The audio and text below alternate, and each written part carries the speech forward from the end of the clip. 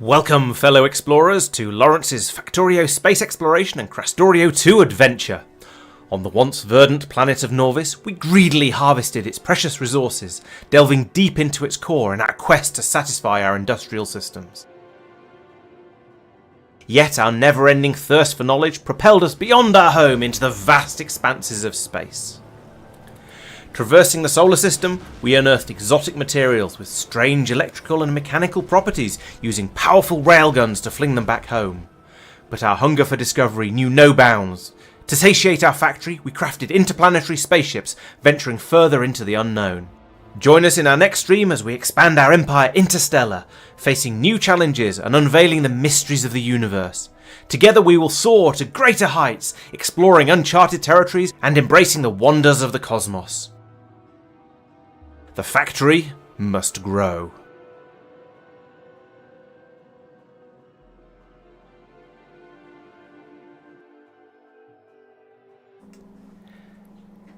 Hello everyone and welcome to Laurence Plays, and it's a Thursday night, so we're going to play some more Factorio Space Exploration and Krastorio², and for some reason I'm over on Taras. Why am I on Taras? I can't remember. So, hello everyone, hello, who have we got today? We have Doopy, we have Johan, we have Madman, Regular, Marc, and, oh no, I've said Johan already. Hello everyone, welcome to the stream, thank you for joining. Yes, I put the effort into trying to be even more enthusiastic than normal in the intro. I'm glad it was appreciated. And so, as usual, I've thrown together a little bit of a to-do list, which has got me a little bit of stuff to get on. There's some things for just about anyone to do, and there's a few things for me to do. So let's have a look. Although one thing before I forget it, or did I put it on there? I thought I put it on the list, but maybe I didn't. But it was pointed out to me that over on Norvis there is a belt that's pointing in the wrong direction, so let's sort that. Yep, new intro indeed. We do seem to be a bit low on stone. It's kind of hard to tell. 1 second while I fix this belt before I forget what I'm doing, and then I'll sort of point it and talk about things. There we go. That's supposed to happen like that. Not it matters particularly because there was a second one feeding in there, but you know. So yes, last week we discovered that over here. Over here we had a train jam that was stopping the stone flowing in to be made into stone bricks, and therefore we weren't getting any circuits out. And the problem was the stone mines had basically run out, and that meant that therefore one of the trains was just sitting here and going, nope, I can't go anywhere, so I'm just going to stay here. So I fixed that problem, and so since then we've been, as you can see here, we're getting through quite a lot of stone trying to top everything back up again. Now a train's got stuck here, which is not supposed to happen. The numbers down here are obviously set wrongly, or perhaps this is set with a limit on. This is not set with a limit on it. Okay, so the numbers down here are set wrongly.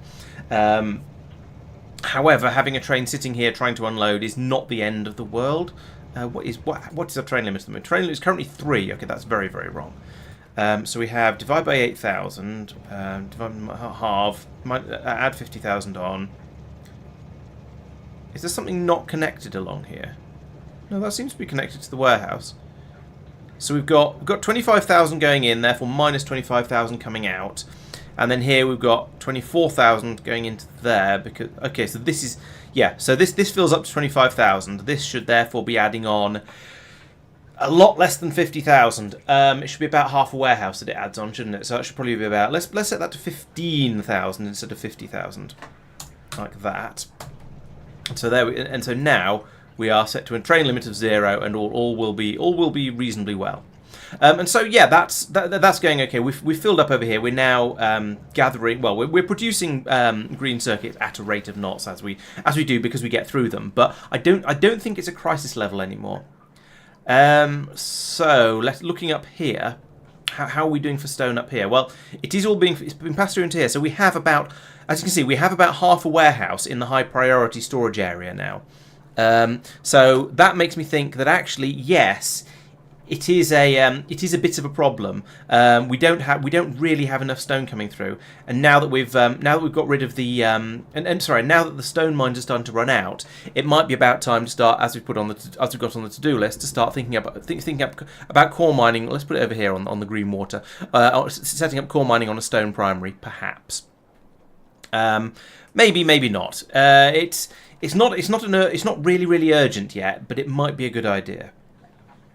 The next thing was the U235 buffer. We'll perhaps put in a buffer on here somewhere so that we can get a little bit more flowing through around here and just sort this out. But to be honest, that's not really a high priority. I think we're getting through more 235 than we are 238. So I'm prepared to just ignore this and watch for it to become an issue.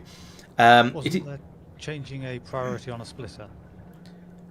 Oh, there might have been. No, I did change. I changed the priority on the splitter here, which I think is right. This one. Sorry, I should ping things. I was thinking that one. Oh yes, you're right. Yes, now, we do have this warehouse with a load of stuff which is potentially intended to be drained. It could be. If it was intended to be drained, I would have expected somebody to remove, just to not be loading it anymore. I would have expected someone to have done something like that, or flip round one of these things, or something like that, so that it doesn't get filled up anymore. Needs to be filled from the one that was there. Yeah, I don't know. Yeah, maybe. So I think this is probably all right. I think yeah. So the reason I've set this over here is this means that as the system runs, we've got the mix of all of the two types of uranium and the byproducts coming out here. So they flow down here. We sort out the cold uranium over this way, the hot uranium over this way. Fine. But then the cold uranium can either be sent through to put into the storage system to go into the trains and whatnot over here, or it can be fed up here to go into the Kovarex system and be made into more hot uranium. And so if we do this, then we'll definitely fill this up first, and then we'll pass the rest of the uranium at the 238 round over this way to then turn it into 235. And so we'll always have plenty of it available here, and that should mean we've just got a full supply of absolutely everything all the time. And I think that's probably better. We'll probably find that we now run out of 235, but to be honest, we don't need that much more 238 in here to fill this up, and we've got several train loads over here in this warehouse. Yeah, Mike has gone out foraging for food or something like that, so he may turn up at some point if we're unlucky, just like that. Hello all.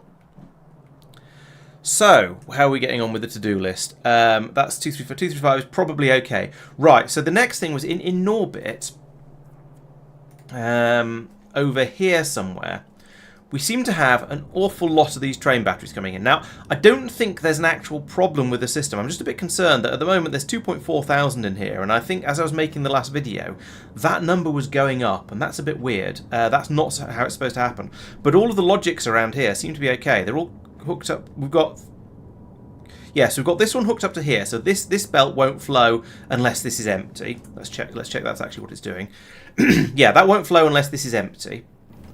Do we even need this many batteries? Probably not. But the theory is that you have a supply of them available and you have it being topped up, and then as they get used up and destroyed, you get new ones being brought in. So as long as we don't as long as the system doesn't overrun, then we should be all right.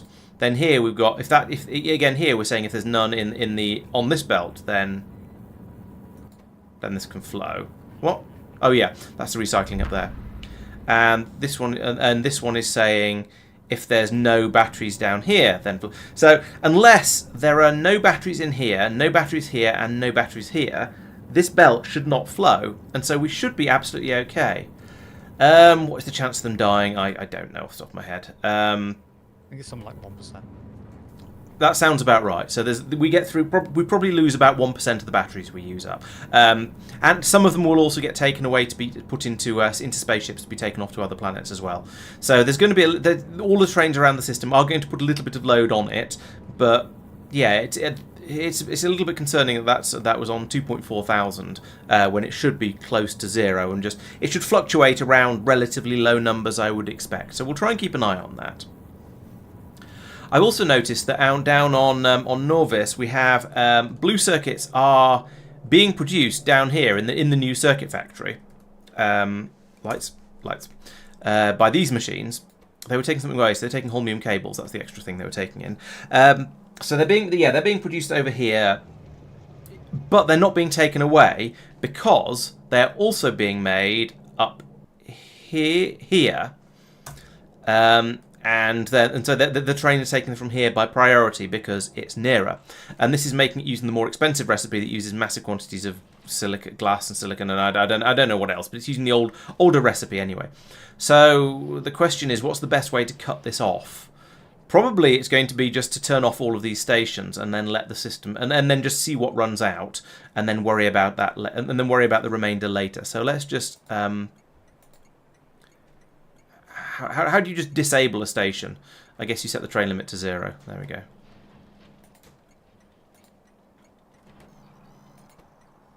And conveniently, because the train limits are all already 0, because all the stations have got some stuff in them, it's a very, very easy thing to set the train limits to 0 on them all. I just have to unselect there. Right, okay, there we go. So that's turned off all of these drop-off stations. So we'll work through all of these resources, or as much as we can of these resources that are in them, and then we'll see if we can be bothered to do anything else with them later. Yeah, all right, let's have a look at the actual battery failure rate. Battery, so making a charged space pane power pack, yeah, it's a 1% failure. So for each discharged one, when you try and charge it, there is a 1% chance of it going boom and destroying itself. And if it destroys itself, oops, that's a discharge. No, I don't want. Stop it. Give me what I actually want. And then with that, you can then, but then you can then rebuild them again. So. By you put new batteries in. Putting new batteries in.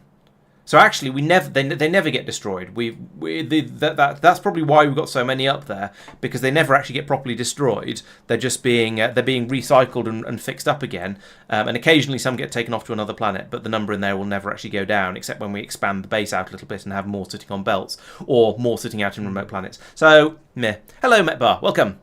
So I think that probably what we do there is we just ignore it and hope it doesn't stack up too much and see how things go.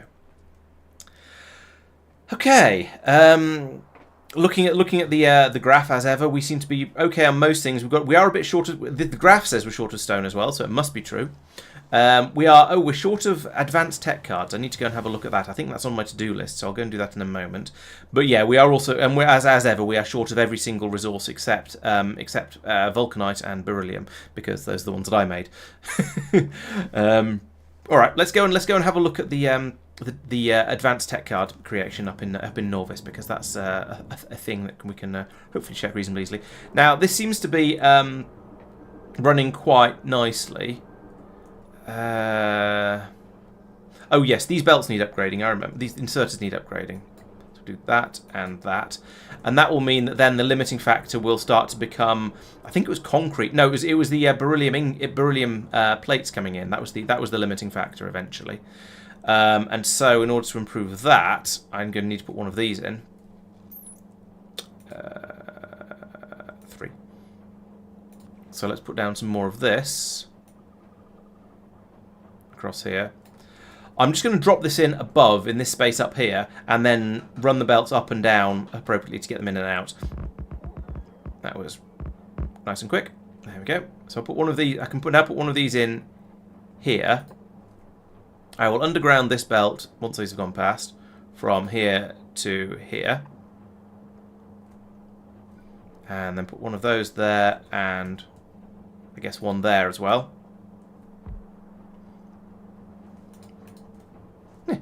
Nice, you can copy and paste recipes between an assembly machine and a manufactory. I wasn't sure if that was going to work. I was optimistic, but I wasn't sure.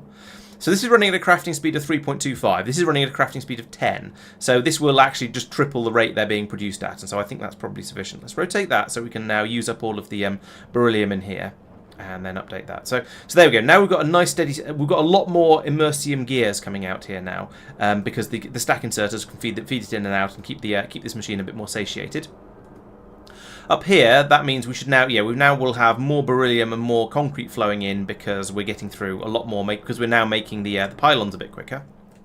And previously, when I was faffing around with this before, that caused the beryllium to run out, which is why I'm sitting here trying to sort this out. But there's 129 ingots in there, so it's going to be a while before that actually unfixes itself. So I'll just leave that alone for the moment. In the meantime, Let's have another look at the to-do list, because I think there are a couple of other things on there that I wanted to fix up here for this. Upgrade inserters for immersing gears, probably upgrade manufacture for beryllium plates. Think about vulcanite supply switches to... Think about what happened... Okay, yeah, got that. I'll look at that in a moment. Yeah, I need... Yes, that's a rather silly problem. There's not enough elevator cable being taken out to Talos. I'll have a look at that in a second. Big Oil. I say Big Oil should use tier 3 modules. I'm not sure how strongly we feel about that. It feels like a thing that might be worth upgrading, but I don't feel it's absolutely vital. Just that it might be useful. Oh yes, the iron supply on Big Grid. That was the thing that Marc spotted when he watched the summary video. And Marc is no longer with us because he's escaped to go gallivanting around the oceans or something. So he won't be able to fix that himself. So I guess I better take. We've allowed him to escape and have fun, is what you're saying. Hey, this is fun as well. I would never ever dare to doubt it. Oh, Marc is feeding the core fragments into the spaceship rather than pulverizing them on site to get the iron out of them. Okay, so I have a choice here. I can either come in over here and move these drills up a bit and put them onto this patch, or I can put in a full iron, put in a full core pulverizing system that will also then deal with all of the other intermediates, barrel up the oil and the pyroflux, and vent everything else as well. What's if something went wrong? Core should be pulverized. Okay. Here is where things have gone wrong. Good. So it seems we're not full of oil. We're not full of pyroflux. We are full of light oil, but that's unrelated. Oh, we've run out of... I think we've run out of steel. Yes, we have a circular problem. Hurrah! So we have run out of steel, presumably because we've run out of iron over here. Therefore we've run out of barrels because we've run out of steel. Okay. Right. Gotcha. So I guess along here we've got the iron will become iron. There will be iron on this belt, so we're feeding the stone out that way. Let's take the iron out here. And then bring that over to here somehow, somewhere, somewhen. I wonder what the best belt type to use is. Let's try this one. So that can go into here.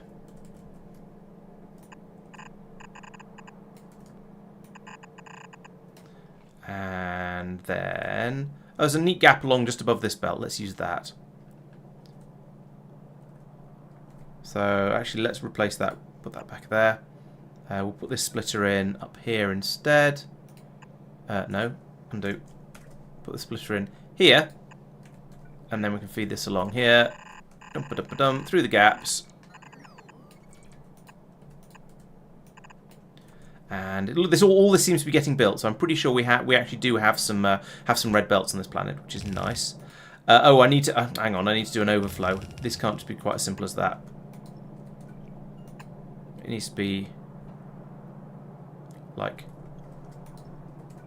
that. Right. No, he needs vulcanite. No, sorry, he needs vitamelange core fragments for science. He doesn't need he doesn't need normal core fragments for science. These are supposed to be being pulverized on this planet. So here now we say we want to take the iron out to the right. I said right. There we go. And then we want to prioritize to the right. So the iron will flow out this way until there's too much of it, at which point it'll then go around here and, along with all the other junk, be fed up into the spaceship system. Okay, so now over here, I guess I'm just going to have to vent the oil system. Okay, I suppose I could put a tank in on it, actually. That's a much nicer way to do it. There's probably going to be tanks somewhere on this planet. Let's try a small one first and see if we've got any of that. Put that there, because I don't think because it wouldn't fit in over here. No, it wouldn't quite fit in there. That's only 2 squares wide. So this is genuinely as close to that as I can get it. There we go. Now the pulverizers are pulverizing again. Chomp, chomp, chomp, chomp, chomp. And so that should mean that at some point in the not too distant future, we'll start getting some iron coming out here, which we are. Lovely. Oh, there are 2 disposal belts coming up here, and I've only grabbed off one of them. Okay.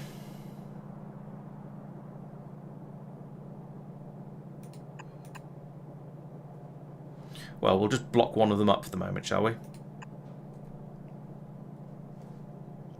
In fact, that should just be a copy of this.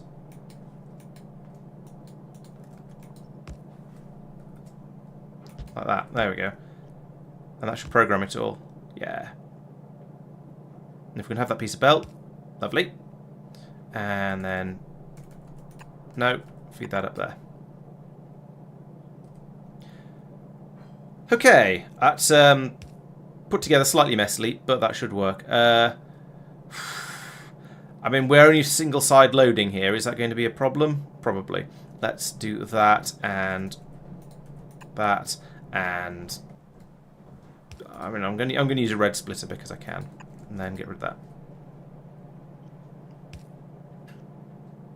I suppose I could have avoided having to wiggle the belt here by putting in a priority, an output priority, but no, it would still, or output filter, but it would still probably have found a way to go wrong because it always does. Right, there we go. Now we have some iron coming over here where it can be fed all the way along here and not go anywhere. So let's do that. Feed it in there, and you know, I'm just going to pull up this mine because it's not doing anything anymore because it's empty. So that can go. And then as the iron arrives, we'll start to feed it in here. There's plenty of actual iron available. There's just no steel and therefore no barrels. So that'll sort that problem out. I put a piece of blue belt in the green line. Is that a problem? Probably not, but let's upgrade it anyway. Thank you. Yeah, I mean, we've got... The core chunks aren't coming in that fast. I mean, they're coming in... We're getting a decent amount of stuff flowing out along here, but it's not too crazy. It's manageable, just about. I feel like I should possibly upgrade a few bits of this just to... No, don't do that, stupid game. Yeah, should upgrade a few bits of this just in case there's any sort of buffering issues, but I think it's probably going to be all right. Right, there we go. So that's fixed that problem. All the rest of the stuff is so that's we've talked a little bit about setting up core mining on a stone primary. I think we won't bother with that yet because we haven't had a crisis just yet. But at some point, I think we might need another Ollie ran on a stone planet. Uranium-235 buffer. We've talked about that. That's fine. We've sort of fixed that. Talked about the dead train batteries. Talked about blue circuit. In fact, fixed the blue circuit production. We're going to skip the big oil upgrades for now, I think. Actually, no, let's not. Let's do an upgrade on big oil, at least because chucking in better modules in it isn't exactly difficult, and oil is a finite resource. And how much of it we've got? Well, I say it's a finite resource. There's a lot of it coming out of the core mining. Yeah, there's not a huge amount in here, so let's do the upgrade. So big oil is closer than I expect. It's here. Right, so all these refineries. I want to go through and just upgrade them to all productivity modules, but then they'll just run so slowly it'll be impossible. So I think we're going to, until we do an upgrade that involves putting in wide area beacons, these are going to have to be upgraded to run with with the same sort of styles of modules, just the tier 3 equivalent. So I want an oil refinery, which is you, and I want you to have mostly productivity modules, but one of you can be a speed module. Yeah, redesigning the whole thing is definitely something that would be worth doing, but not right now. I've got other things I'd like to play with. So you guys can all have that, as can you. Actually, that said, if I put in... Where are the beacons? If I put wide area beacons round the outside...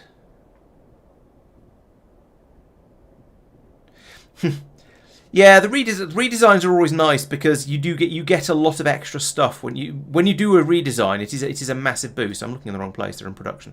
You do get a massive boost out of it, but also you have to do a massive redesign. So if I come along here, the nearest I can put them in is here, which is going to get two rows of them, which I think is kind of worthwhile. Where are you going up to? So you are getting those two there. So I can put this one in here. Yeah, so if I do this, it's at least a bit of a help. So I can put them along the top there. I can put them along the bottom here. If I don't go down to here, Then I can get, yeah, I can get all of those. Yes, I'm aware I'm going to have to remove the beacons through up the middle, but that's fine. Removing beacons is a thing that we can do. Then another one there. And another one there. That means I remove these so we don't get beacon overload. And then go back in here and we say, actually, I've changed my mind. I do want you to be like that. And I want you to be speed. Yes, you're set up correctly already. So no, not upgrade. Module inserter. Change my mind. Do that, please. Oh, actually. I was going to say, I've got the ones through the middle as well. That aren't covered by this or this. I think I don't care. I think we'll just let them run slowly, because having all of these beacons around the outside of here is going to give enough of a speed boost that everything is going to have more than enough, that we're going to have more than enough throughput. In fact, I should probably be going in and slowing things down a bit, because this is a bit crazy. But I don't think there's a need for that. Yes, the beacons do indeed need power. Then all the way across here, we can switch. Yeah, these ones, at least up to here, can be switched over to productivity modules all the way through as well. Where do you cover to? And you get that. Oh, and these ones down here. So I'll put that across them. Then down here, I guess, yeah, I need to put in more of these. Why have you got a few of your modules? That's crazy. I mean, I could put these in down along here as well. I guess I might as well. It's not like electricity or tier 3 modules or either of those are things we're short of at the moment. So do that and that. Where did you get up to? Those ones. That.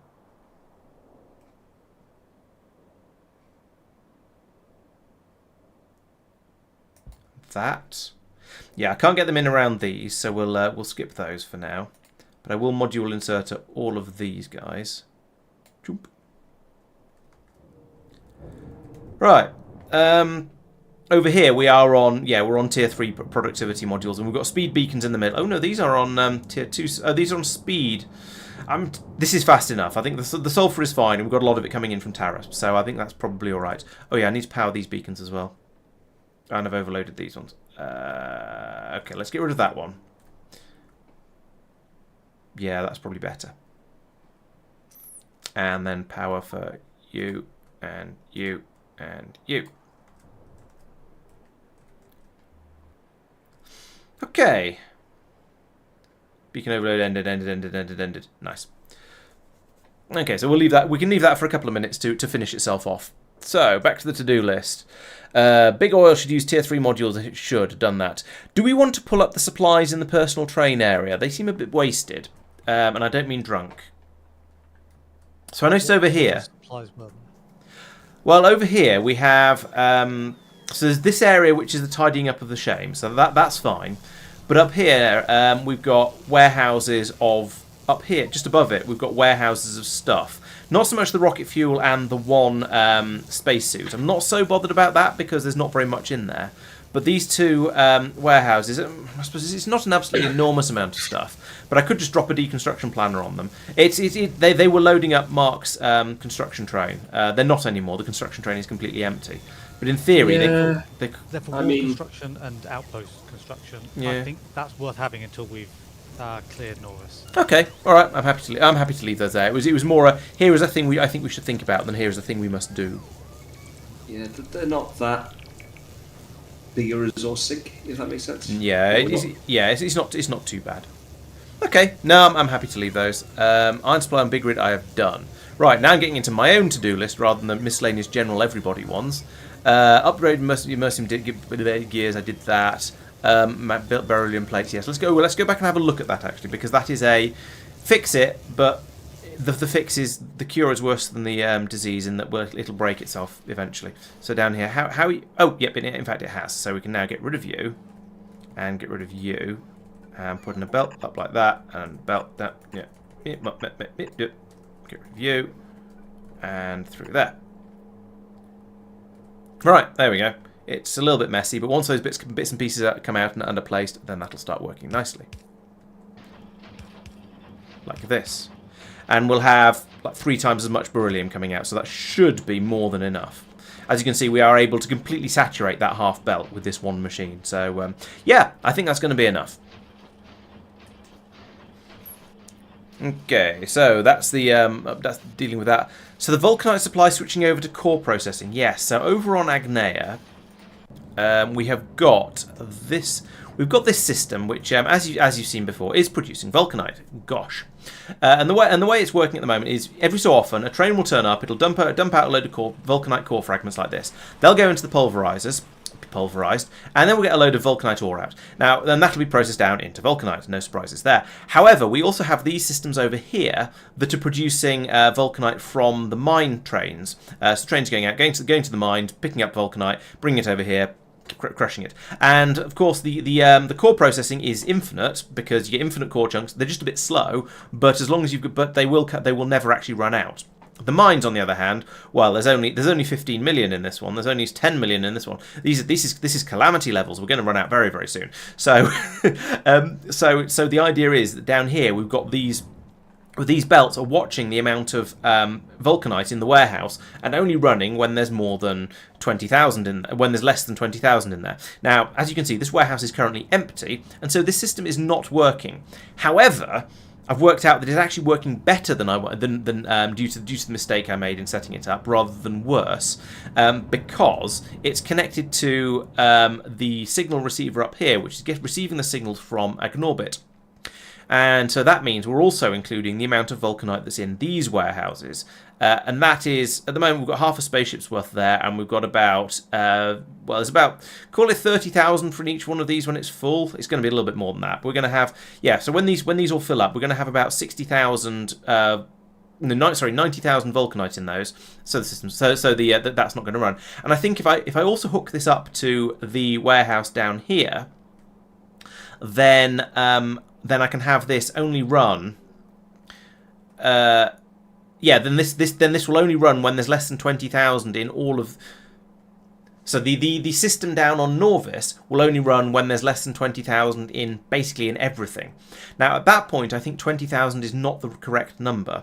I will want to run the signal down here somehow. Let's put in a pylon there and one there. And one there, just so I can run a cable down. I don't have the bits and pieces of this, unfortunately. But my thinking is that if I go for there being 90,000 is about a spaceship's load, based on my eyeballing of these numbers, maybe 80,000. Yeah, maybe call it 90,000. And so if there's 90,000 in the whole system, then we've got enough for a spaceship to take some away, and so I don't really need to top it up anymore.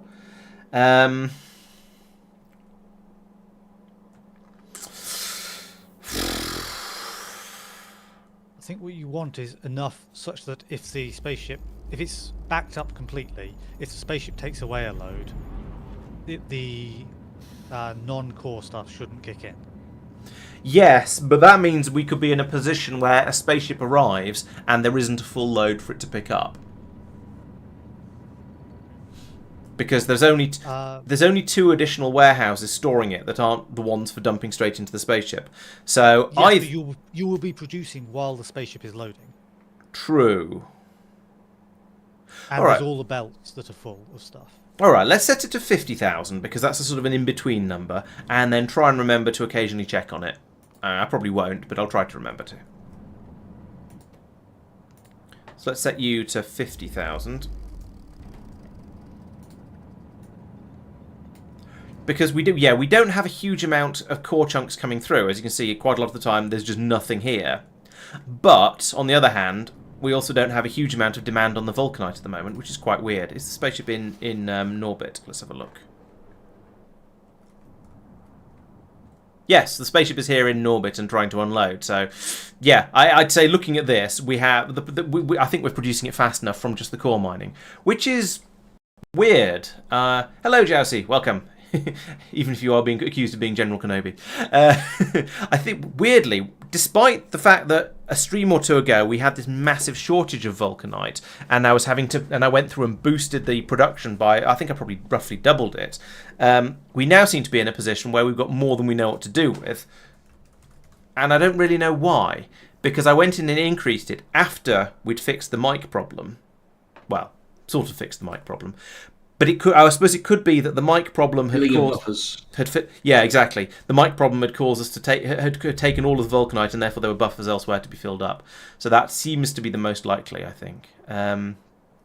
Here is a graph. I don't know what it means. But average production is 3.3 thousand per minute, even though the system is mostly asleep, and average consumption is 2.5 a minute. Take down to an hour. We're making 1,000 a minute. We're using 4,000 a minute. So in theory, so it looks like the core production is insufficient to keep things happy, but we've got this in here that should kick it up and make it. And we've got the additional production that will kick in when we need it. So at some point in the future, this graph could become quite interesting. We'll see it swinging wildly between these sort of highs and these lows, depending on where the demand has got to and that sort of thing. Hello, hi, bye, welcome. Yes, that's I've had a think about the when the vulcanite supply switches to core processing. I could add another. Let's show you the to-do list that I'm currently staring at. I could faff around with the trains. I think I don't care. Once we start to actually use the vulcanite, the trains will just start moving around and get out of their own way. I'm not too worried about that. The other thing is on Talos. We have a ridiculous problem. So over here, the elevator is starting to struggle. As you can see, we're getting through 4.8 cables per minute, and there aren't any. And this is because we've got so much beryllium in the system that we're not transporting. That the spaceship has just gone to sleep in orbit. So let's go back over here. And I think I'm just going to have to dispatch it manually and send it over to, unload. Is it you? Njord Talos. Here we go. So, yeah, we've unloaded nothing at all. Wow. How are we using so little beryllium? I don't understand. This worries me. That a spaceship... Obvious question. Excuse me. Is there a signal broken somewhere so it's not actually listening for the call to the planet? That's a good question. Because I'm easy way to check it. Just go and look at the planet. Is there beryllium backed up there? Yeah, that's sort of what I'm running through at the moment. There is beryllium on. There's beryllium on the belt down here. There is a warehouse that's at 2/3 full, so that's probably okay. Oh, Doopy has made a light bulb come on over my head. Yeah, so there is some cable in the spaceship. The reason the spaceship is completely full is because it's been trying to unload. It's unloaded a bit, but then all of that has been topped up with the stuff it's supposed to be taken back out to Talos. I don't know why I didn't realise that. Yeah, so over here we have 166 stacks of. We have 16,000 beryllium. So I think the system is working fine. As I've realised now, so I've had the obvious pointed out to me, I guess. Over here in the Talosian ship, if we look in one of these warehouses, you see we do have a load of the stuff that we bring over from Talos. There's loads of beryllium, sure, and a load of stone and so on and so on. But there's also quite a lot of cryonite and sulfur and spaceship cable in there. There's not that much space elevator cable. So I suppose actually if there's 200 in each of these, that's 600, which is not to be sneezed at. But it's also not enough. But let's dispatch this anyway for now. There's another 800 in the warehouses waiting to be loaded. I think if we dispatch the ship anyway, I'm wondering if I should put in some sort of prioritizer for the stone unloading, or I don't know. This is tricky. Hey, Puffledog. Thank you. Yes, I do need to redo the interplanetary logistics video, actually, because now we've got space elevators. There's an important bit missing.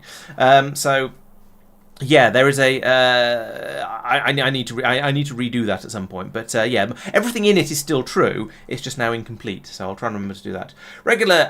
Have we done any astroscience? Probably not. At the moment, we seem to be trying to do biological sciences, and I do remember noticing that we don't have a great deal of Bio 4 science available. Actually, no, it's starting to build up. Oh no, it's the Bio 3 we don't have very much of available. Interesting.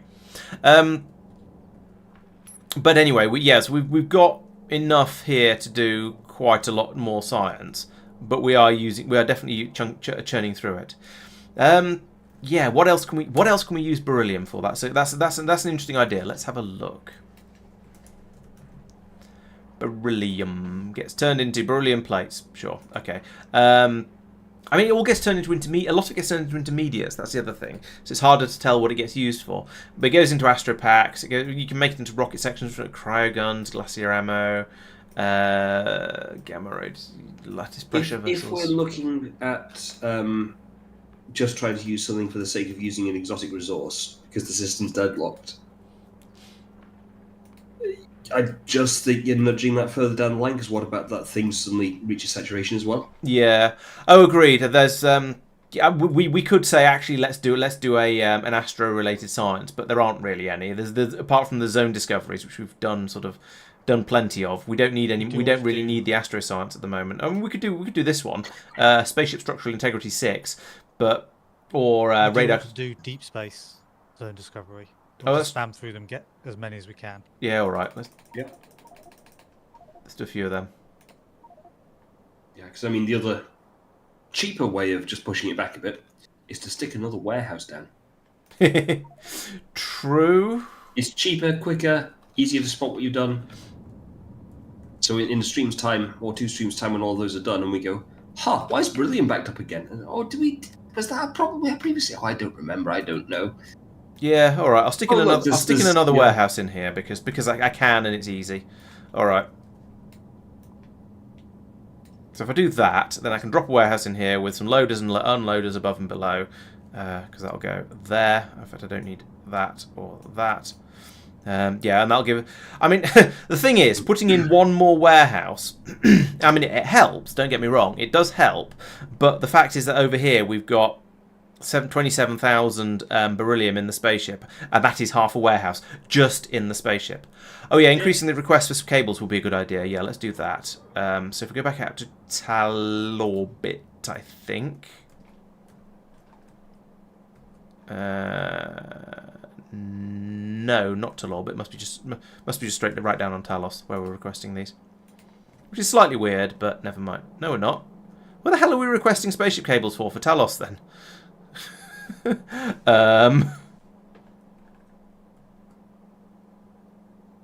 you just found your problem? No, I found where it is. It's here.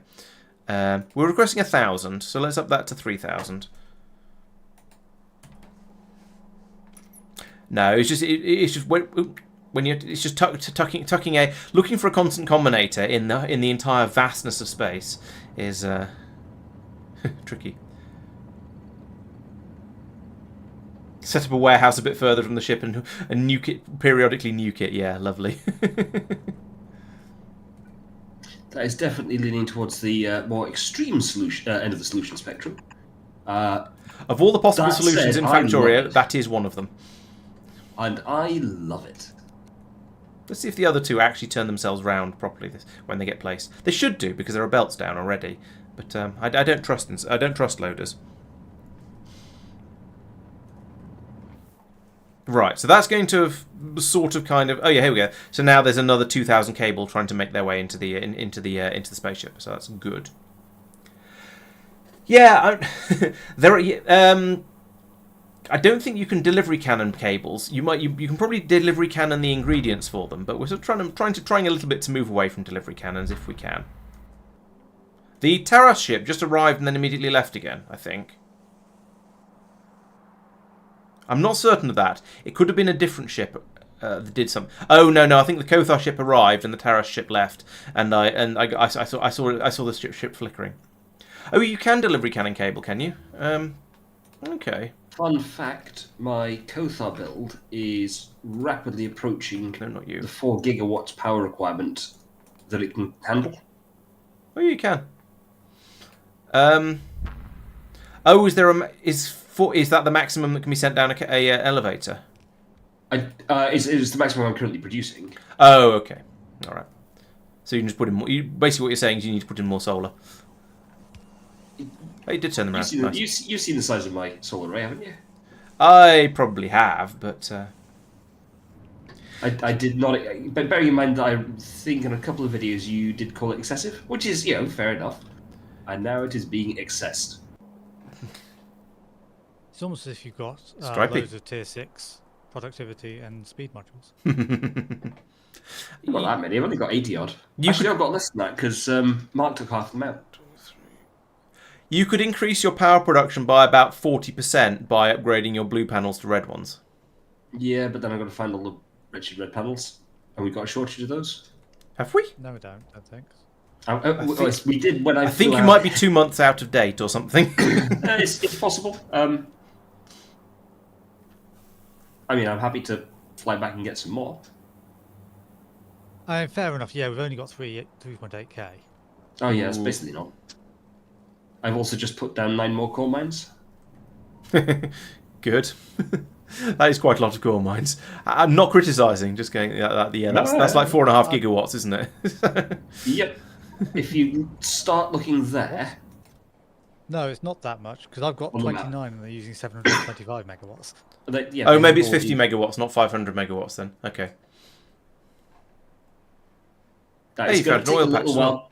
It's going to take a little. Oh yeah, I found one. I've got thousands of the wretched things again. Like just. I'm just jealous because I didn't have any oil on Talos and it was a problem for ages. Yeah, there's. I think there's more oil on. Yes, there's more oil on Kothar. Quite a lot more oil on Kothar than there is on Norvis. I mean, that doesn't really surprise me. Okay, we have a It's train has brought a load of giant stuff up. I'm sprawling spread. a little bit perturbed by this shortage of cryonite coming along here. Oh, I see. Yeah, 'cause we need that a ship. wasn't working at the end of last stream. Yeah. Ah, yes. It's now playing catch up. Yeah, fair enough. However, we are now successfully managing to at least take some of the stuff out of these warehouses. I don't know how much of it we're actually managing to. Oh, at least the system seems to have arbitrarily decided it's going to take out. Well, interestingly, it's taking out iron out of this warehouse. It's taking copper out of this warehouse and stone out of this warehouse. That's very pretty, but a little bit weird. Anyway, yes, conveniently it's unloading the junk out of here, which means that's all going to then get taken away by the trains immediately. And this will hopefully help without the stone shortage we're having. And that means we're freeing up as much space in this whole system as we can, rather than just filling the whole thing up with beryllium again. So that's quite nice. But we'll leave that to run and see how it gets on. The good news is, even if the elevator does break, we're building it from the top where the spaceship goes to, so it will be able to be fixed. It will get fixed properly, but I'd rather it didn't break. So yeah, we'll just keep this thing running. How are you getting on? I mean, I don't. Yeah, still 5,000 stone, 9,000 beryllium, and a smidge of green uranium to come out, but that's a lot better than it was before. We've got 888, 960. We've got about 3,000. Oh, we've got about 3,000 elevator cable in the spaceship now. So that's pretty good. There is still more flowing in though. Obviously, my numbers are slightly out because I did just eyeball it. Yeah, that's probably slightly less than 3K. Okay. Yes, no more biters on Kothar, you're quite right. So we'll have a bit less random damage being taken on that planet. Look at all the sand that comes in from Taras. That's crazy. On the plus side, that means a load more sulfur for everywhere that needs it. That's nice. Okay, so Talos is sort of there's the uranium coming out. Talos is going to be kind of fixed because we do have a lot of the stuff coming out that we were short of. It's just occurred to me to wonder whether all of this is going to fit into the spaceship, and I'm not sure. But we'll come back to it. Right. So what's next? Oh, no. Oh yeah. Good point. Yes, that's a very good point. Regular. Yes. There are biters on. Oh no, I got rid of the biters on Talos, didn't I? I think. I hope. This is not Talos. Let's go and find Talos. Did I? I was certainly talking about it. Yes, pretty sure I did. I think these are just old scans. Yes. Yes, I got rid of the biters on Talos, so it doesn't matter if the elevator falls over because there's nothing going to come out and start eating things. So yeah, you're all right. You're right. It is all right. Even let's see. But, Let's see. well, Let me your do slightly better. meteorite defences will. Oh, go true. offline. Meteorite defences is a problem. There might be some of those in orbit though. Do orbit and If there are, then you're all right. I think orbital ones protect the planet. No. I haven't moved them up to orbit over here yet, so no, it would not be all right. It would not be a good plan. Well, if you've got the entire planet surface scanned, which I can't remember if you have or not, and I wasn't paying attention a second ago when you looked, then the probability of it hitting anything is kind of low. True. I've got a fairly big chunk of it scanned, but not all of it. We've still got 3/4 of the elevator left. I'm not too worried just yet. Also, I'm on Taras with an R, not Talos with an L. So it's not a problem for my player character. It's just a problem for my beryllium supply. I know it is very confusing that we have these two planets with very, very similar names. It's a bit unfortunate.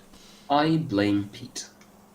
I blame Irondale or his patrons or whatever the term is for them. Patreon supporters.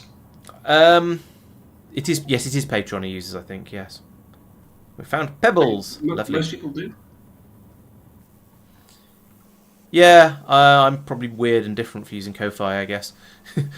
I don't. I'm not. I think Ko-Fi is simpler. Patreon sort of implies you do more stuff on Patreon. So you buy if you get a Patreon subscription, you get all of the stuff through Patreon, and it's all done very, very centrally. Whereas I've done mine's a bit more through Discord. So Ko-Fi is just there as a way of donating money rather than as a content host, I guess. So I mean, my wife spends a lot of time talking about these things in her podcast and stuff like that, and it's basically she builds a business off the back of these things. And I was talking to her about it, and she's saying, well, Ko-Fi is basically not really for gaming. Gaming is kind of its own little niche area. That makes some sense, actually. And so yeah, Patreon is gaming and YouTube. It's not quite it's a heavy overlap, but not quite a perfect overlap. Yeah, I was going to say, I think I definitely am aware of other YouTube channels that aren't gaming that have Patreons. Yeah. Why is this still pumping vulcanite in here when the ship has just filled up and left?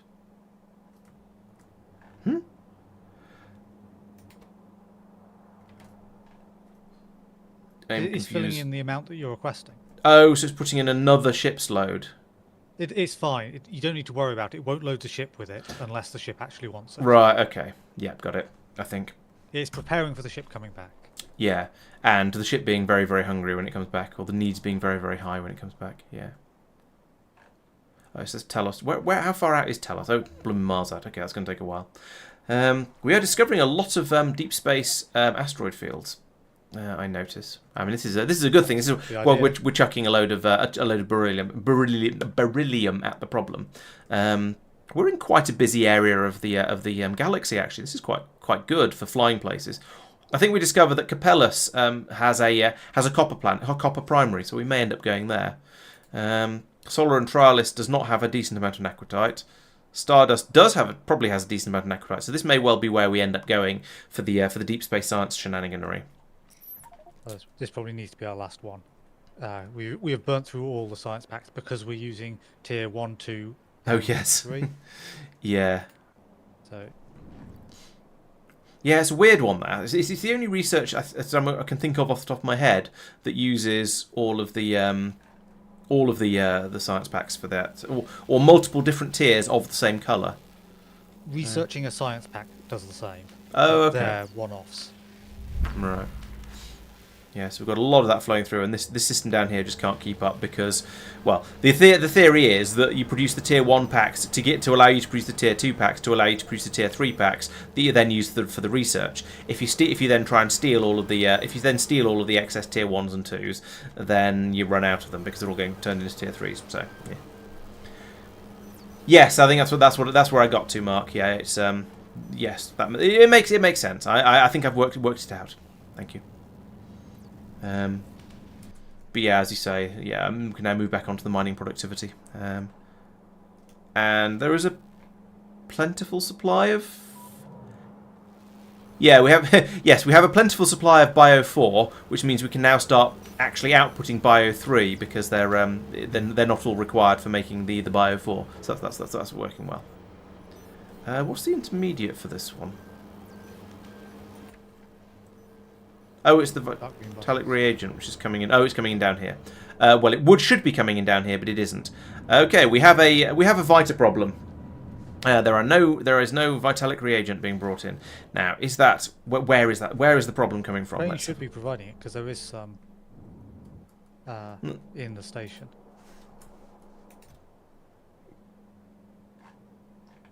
Yeah, you're right. There is. So maybe it just got eaten up very, very quickly. There wasn't at the start of the stream. Okay. Marc asked me to check on it. There might be some buffer filling going on then. Yeah, it was the spaceship wasn't leaving the other end because it wasn't full, but there was nothing it needed. Right. It wasn't needing a full spaceship load. Ah.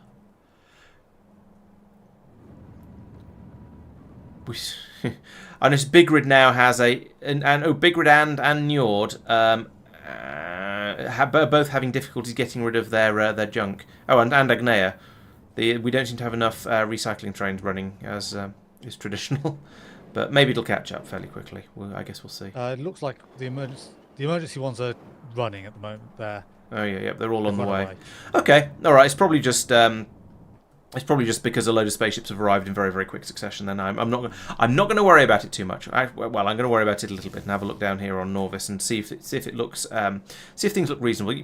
Yeah, the unloading system is not struggling. It is running, but not struggling. So yeah, don't know.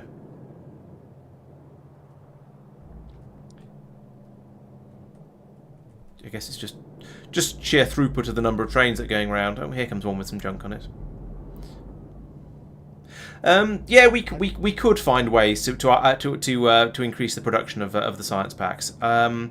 We haven't actually needed, generally, I don't think we've needed to put speed modules into any of them yet. They've been producing fast enough most of the time that it's not been too much of a worry. It's only a problem with Astro, and that's only because it uses 1, 2, and 3. Yes, it's only when we're doing the zone discoveries that it's a problem. Oh, we have half the iridium bar shows that we have half a station's worth of it. Now that's probably all going to get taken away very, very quickly, I imagine. But right now we seem to have some. Yeah, I mean half a station's worth is 3 bars. 3 ingots, do you mean? Yeah, an ingot is a bar. Let's be honest. Yeah, I was just making sure you weren't. You didn't mean something else. I wasn't so much criticising the phrasing because that's fair enough. Fair enough. Then I, as you know, I'm very simple. I say what I mean. Unless, of course, I get it wrong. There is some text plate here that wasn't here before. Ah, yes. So we need to. Yeah. So as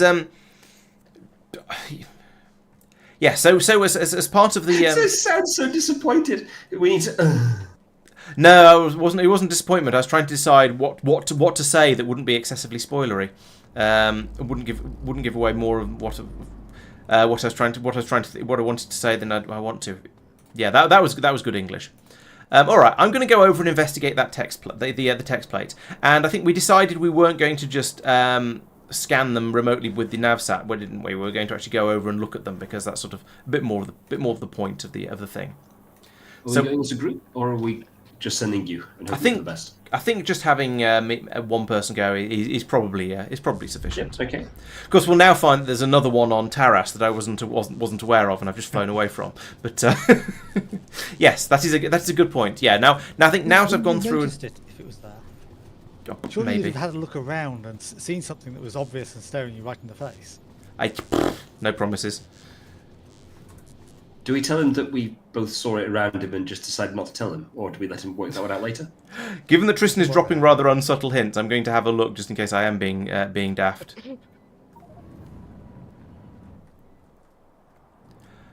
I don't see anything here. There are some obvious chests of shame which I probably should have picked up and taken with me, but never mind. We'll leave them there for building up stuff on Taras.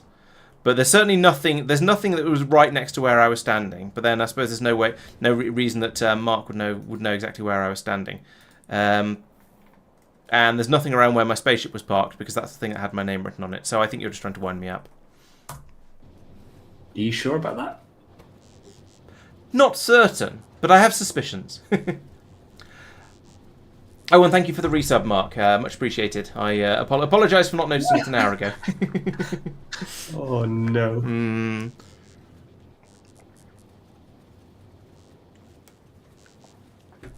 I'm open to suggestions of how to make that a bit more obvious. I tried. So there is a thing that the thing that flashes the alert up on the stream makes The entire stream. tells the stream. Yeah, sure. And it's a web URL that, in theory, if I open it in a browser, should then alert. I should hear it as well. But I tried that and it didn't work, and I didn't get around to troubleshooting. So I should probably do that. Yes, should definitely do that. But not right now because we're midstream.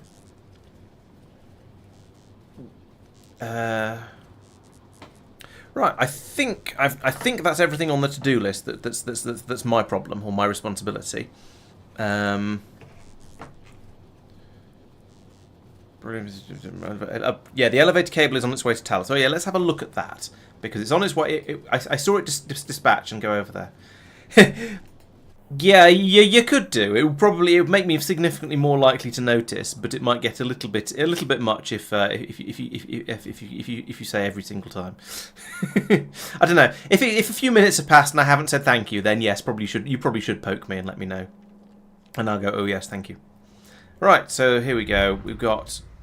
Yes, we're filling it up now. The system is running through the elevator is running through the cables and repairing itself, and is nearly there. Actually, we've got to 1400 out of 1463.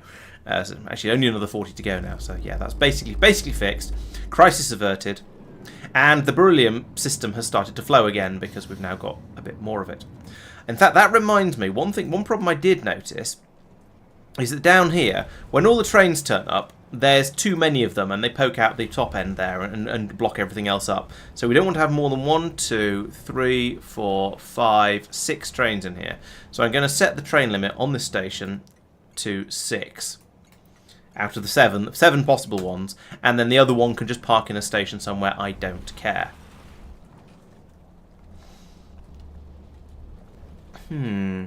This is another planet where possibly I should put in some sort of thing that will limit the amount of beryllium being produced by the non-core mines at some point. Oh, thank you. Yes, completely forgot about the to-do list. There we go. So yeah, what I was saying here, there were too many trains parked along here. When I was making the summary video, I noticed there was a seventh one was poking out the back here and causing a train jam. So I fixed this. Hey Tempe, welcome. And so I've now set the train limit to 6 on this station over here. Now I was talking earlier about how on Agnea I've set it to only produce the stuff from the core mining when there's a decent amount of it available, and I could potentially do the same sort of thing here because again we've got core mining running up the top here, and then we've got a load more being brought in by mines which are non-infinite, yada yada yada. How many core mines do I actually have, though? It's a few. 1, 2, 3, 4, 5, 6. And I could expand at some point, but at the moment I don't think there's any real need to. How is this all being fed together? So this is the one that's coming out of the core mining. Oh, but it's also being fed from over here, so that's unhelpful.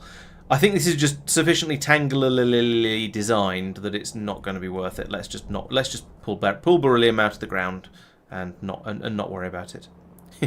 Yeah, you can tell I've not been out here for a while because I haven't stripped out all of the delivery cannon capsule construction systems over here, which we're no longer using at all. It's just loads of them on the belt. Oh, we're still bringing in the. What's that for? Oh, it's bringing in sulfur in order to make acid. But we're bringing in sulfur filters for here as well, in theory. And the filters as well, yeah, it could be for them. Let's stop making these, because we don't need pollution scrubbing anymore. Because we don't have biters anymore. Yeah, there's a distinct shortage of sulfur coming through from the other from Norvis. That's the problem. There's a load here. Okay, there's some being put into the train this time. So a load will come down. Problem is, sulfur only stacks up to 50, so you don't get huge amounts of it coming through on each train load. And it's waiting for all this vulcanite to fill up. Let's not manually dispatch it. Let's let it just run on its own. I could turn off the sulfur delivery cannon that's firing it over here, and then this system will just turn off when we have a shortage. when a patch of sulfur comes through here, it looks like Captain Marvel's logo thing. Not so much anymore because the cryonite stopped coming out, but yes, anyway. Yeah, let's go back over to Norvis and turn that delivery cannon off. I won't demolish it or anything, but I will turn it off because I feel it's a bit unnecessary to be shipping the sulfur over. Talos. Taras. What? None of these say Talos next to them unless I can't read. Njord, as predicted. Bigrid, as predicted. Agnair, as probably predicted. Norbit, as predicted. Taras, as predicted. Taras, as also predicted. Maybe it's the one that's not labelled at the top. Snowdrop and nowhere. Where's this sulfur coming from then? You're looking at meteor defense, aren't you there? Well, I was looking at the set of guns that send out sulfur, because I assumed I'd have. No, you're looking at the set of guns that send out stuff for meteor defense. So you mean There's it might another be down here?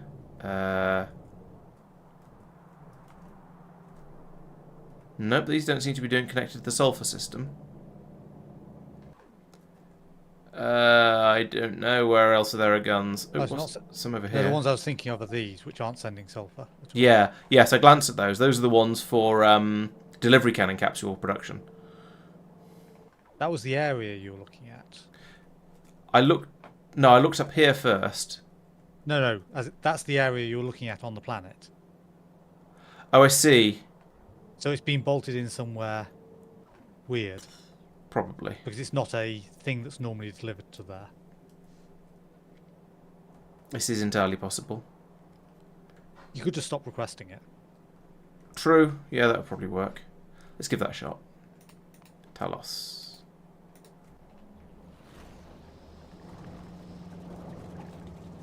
Which I think... Yes, it is. It's definitely sulfur coming in there. Right, where's the shopping list for this one? There it is. Boop. There, it's gone. Alright, so someday my train will come. It's still filling up with vulcanite. My goodness. Of course, yeah, because vulcanite stacks to 200. It takes for blooming ever to fill up. I don't suppose this is set up. No, this is not set up to allow me to put sulfur in here as well. That might be smart, actually. Bring down two things of sulfur. Four wagons of sulfur, rather. Because it's so voluminous. But then I'd have to faff around with all these belts and things, and... meh. Not sure it's worth it. Dispatch the train anyway. Don't care.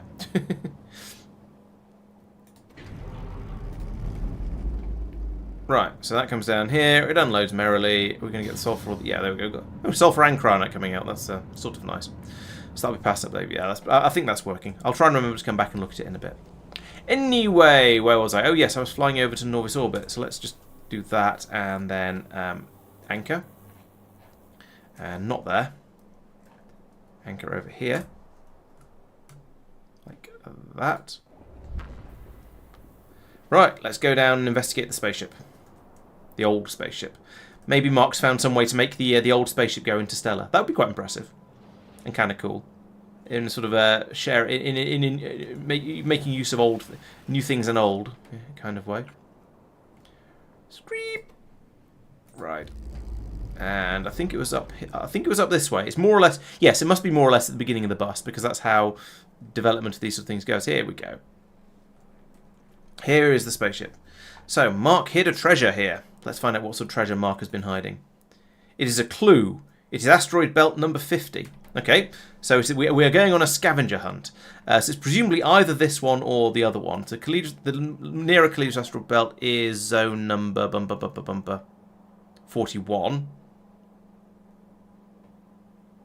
Calidus asteroid belt 2 is not being shown because it's we haven't set anything up there. Calidus asteroid belt 2 is this one. That's zone. Yep. So I need to fly out to Calidus asteroid belt 2. That's going to be quite a long way. I better make sure my my ship has fueled up before I go. Why are you face palming, Mike? Do we want to know? It was on your screen. Just saying. What's that got to do with anything? When you parked your ship, did you have a look around? Because it was on the stream. I just happened to be watching it. I was like, oh, what's Stop that? pressing the wrong button. Ah! Ride the damn I happened to thing. have also parked it next to you, so because I need to refuel my scaffolding. Okay, well, I shall go over and have a look. Okay. No worries, Mark. He needs help sometimes. That's all I'm saying. I wasn't sure which one I should point out. I pointed out the one I saw first. Have you tried zooming out a little bit? Oh, I see. I see some text off to the side there. Oh, yeah. It's also quite obvious on the map view. Although, in fairness, given how sort of noisy the space There is is, generally. yeah, there's so much stuff on the map view. I'm not going. I'm not. Now you mention it, not, yes, but yeah, I'm not going to sort of mention it in passing. It is obvious once you know, but there's a lot of stuff happening, so you just don't necessarily see it, which is fair. yeah. And yes, I've got a fairly large monitor, and I was thinking about going in completely the opposite direction. So, in the vast expanse, Mark ate his course to soar to deep. I think I was meant to say set, but there's an S missing. It's his course to soar to deep space's mysteries. He'd explore and explore, but among the stars he found no guiding trace. Lost in cosmic whispers, a solitary embrace. It's very poetic. In the tapestry of stars, his path now intertwined. Each visited locale, a clue he'd left to bind. To unearth his location in the boundless cosmic place, at the heart of his of cherished destinations, one can trace. Oh, let his course to soar. Yeah. Okay, so I have a scavenger hunt to follow. It's a very poetic one. So I mean, we found a starting point, which is down there on the ground by the old spaceship we all arrived in a rather messy way right at the beginning of Series 1. So now let us check our fuel levels. Yeah, it's full, basically full. Let us depart and hope that one of these ships has enough fuel to fly to Calidus asteroid belt 2 and back again. I expect it will. It's only 3.5 minutes there and 3.5 minutes back. Right, on the road again. While I'm on the road again, let's go and have a look at Talos and find out. Yes, we did send Mike out there, but he came back again, sadly. So yeah, he didn't report back on any funky ships he might have found. Okay, Mark says there are clues in the riddle. It's not just nice box text flavor poetry.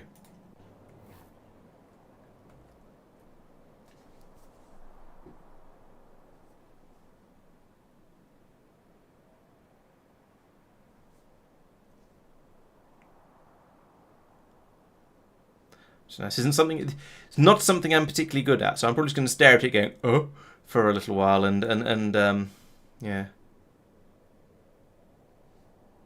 So the heart of cherished destinations feels like it's sort of somewhere meaningful, and that makes me suspect it's the that's intended to refer to the original spaceship where Tristan pointed out the first clue to me. Each visited locale could mean each planet we've been on. Yes. But you didn't see anything on... I didn't see anything on Taras. I haven't seen anything on Njord, where I've been. I'll have a look on Agnair, because it's the place I spent the most time. I don't feel too bad about looking for things on satellite view, but if I find something that's worth investigating, then I shall go over and poke it a little harder. Zooming out, I don't see any of those big blocks of text that Mike was being so rude about earlier. Hey, in fact, I wasn't being rude about the text. It's being rude about the observation skills.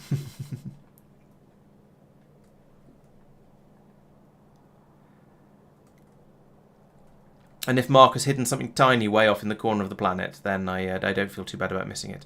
So I don't... That's just an accumulator, isn't it? Yeah. So I don't see anything on this planet. In the tapestry of stars, his path now intertwined, each visited locale a clue he'd left behind. Or left to bind, sorry. That looks like... Then you need to look at where Marc's been. So if you went straight to Agnaia... So you think having a look at Big Rid would make more sense? That's fair. I did have a bit of a look at... Oh, X marks the spot. Right, so there is a there's another clue over here on Big Rid. That's a fair point. Okay, so where am I? Let's which can I stop off at Big Rid on the way over? No, I've gone past Big Rid already. I'll have a look there on the way back. I think, yeah, I feel like I have to. I can't just start. I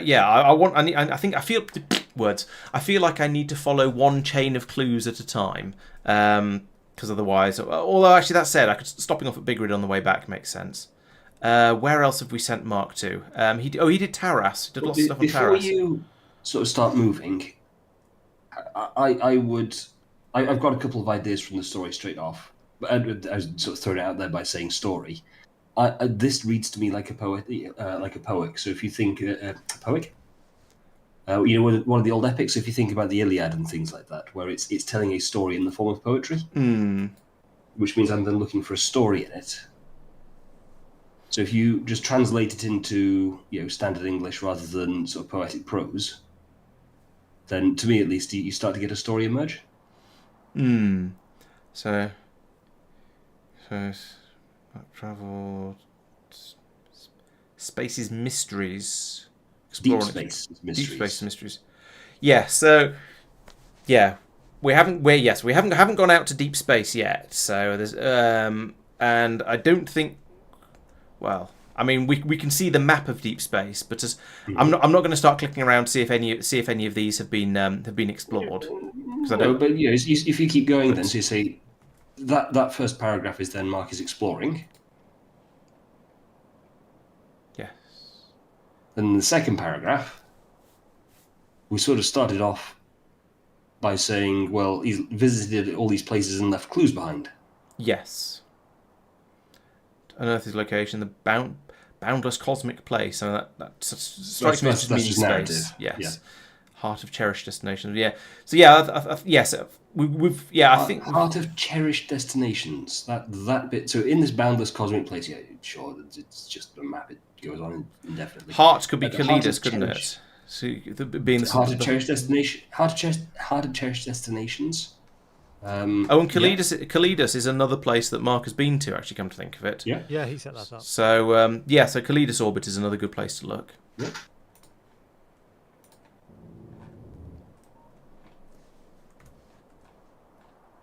What's this across? No, the blue stuff across the top there is not text. It's beam generators.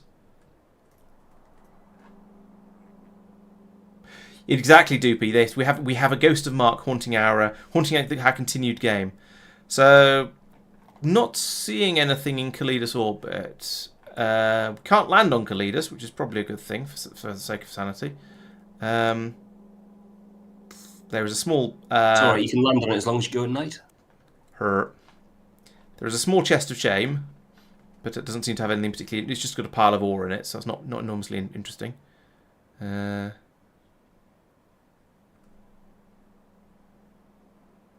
I'm not seeing anything. Not seeing anything over here.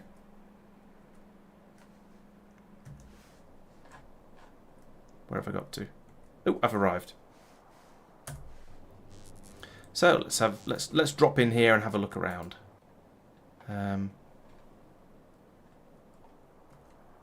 This is a big place. Let's have a look around with the navsat first, because it is a large place. Lots of. While you're anchoring, you can switch to nav view.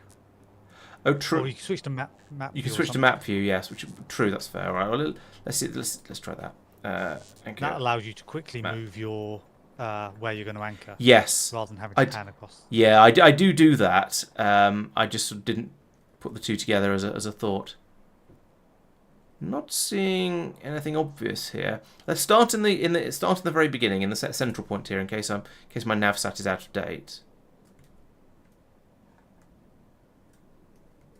No, I'm not seeing not seeing anything in the center of the asteroid belt. I'm not seeing any signs of life out here at all. I wonder if this was a red herring.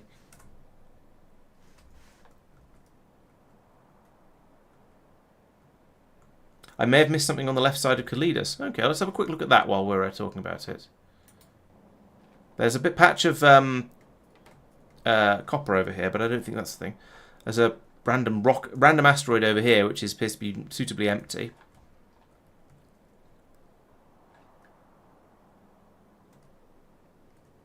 This looks like just like the standard defensive systems. I'm not seeing another thing with a clue in it, but I, again, could be being blind.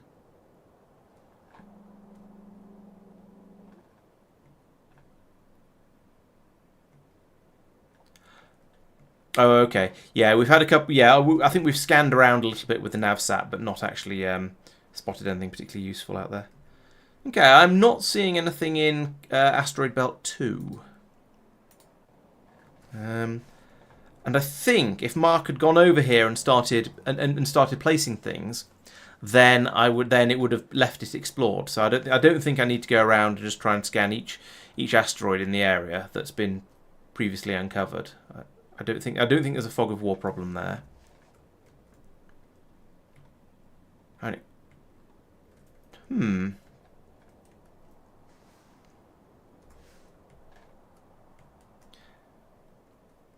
This is where Marc is off on his holidays, screaming at his screen because I'm being completely oblivious and not spotting something he thinks is really, really obvious. All I'm saying is I'm taking notes for the escape room I'm designing in Minecraft. Oh dear. On ways to make things easier to spot or harder to spot. I'm thinking I need 30-foot neon signs. Great. So are you trying to say there's something obvious that I've missed? Not there, no. Right. I think... I'm genuinely curious to see... but basically what you do next. I'm going to head over to Big Rid because there is another clue there, and I think going around and gathering these things is a good idea. Just so I'll head over there, see what I find, and see if that helps.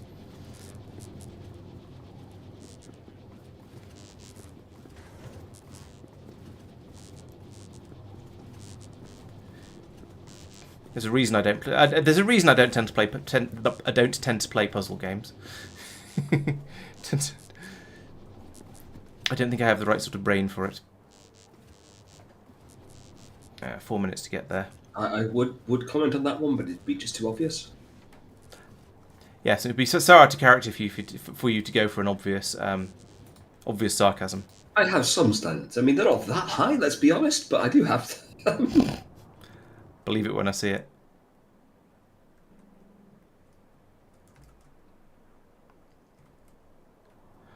Should throw it open to chat as well, so you guys shout out if you spotted anything I've missed. Do let me know, or if you think there's anything else I should check, do let me know.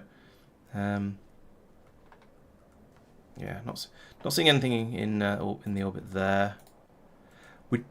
It was the other orbital area. Sorry, the other asteroid belt that I needed to go to, but I'm going to give this one a quick once over anyway, just in case.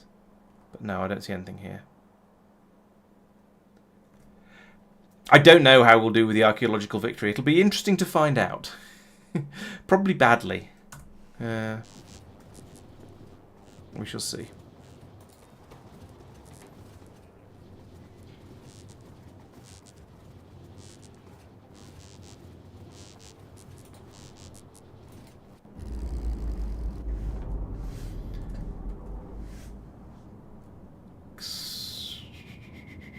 So over here we found this. I've lost the spaceship. Here it is. So we found the spaceship. There's nothing in the spaceship. Might as well check that on the way past. There's the combinator here with the 50 signal, which turned out to be the which was Kalidas asteroid belt 2. So hid a treasure.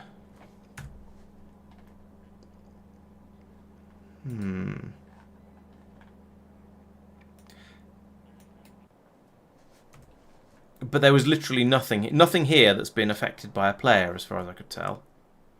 There isn't a tiny chest in the center thing, is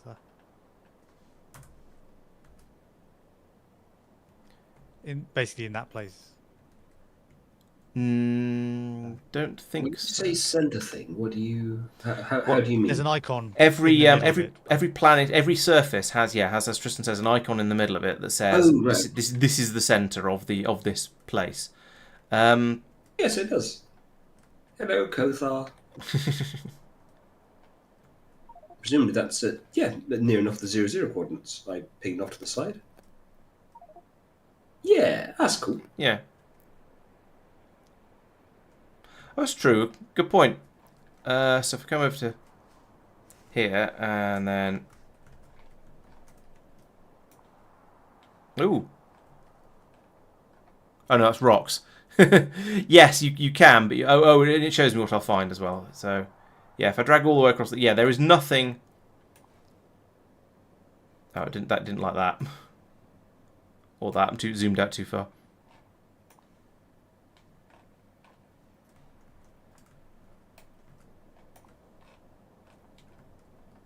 Oh, it's in the fog of war. Yeah. So and I've marked those two, so it's not marking them again. Yeah. So it'll only do it on things that you know about. So I can drag it across there, and it finds those two because they're inside my navsat thing. Oh, actually, if I switch over to navsat mode, I could then go over to about here and drag across, and yeah, we're getting lots and lots of stone and stuff, as you'd expect. These are all things that can be mined. A couple of thousand stone if I mine up all of this asteroid belt.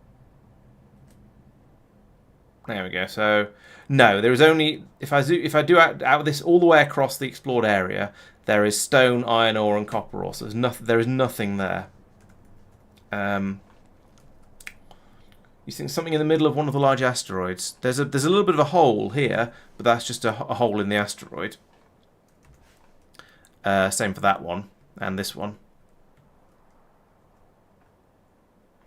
There's a tiny patch of stone in the middle on the edge of this copper field, but that's just stone. And there's a little bit of methane ice up there. Now, I don't think there's anything out here. But I do think I've probably arrived... Oh, no, I still haven't arrived at Big Rid. 12 seconds away. Okay, I can wait that long. Have a drink.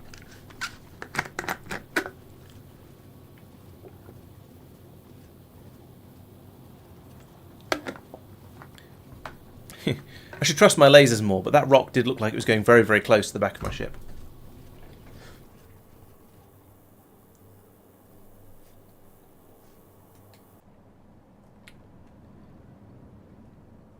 Oh, true. The riddle did say Marc was out exploring the unexplored. Didn't think Factorio would let you unexplore an area if you'd gone out there and added something. But maybe you found some sort of clever hack to do so. X marks the spot. Okay, so we have X of 25856. I'm going to write that down because I won't remember. I know I could just come back here with the navsat, but I'm going to write it down anyway. 25856. Ah.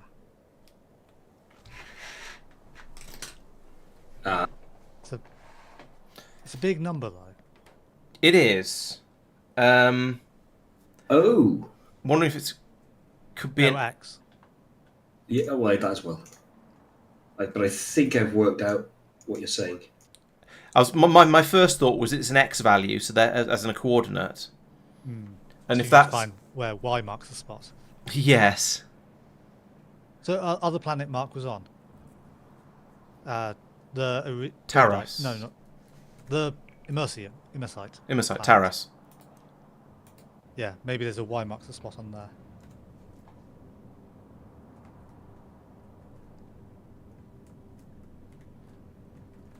Where's the centre? Here's the centre of Taras. Oh, there we go. Yes, there is a Y over here. Right, okay. I'm glad I looked at them in the order I did, because X marks the spot makes a lot more sense in inverted commas as a sort of as a clue than but Y does, unless you've already found X. So that's quite nice. Okay, let's gallivant over to Taras now. And you're more likely to think of Big Rid than Taras as Yes. his planet. Yes, So, very sensible. So yeah, it was done sensibly. I've used 10% of my. I've used 14% of my fuel, so I'm okay for now. Are there any planets that big? Possibly. That's a good point. 25856 asteroid belts. is a big number. But the asteroid belts are infinite. So in theory, I'm not sure how I'd check the location of somewhere before I dock. Let's find out when we get to Taras and see if I can check where I'm docking before I do. Anchoring. You can be in map I mean, mode. you- Oh, map just mode. did Yes, that. of course. Because yeah, if in asteroid belt, if you zoom, yes, I've worked out how this could be done. If you zoom out far enough and go off to 25 whatever out this way, you could anchor your ship or navsat in over there without necessarily having to explore all the intermediate area. And 25856 is it's going to be somewhere out here. And then somewhere north or south of here is going to be the presumably going to be the landing point, and I've lost my everything. In fact, that's probably it there. But I feel like having spotted it that way, that's cheating, so I won't do that.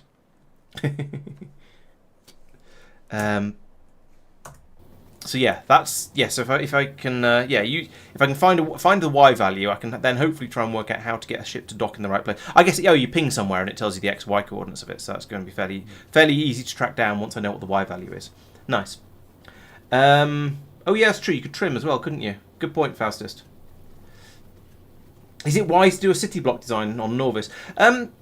Yes. I think if you are the sort of person who has the organisational to actually do a city block design, then I feel that it is just as valid in space exploration as in anything else. In fact, probably potentially more so, because you're probably going to have a lot of trains rattling around, and so a city block design could work quite nicely. I trust you're going to be using LTN, because I think not using LTN does make things quite a lot harder, as we've discovered, because we're masochists and yeah. No, I believe trimming a surface. You've got delete surface, which doesn't seem to work. I've tried it a few times, and it just doesn't. It won't let you. Certainly, it won't let you if there's any buildings on that. So you can't go. Nope, I don't want this planet anymore. Trimming surface, however. Oh, good point. Yeah, it says remove chunks outside the bounding box defined by player entity, special entities, map origin. So yeah, we know from Kothar that if you build in one edge, corner, whatever you want to call it, a quadrant way off from centre and then trim, it does cut the centre back out again. Oh, does it? Okay, it says Yeah. here the map origin is it should be included, so I guess it's lying. Yeah, it wasn't when we did it. At least I don't think I'm 99% sure it wasn't. Okay, right. So yeah, that's roughly what I was thinking. Regular. You wouldn't be able to do it that way. However, you can just arbitrarily land not necessarily land a spaceship. Now just navsat into a place and put something down, and you don't need to have. Then it explores somewhere completely separate, and it won't link the two together. So yeah, that would be a way of doing it without trimming.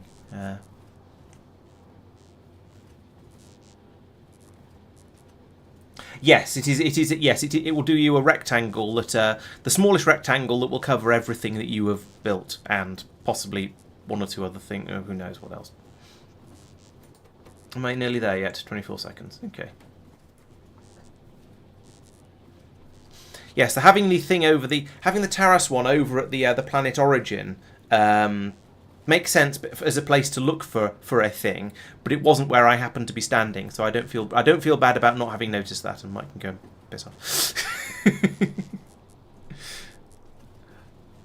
I'm not taking that as The Taras one. Yes. Yeah, it's fine. Like when it's a small thing and it's not on your screen, or obviously on your screen, yeah, fair enough. Exactly. If something's on your screen, I get that you're a Factorio player, not a gamer. Not a FPS gamer. Yeah. So Also, I do have a fairly large monitor that I'm not all that far away from. So if I'm looking over on the left-hand side of it, I probably... Why is Taras and Taras Orbit so far apart? I probably straight up won't see it because it's out of my field of vision. Maybe that's a sign that my monitor's too big, but it works quite well for playing Factorio as opposed to solving mysteries. yeah, Right it's a button game start. style. I mean, I spent a lot of time playing Overwatch back in the day, and so that constant awareness of the entire monitor was kind of important. Where you'd see a couple of pixels change right in one corner, and that would be the indication that something big's about to happen. Well, the other way to look at it is I'm sitting in a position where if I'm looking at the middle of the screen, I probably can see about 2,000 pixels by 1,000 pixels. So I can see a normal size monitor, but the monitor's a bit bigger than that. It's a 1440 monitor. So I'm actually just seeing a bit of extra. If I look a little bit to the side, then I'm seeing extra. I could think of it as a wider field of vision. Sorry? I don't remember how big your monitor is physically, and it's been. You might have even got a new one since I was last around at yours. I think I have. I think I just had three 1080s when you were last here. Minus 1, 6, 6, 7, 8.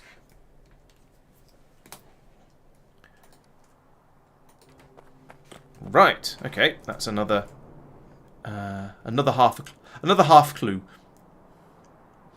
So if we put all these together, we can then wonder briefly why all of these things are unpowered. Let's have a quick look at these. Why are these construction pylons all unpowered, and is it affecting anything serious?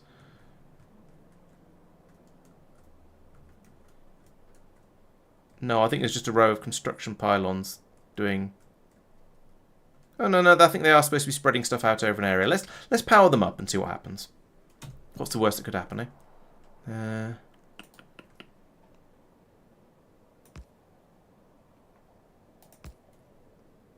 There we go. Now I'll turn on all these roboports and probably start building a load more stuff out here on Taras. Taras with an R. R.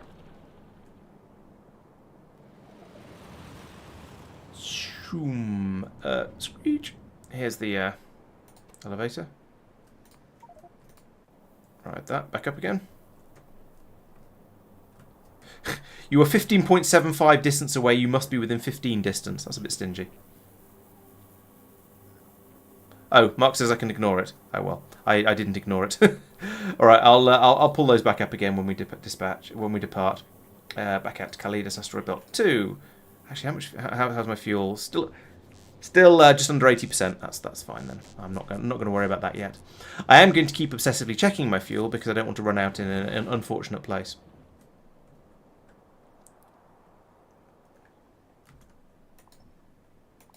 Okay, get rid of them again. Tidy up after myself, kind of. Right, it's quite a long way out there, isn't it? No, less than 2 minutes. That's not too bad. While we're en route, let's have a look at that. Let's have a look at Stardust, because this is a what's the name? A asteroid field with a decent amount of naquitite apparently, and so I think it's worth doing a little bit of exploration. And already I have found my first patch. It is quite small. It is only less than 500,000,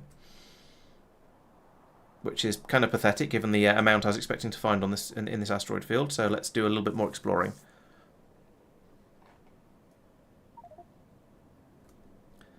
This sort of exploring like this kind of reminds me of doing strip mining in Minecraft. It's a bit quicker though.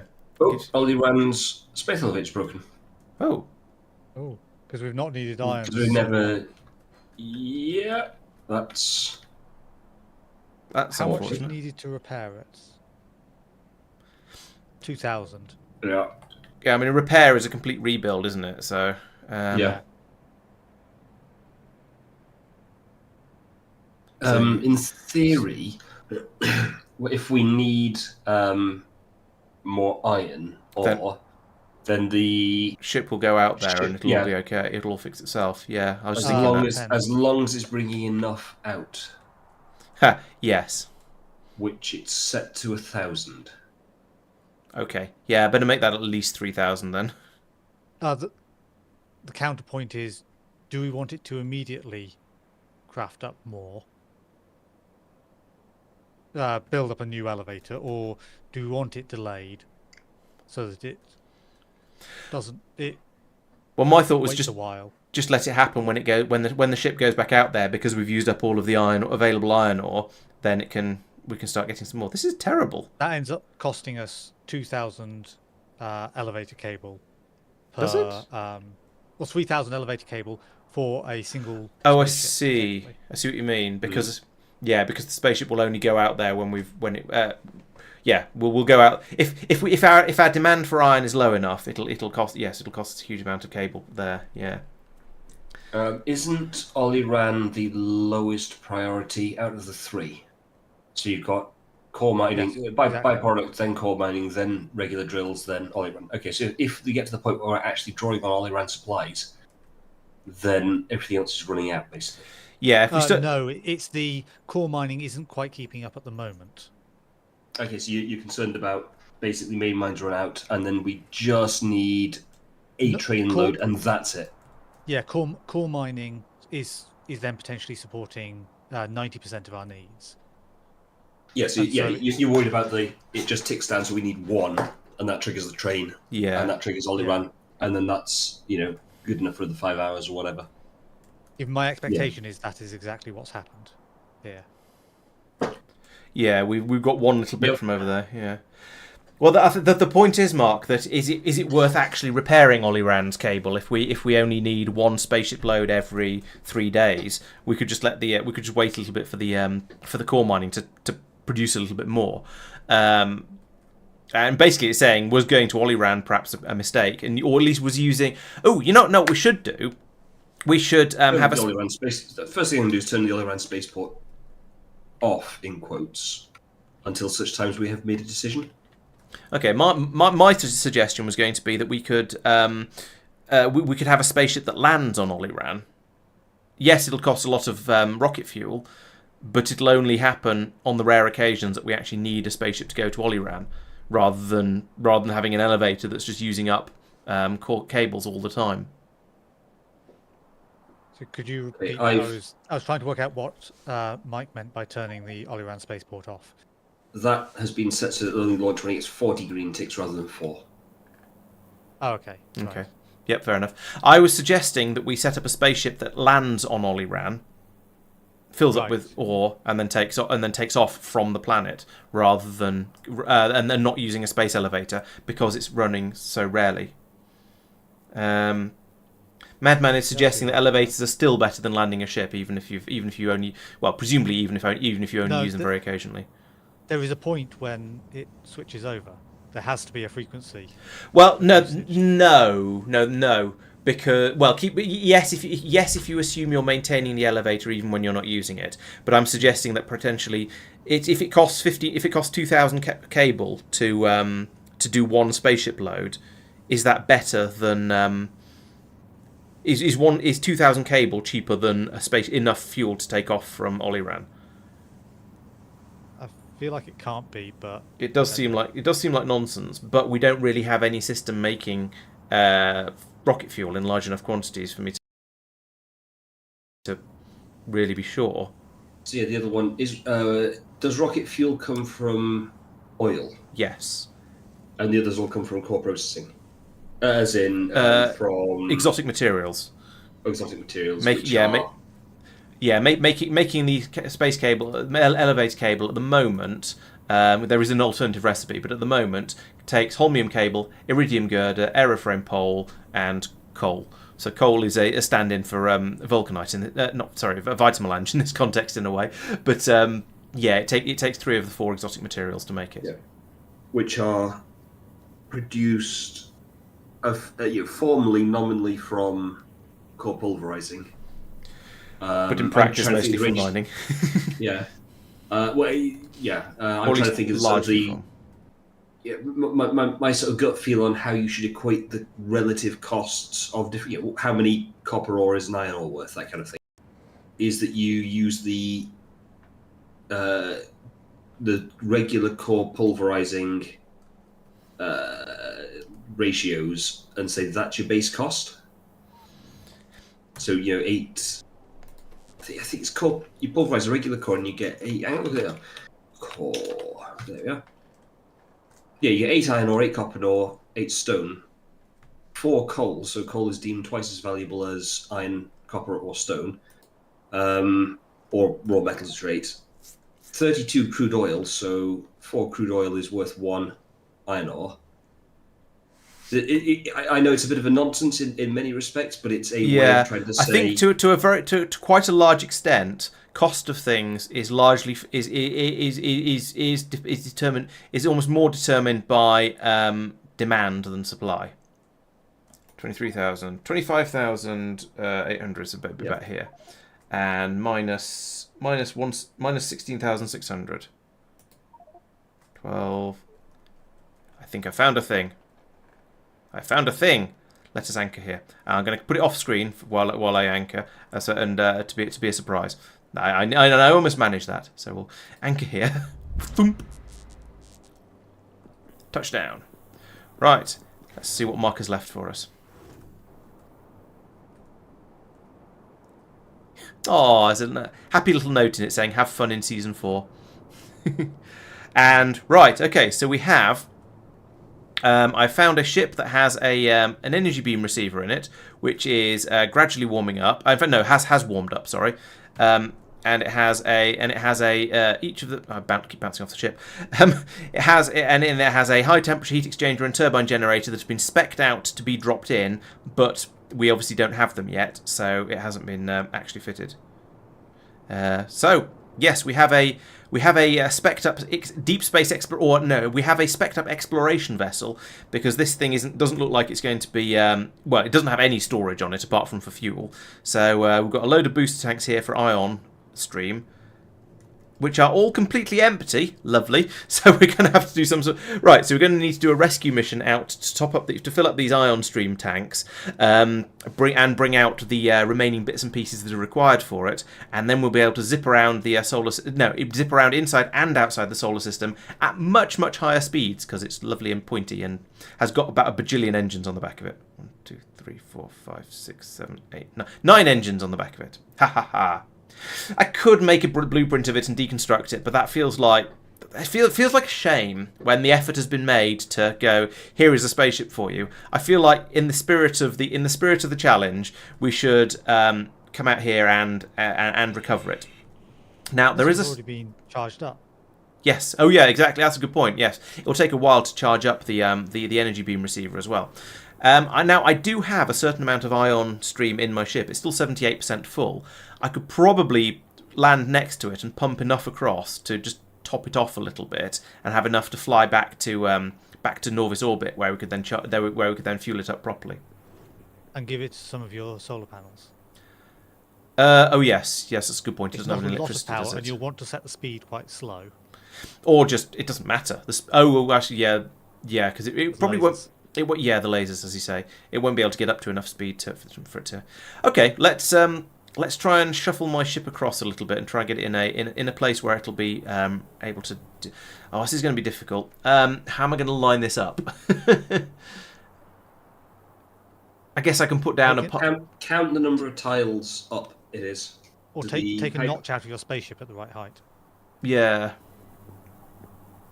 I don't have suitable stuff for modifying my spaceship, really. I don't have an. Oh, actually, the spaceship itself has probably got. Yeah, spaceship itself has got some. Right. So what my train of thought was, I don't have to land in exactly the right place. I can just build a pipe across through in space. I don't have any space scaffolding. I found some space scaffolding. And bum. Tristan, do you remember when I challenged you to build a thing without using any pipes? I don't have any space pipes. Oh, excellent! In that case, you're going to have to use the things in there, and there, where I can see some tanks. Marc makes a good point that actually we're probably better off coming out to come and get it when it's got when we've actually got the heat exchangers and stuff for it, and it'll go at full speed. Or, I mean, yeah, it's either, yeah. Let's do that rather than limp it back at approximately no miles an hour. Let's do this properly. Give it some fuel and fly back at a glorious full speed once it's built up. Once we've got the ship ready. Once we've got the bits and pieces ready to do that. Oh, and need water. And Mark points out, and to do that, we'd also need water as well. So I have to bring out some barrels of water or some ice and melt it or something like that. I don't know. Going fast is always more fun than going slowly. But true, this way we would be able to bring it back at a sort of limp speed. All right, let's try and creep it back, even if it's not quite what Mark intended.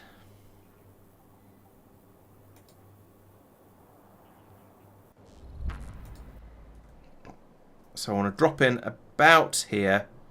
And then shenanigan the belts into the fluid. And actually, let's drop in a little bit further away because I think I'm not going to be able to do this at all actually, because I don't have any underground pipes to.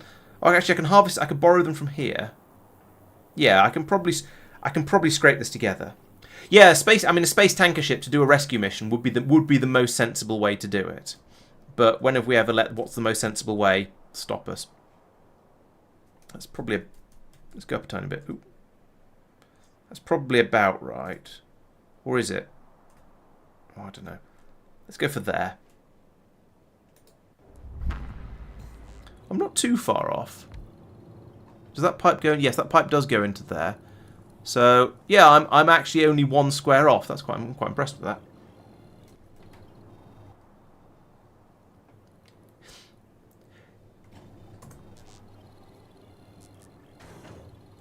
Yeah, I'm going to nick some of the solar panels from my ship. There's room for a few solar panels in here that will allow it to limp back quite slowly. So that will work.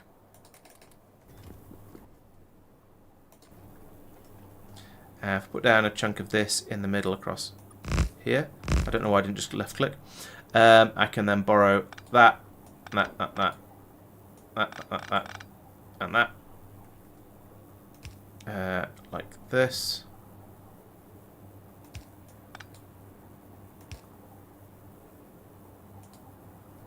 How much underground pipe, space pipe did I get? 4. 1, 2, 3, 4. Not enough.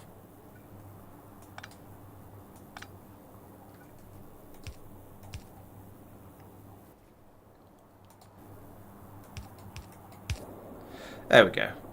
So I'll take this down to about 4,000. Yeah, that'll easily be enough to get back.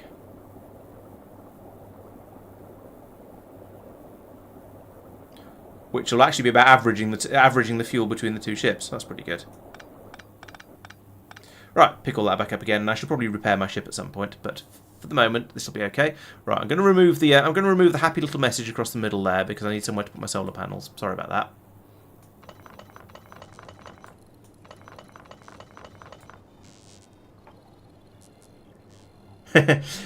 That's okay, Marco. And it was you did a good job of producing a nice mystery for us to come in and try and well, scratch my head over and eventually kind of solve, sort of. Right. So unfortunately, there only seems to be room for about, with the ship as currently designed, there is only room for about 1 solar panel in it. But I'll pull up that, and then I can put in 1, 2, 3, 4 across there, and 5, 6. There we go. And I'll put some of them back in here, so it doesn't take me forever to get home on my own.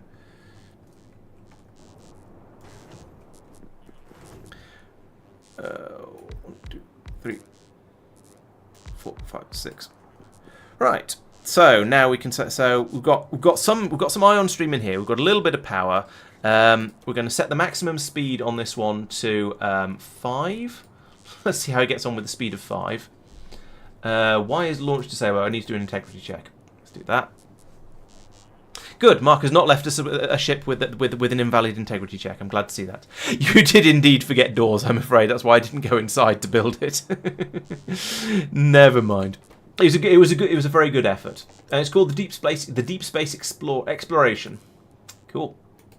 So let's send that to Norvis orbit, and 6.5 hours, but it doesn't really know. Let's see how fast it's actually capable of going. Oh, I should have made sure it was selectable. What? Why is it not on the list of space? Oh, no. Why is it not on the list of spaceships down here? That's weird. Ah, go away, you. Deep space exploration, you. View surface. Off go all the engines. Right, so there's very, very little power out here. Right, 1 second. I'm going to go to the loo, and then I shall try and make the ship actually move.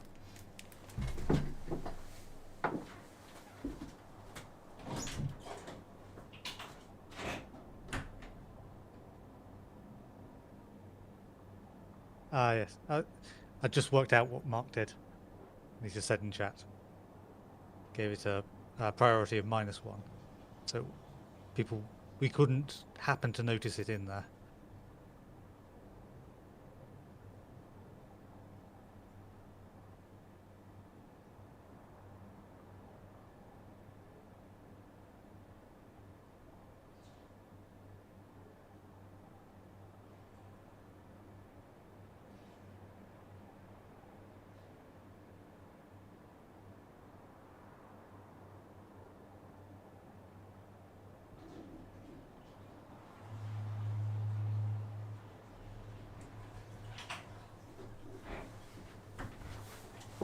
I have, of course, realised my mistake here. There is no power what's name system on this ship, so nothing is powered. Oh, you set it to -1. Okay, fair enough. Let's that explains that one. So I will need to go on a rescue mission. So I want you to navigate to deep space exploration spaceship. I thought there wasn't. Let's check again.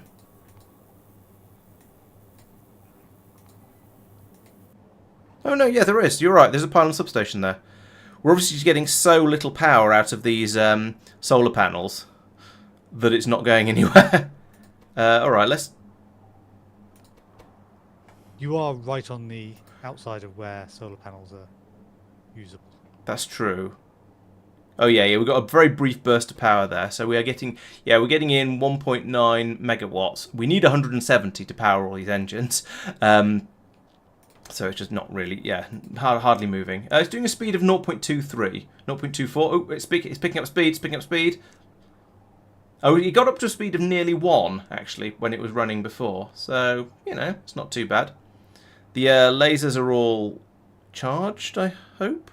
So they will fire if they see any rocks, but it's going to take. And the speed will plummet when they do. Yes. So it's probably going to take. It's probably going to take several hours to get there, but it is going to go gradually faster and faster. Yes, exactly, Faustus. It'll gradually pick up speed on the way back in. Okay, so what I propose we do is we now know what we need in order to get this ship running. I'll head back over to Norvis orbit and start trying to make the high temperature heat exchangers and turbines, and then we'll work out some sort of rescue. I'll do a proper rescue mission where we'll bring out some barrels of water, and the actual bits and pieces it actually needs to start it running. In the meantime, yes, okay, I'll get rid of the scaffolding I put down there to keep people happy. Don't want to leave a mess in space. Why are my bots just sitting out there like lemons? Come back. There we go. Okay, now let's. There's no point in me flying for the deep space exploration at the moment. I might as well just go right back to Norbit. Where is it? Somewhere up here. They probably weren't your bots. They're probably the Roboport's ones. Oh, maybe. But then why didn't they fly back to the Roboport? No yellow chest for them to put the stuff in. Oh, yeah. Okay, yeah, that makes sense. Fair enough. And it is now a race, which I am already in the lead for. Oh, dear. Poor deep space exploration. The thing is, though, a tanker ship won't work because you can't dock two ships together unless they land on a surface. So the only one possibility is I could limp it to Snowdrop and fuel it up there. In fact, I think that's a better idea. Maybe I'll send the deep space exploration to... at that point, I might as well just left it in Khalid's asteroid belt, to be honest. Let's let it fly and see how far it gets. And then we'll send out some sort of rescue mission. And I think it'll probably have to be with barrels of water. Because we don't have any other way. There's no other way of getting fluids onto the spaceship, which is a bit unfortunate. But, yeah. Or do you think I should just fly it back to Khalid's asteroid belt? Because it's going to... What's it saying? How long is it saying if we're getting back? So it's got up to... Oh, it's still at a speed of 0.37 out of the... Oh, that 0.98 will have been when it was... The engines will have got a little bit of power in them that they charged up before it moved, I guess. And it's going to take 17 hours to get there. No, this is silly. I'm going to take it back to Khalid's asteroid belt 2, park it there, and then go out and do a... Oh, smelting ice. Yeah, that'd be a good way. Okay, I don't know. Is it worth it's not really... I don't think it's really worth trying to limp it back on... limp it. Trying to fly it back with the amount of power generation it's currently got. It's going to take... It's not going... It's so slow, it's kind of pointless. But is it amusing to try and have it... I think it's amusing to have it flying over there slowly, and then I can fly out and sort of try and fix... And then see how far it gets before we're ready to go and rescue it properly. But on the other hand, the chances are that when I'm ready to go and get it, it'll be here or here or something, and it'll far at a point where it'll take several hours to get to anywhere where we can then go and work on it properly. But I could, as you say, I could go out and melt some ice to go into it, so that isn't actually that big a deal. Yeah, all right. Let's have it carry on flying, because that way it's an amusing. Let's see how far the ship can get before we're ready to rescue it. And I can just fly over and melt some ice wherever it's needed when it's ready to go. Yeah, that's not going to be too difficult to. No, not Novice. Novice orbit. Engage. Yeah, there we go. Yeah, see, the engines are fully charged. They get a little flare of power briefly that kicks the speed of the ship all the way up to 0.98, maybe. And then it runs out of power and the speed pulls back down again. And it absolutely then crawls. Well, we seem to have... I don't know where all this power is coming from. They must have just charged up, and now they're using up all the electricity they had buffered inside them. Buffering electricity sounds like a weird concept, but I think it's what they're doing. And so I imagine they're going to stop firing in a moment.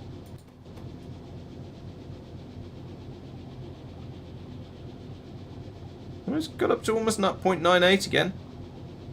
Only 6.5 hours at this speed. Ooh, setting new records. Maybe we've now pulled far enough away from the... we're getting 2 megawatts now. That's... wait, what?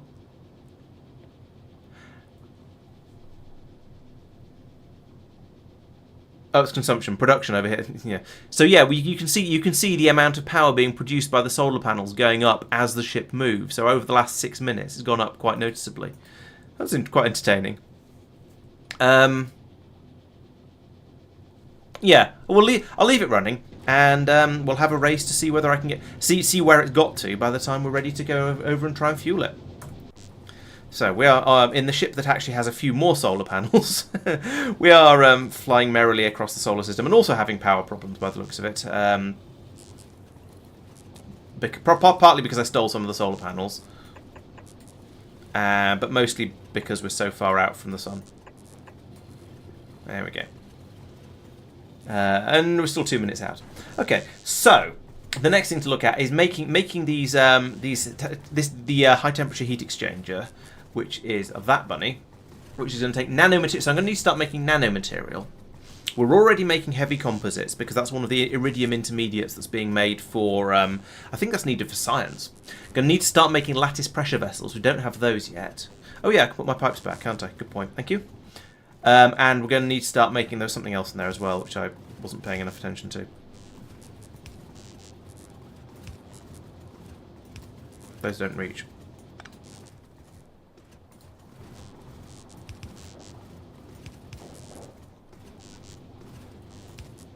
Yes? Yes.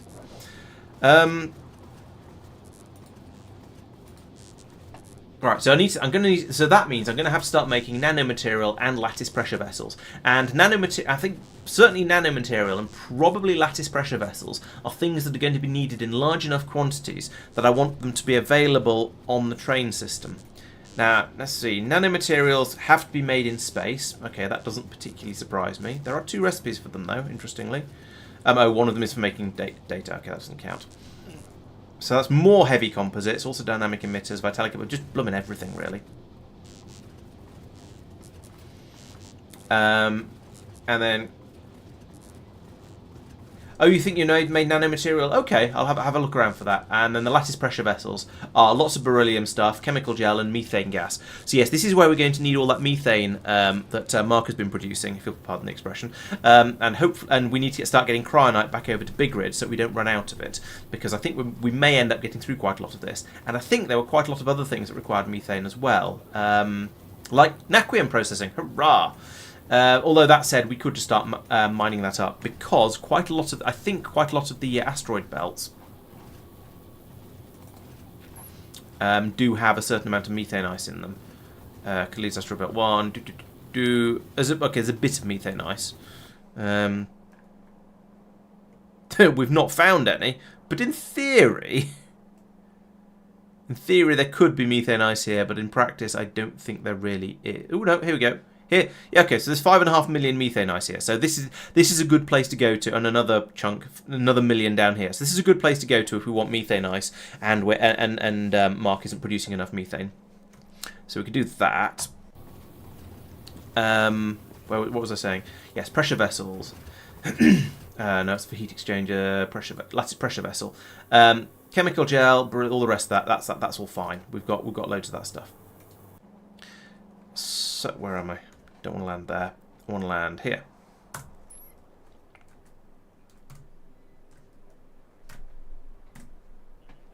Like that. Boom. And then we can refuel. Lovely. So, yeah, nanomaterials. If you were a Marc, where would you make nanomaterials? Let's check on here first, just because it's easy and obvious. Oh no, you did make pressure vessels. Turns out. And not nanomaterials up this end.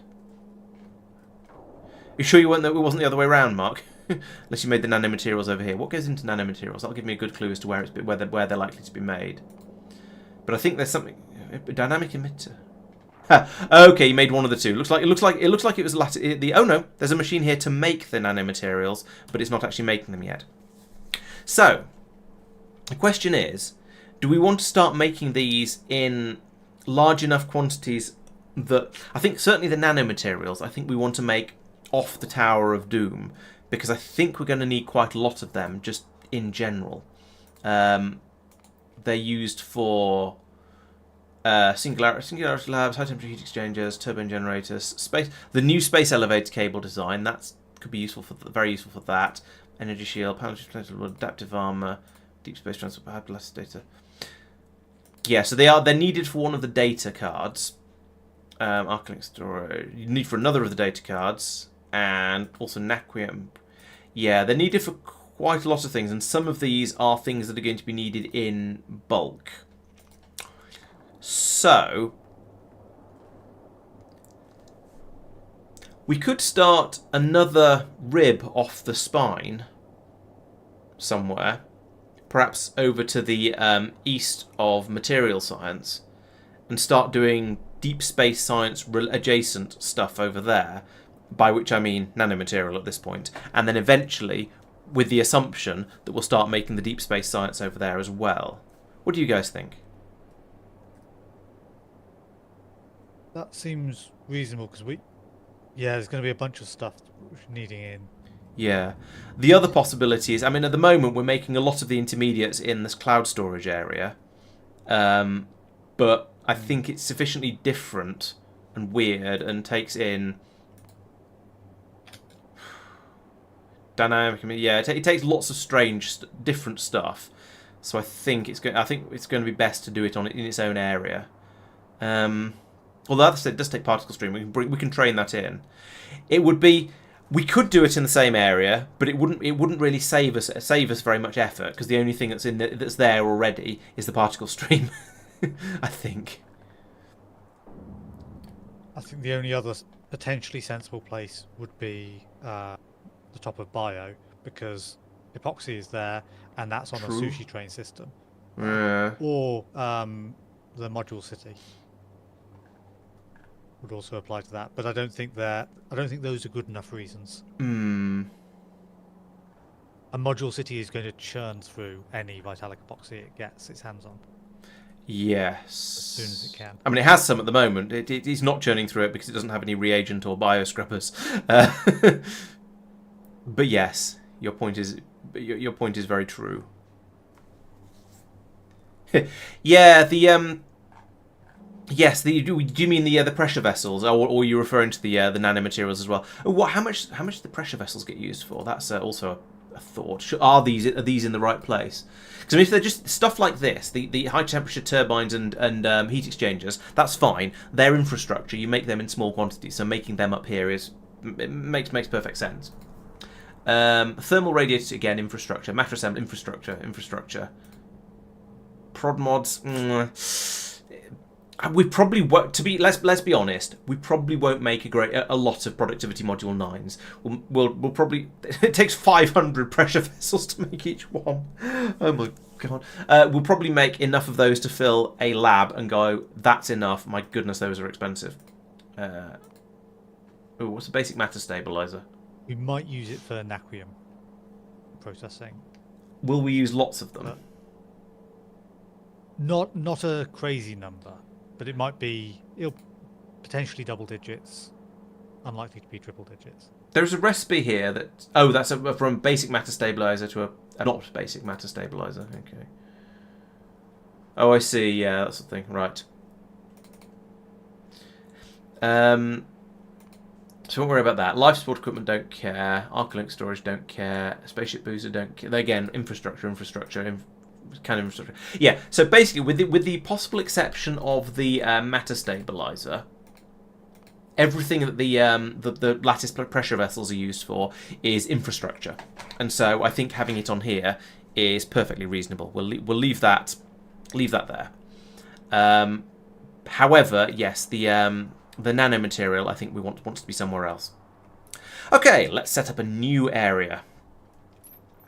So if I take a copy of this bit all the way from here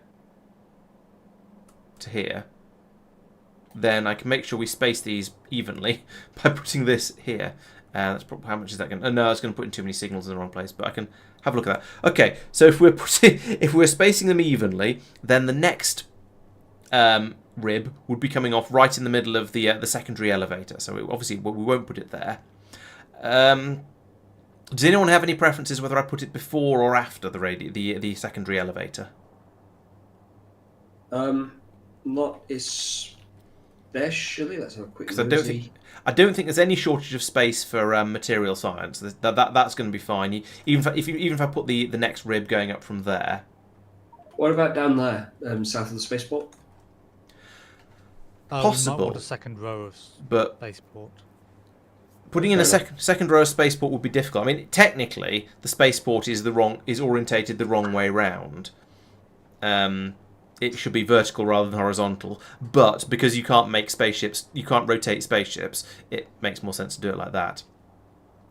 Marc is saying put it north or south of a science. Now, I did wonder about that especially when Tristan was suggesting putting it on top of Bio or something like that. But my concern with that is that. Well, for one thing, it may be fairly high throughput, but that doesn't really matter. My main concern was when I came along to do matter science, it made quite a lot of sense to put that on the bottom of energy science over here because it used quite a lot of the same stuff. What's over here? The other side of the thing from material. Yeah, that makes a lot of sense. I was looking at the sort of top side of material, thinking, well, as far as I'm aware, there's nothing else that uses the material stuff. And the tracks go up, but yeah, there are a couple of pipes running along there, which would be slightly in the way of putting in any stations and things. And sure, I did use that as the sort of the bus slide for pipes. Space is cheap after all. So the only You could downside. genuinely just stick another spur there. True. Yeah, going up the back of the coolant area. That would allow me to tap into the same coolant area, I suppose. Although it would then prevent me from expanding the coolant area when it turns out that deep space science requires massive amounts of stuff. I think putting in an additional brand new spur, perhaps over here, is probably the best, or alternatively over on going down, maybe down here, is probably the best, because I don't trust deep space science not to get a bit bloaty and weird. So I think having a lot of space available for it is probably quite a good idea. Having a decent amount of space available for arcospheres that's not in the middle of our Roboport network in case we use bots for it. It's not a bad idea. Potentially help. Yep. Yeah, in that case, kick it down that bottom left. Yeah, bottom left is quite good because as we saw when material was getting built, it's a long way from all of the stuff, all of the resources, everything. So it takes a long time to fly anything out there, and it takes the trains quite a long time to get out there as well, which means the spaceport is in completely the wrong place. But never mind. So yes, I think over here in the bottom left, in the very southwest, is probably for the best. Okay, and Marc and Doopy both agree, so that's a very good. I'm not, and you two seem to have agreed as well. So it sounds like a decision has been more or less made. Let's not go out. Let's not leave them. Something must be wrong. Yeah, I know, right? Too much agreement. Yeah, gross. Okay, so how much robo coverage have we got down this way? Some. It's a very creaky door. Let's put in a chunk of rail like this that's going to be way outside the robo area, and then start roboing this all up. So we can put in another pylon. Yes, that's not surprisingly that's the correct distance out. Actually, let's start using space pylon substation things. Let's not mess around with low tech solutions anymore. Let's put in pylon substations out here. So I'll put one there. A couple more like that. There we go. Lovely. The bots obviously won't be able to get out to those, but I can now start putting in roboports. If I do that, I can find out where you can reach. Turns out it's about... Oh no, I have to put it down inside the robo coverage area. So it's presumably about there would be good. So if I go to that, when that gets placed, I can then put down a roboport. And then continue onwards as we go. Oh, that was. Oh no, it wasn't. I was going to say that was quick, but no, it wasn't. It was the previous thing I'd requested being placed. Okay, and then we're going to need coolant. So, shall I copy the one from Astro because it's massive, and that'll clearly be plenty of coolant.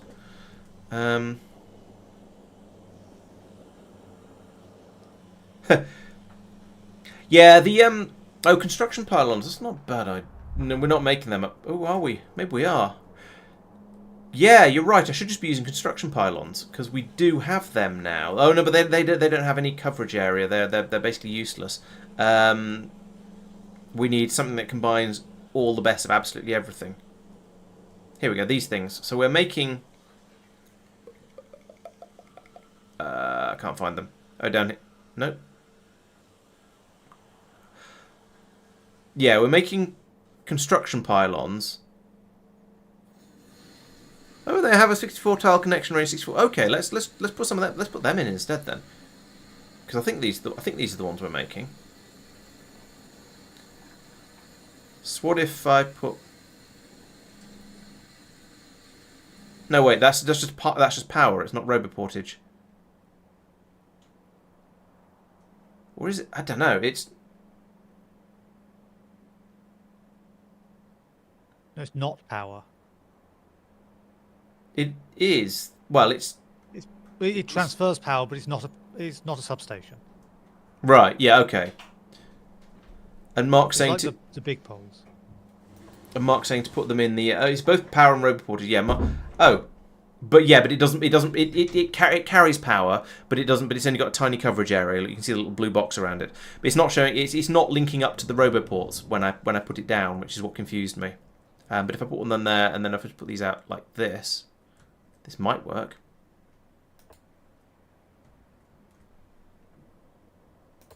Let's find out. That'll be exciting, won't it, boys and girls, mums and dads?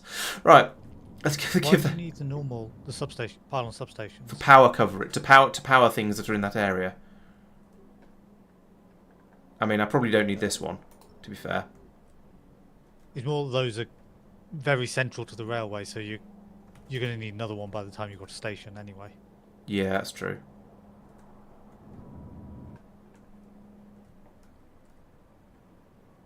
Yeah, alright, let's get rid of them.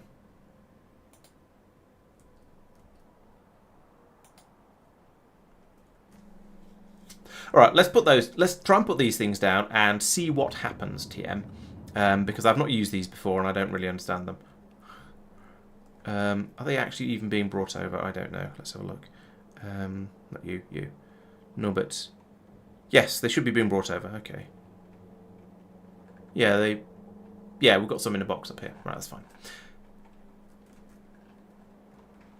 I've got display bots turned off, that's why. Still can't see the damn things.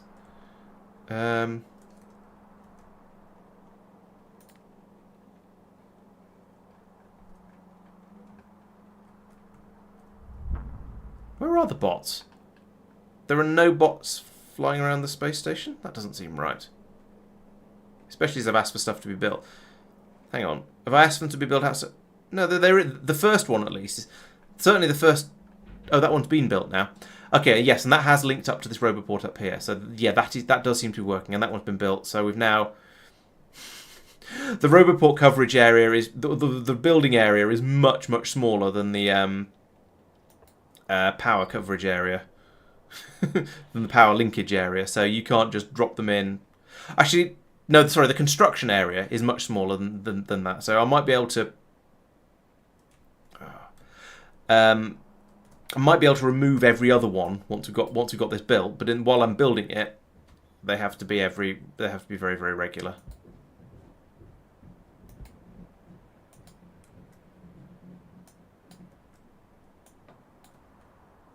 That's much less helpful than I was hoping, because of the sort of the awkwardness of just having to do everything I just did, basically.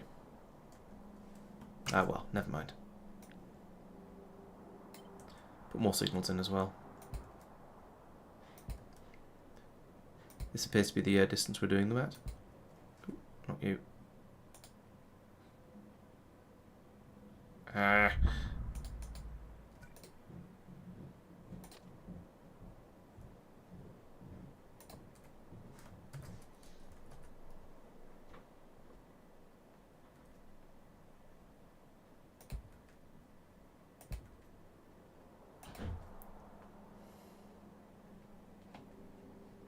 Okay, there we go. True, does save on the scaffolding, so I don't need that bit. Or that bit.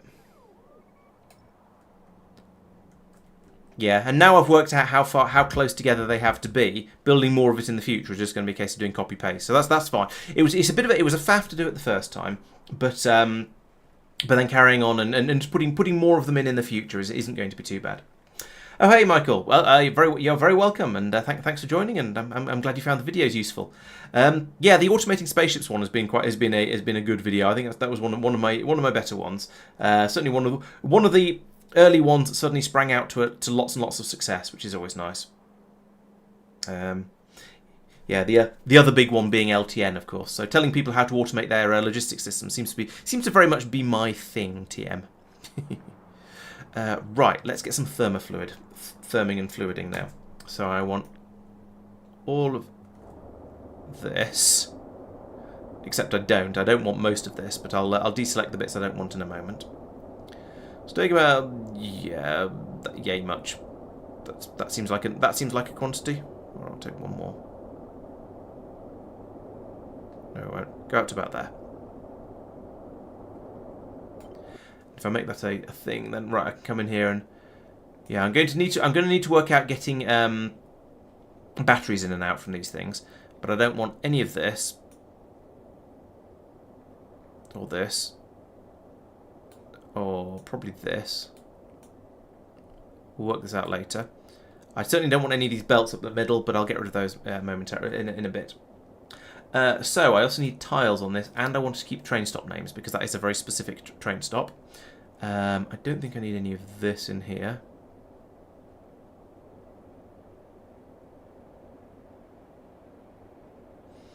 That'll do. Right, so create a blueprint from that. That then comes down over here, spin it around. We'll drop it in here, I guess. That's enough space to do all the coolanting. Of course, the whole thing is upside down because previously it was on this side with all the pipes going down off it, but I don't think that matters. Let's stay away. Let's just stay away from the recycling area. I don't expect it to get much bigger, but you know, I'd rather have too much space than not enough space. So put that there. Hey, no guard. Yeah, there's probably an hour or so left of the stream. So you've got a decent amount of it left to go. Before you haven't. There's still plenty more to watch. Let's put one of you guys. Oh. There and. I feel like the range on these things is smaller than a Roboport's range. It is much, much smaller than a Roboport range. Okay, right. In that case, first things first, I'm going to put down a Roboport somewhere around here and then run power to it. So even if it's a temporary Roboport that then gets moved very, very soon. Like this. Put a Roboport up there. And then I'll need to give it power. These two bits are both very, very temporary. I'm going to get rid of these. Once the rest of this is built, those won't be needed anymore. Who's getting blown up? It is Drakkit. Okay, we're just getting rocks fall. Rocks fall, everybody dies. That's acceptable. We're kind of used to it. Flood of bots over here, bringing out all of the scaffolding we need. That's good. Here they come. And rail as well. Thump. How many hours do we estimate it taking? Oh yeah, pylon substation would be a good idea, wouldn't it? All right, let's chuck one of them in. Let's have fun.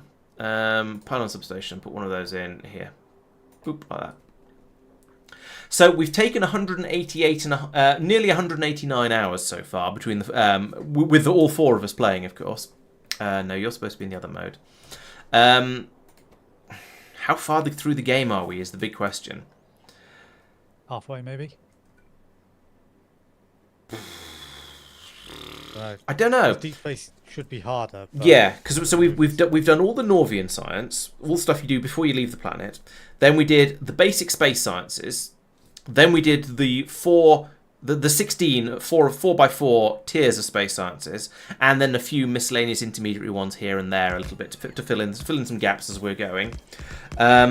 Now we're sort of trying to make a start on deep space science, which, as Tristan said, should be the hardest because arcospheres. I mean, because it's the further into the game, and therefore you'd expect it to be harder. And then we need to do the astronomic victory as well, the Indiana Jones victory as well, which again we expect to be harder. Can I have some power over here, please? There we go. So yeah, I don't know. I don't really know. It might be. Maybe halfway. Maybe a bit. Optimistically, I would like to say more than halfway, but realistically, I honestly don't really know. We're on series 4 out of 5. Sorry. We're on series 4 out of probably 5. True. So yeah, you could say we've just hit 60% from by that theory. But yeah, it's very much an up in the air. We don't really know. It could be. Disclaimer: series may not be complete. Yeah, series may not all be the same length. Yeah, how long is a piece of string? It's very hard to say. We don't really know.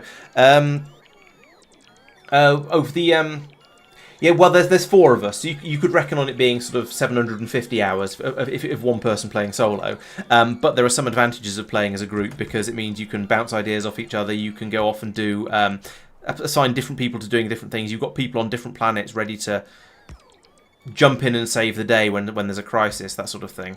I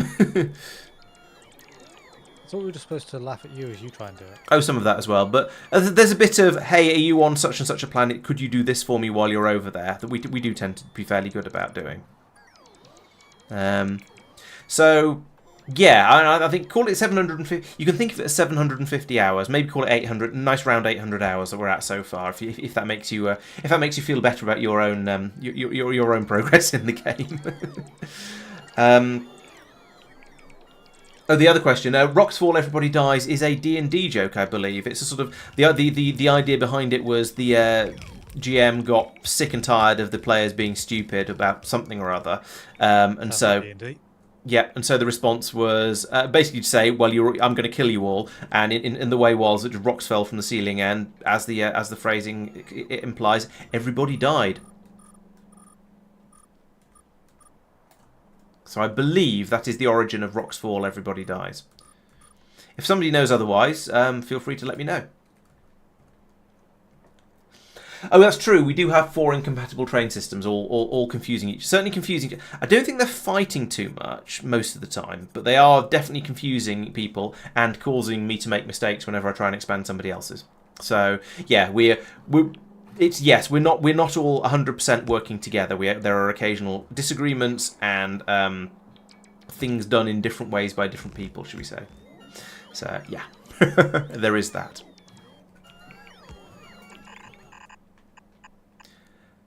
Yeah, so if anyone knows of an origin of Rocks Fall, Everybody Dies other than D&D, please let me know. What was the other thing I was talking about? Oh, okay, you agree it's D&D, but not sure whose D&D sessions. Fair enough. Yeah, I guess even memes happened even before the internet, especially among nerds. And the internet has been around for a very, very long time these days. Posture, I think my posture's okay. Yeah, not too bad. I'm sitting. I'm sitting pretty upright. So you're about 380 hours in, are you, Michael? Well, in that case, I mean, 380 hours in, I'd say if you've got stuff if you've got stuff happening in space, then you're probably not any slower than us. If you're still messing around on Norvis because you decided to make a mega base first, then that's your own blooming fault. If you're into the tiers of sciences, then you're probably ahead of where we were at that point. But you'd have to go back through the videos and work out where we were at 90 hours or something like that. Yes, true. If we'd used LTN, we'd probably have still found a way to make multiple different strain systems. You're quite right. Just out of sheer bloody mindedness, if nothing else, or somebody going, I don't want to do it like that. That's a silly way. It makes too much sense. I mean, yes, I don't want to do it like that. That's how Mike does it. That's gross. And they wouldn't do the sensible thing of using a different network ID. Oh yeah. Oh, you're almost certainly right. There'd just be two sort of conflicting systems. Yeah. Oh, I need more belts. I'm still unpicking updates to what's happened on Gothar. It's caused a deadlock. It's taking me the last hour. I think I've resolved it. But that was Marc who made it. Wow. I know. Should work perfectly. Oh, I wasn't going to name drop. It was balanced on a ratio. One element of it was balanced on a ratio of which included how fast the train would unload. About train timings, and then that's been changed to be half. Oh, so maybe it was right. Oh, I don't know. I'm not going to try and point fingers because I'll probably end up blaming myself somehow. It's a reasonable update to make. It just didn't work. Other than it disrupted a ratio which Marc wouldn't have known existed. Oh, I see. Oh, so you'd done something funny.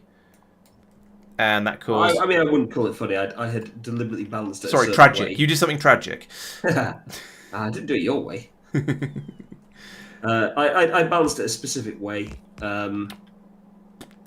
which works, but is not necessarily the most efficient. I'll be honest about that. Yeah.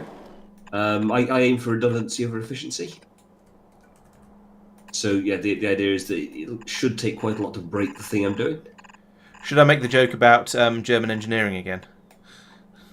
No, go for it. That it's really, really, really good when it works, but it tends to be a little bit fragile. See BMW as an example. Fair. Do you remember an example from, I think it was the Bovington Tank Museum, where when I was a child, there was a genuine German Panzer made right at the end of the Second World War. Every part of it was German made except for one bit, which was one chain that held one of the hatches up, which was made by the Royal Electrical and Mechanical Engineers. And that was the bit that had broken? Mechanical engineers. No, that was just as good as everything else. But it took about an hour to make compared to the day that the other one on the other side of the hatch. Right. But it was probably 10 times as heavy. Oh, it looked scruffy as it was. I don't think it was significantly different in weight and so on. It's scruffier. It wasn't quite as well rounded. It was it looked like a run-down chain compared to the absolutely immaculate one next to it. And the story behind it was that it got to the end of the Second World War, and they would say, "This is a really, really good bit of technology. Can you show us how it's made?" And the engineers, the factory was, "Yeah, sure." And basically, the officer of engineers who was watching them, just learning, genuinely, because it's a brilliant bit of technology, just got fed up and just went and made a chain of his own. Just like, started, it needs to be this long. I'm doing it. Did it. Attached it. Still there. I see. No, sorry, it's 2000. So it's still there 60 years later. But it wasn't. It hadn't been shaved down to be within millimeter precision or whatever it was. It's just lucky it wasn't an electrical thing. There's no chance it would have worked then.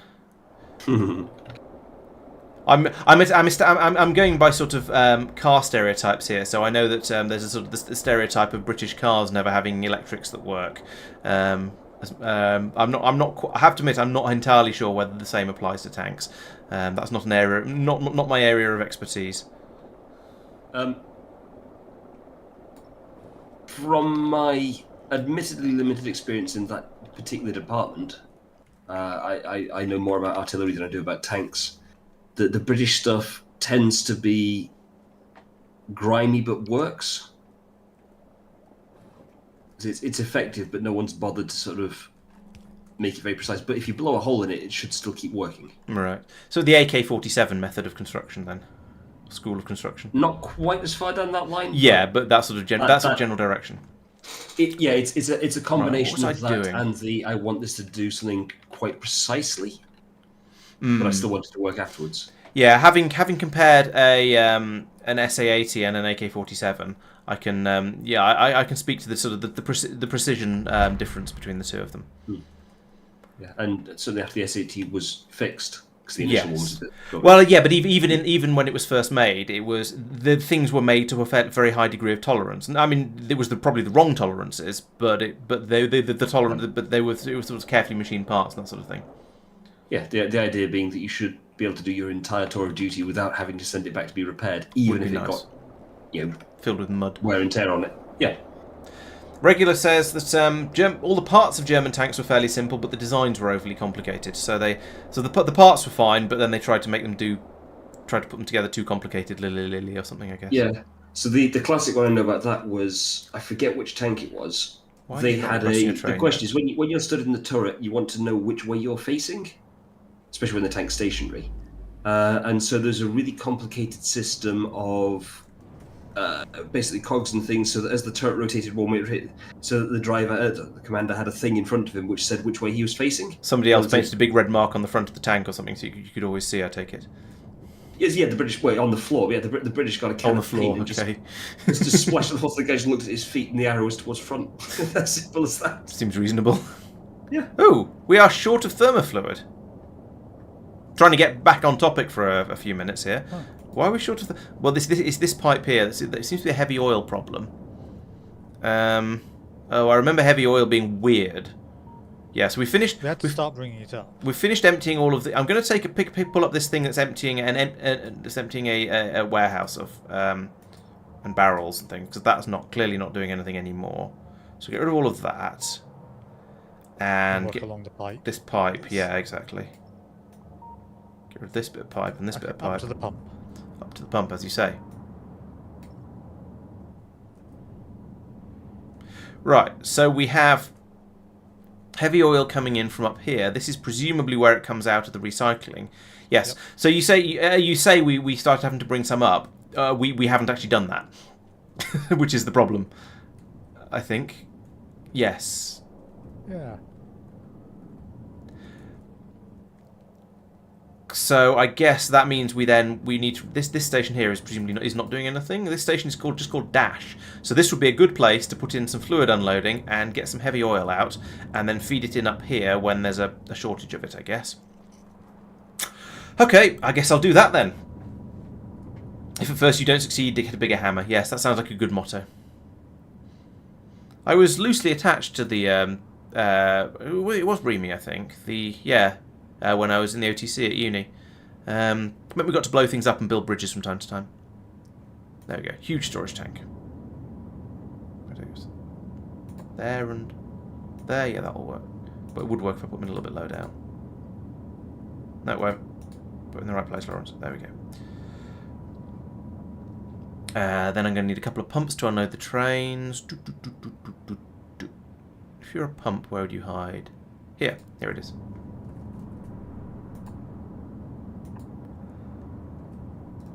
No, that is RLC logistics. I don't know. I'm not as military obsessed as Mike is. I don't know. I don't know my RLC from my KGB, from my whatever else you might want to add in there. Are you a control pump? No, you're not. You're just an always pump. What is going on down here with these pumps? They're just everywhere. Oh, okay. That's the overflow that goes down here to crack it. What are you set at then? You're set to pump more than 5,000, and you're connected to both tanks. That's quite generous. Let's set you to 40,000 in that case as an emergency. Basically, as an emergency overflow, because we're going to be bringing more up, and I don't want to bring more up if there's stuff to get through. So we can now pump into this same pipe, if and only if there is less than 20,000 in these two pumps. That means I'm going to need to run a cable, which I can run up. I don't want to run it up here because it'll get onto that network. I am offended by this tangle of cables here. There is a pylon substation slap bang in the middle of it, so I don't think any of this is required, except that one, except those ones that are carrying a signal. So I won't get rid of those.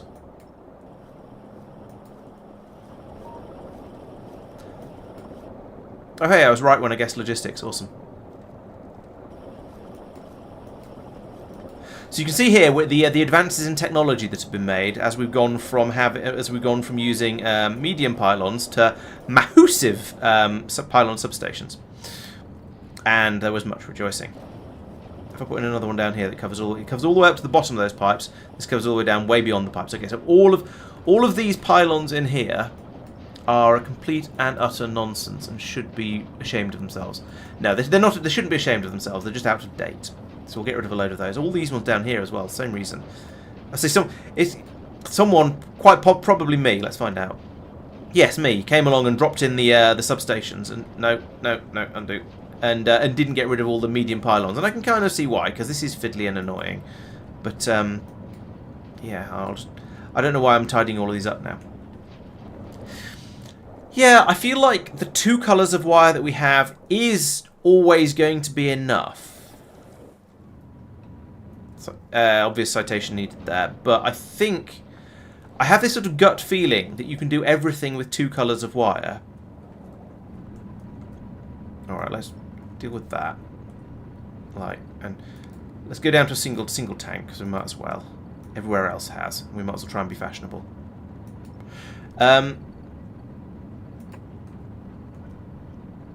Yeah, I feel like you can. In theory, you can do everything with two cables, but occasionally more would be useful. Is what I'm trying to say. Oh yeah, I can sympathise with being lazy. That's yeah, absolutely encouraged. I mean, understandable. Right, so put that there.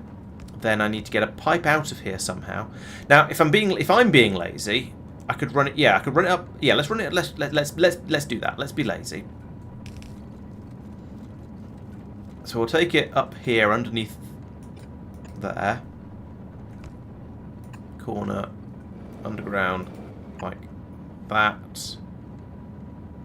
And like that.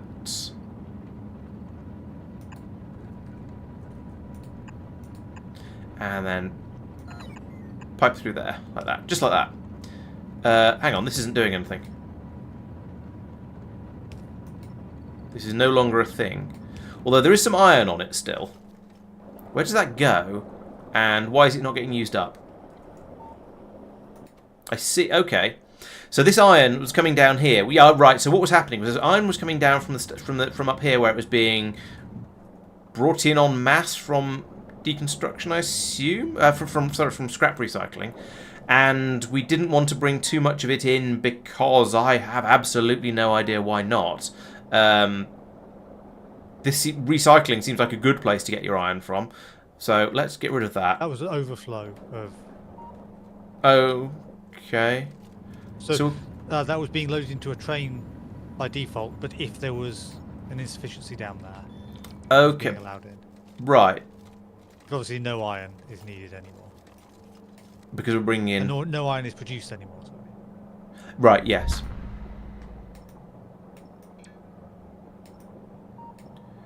This isn't like me going through and actually doing some tidying. What's going on?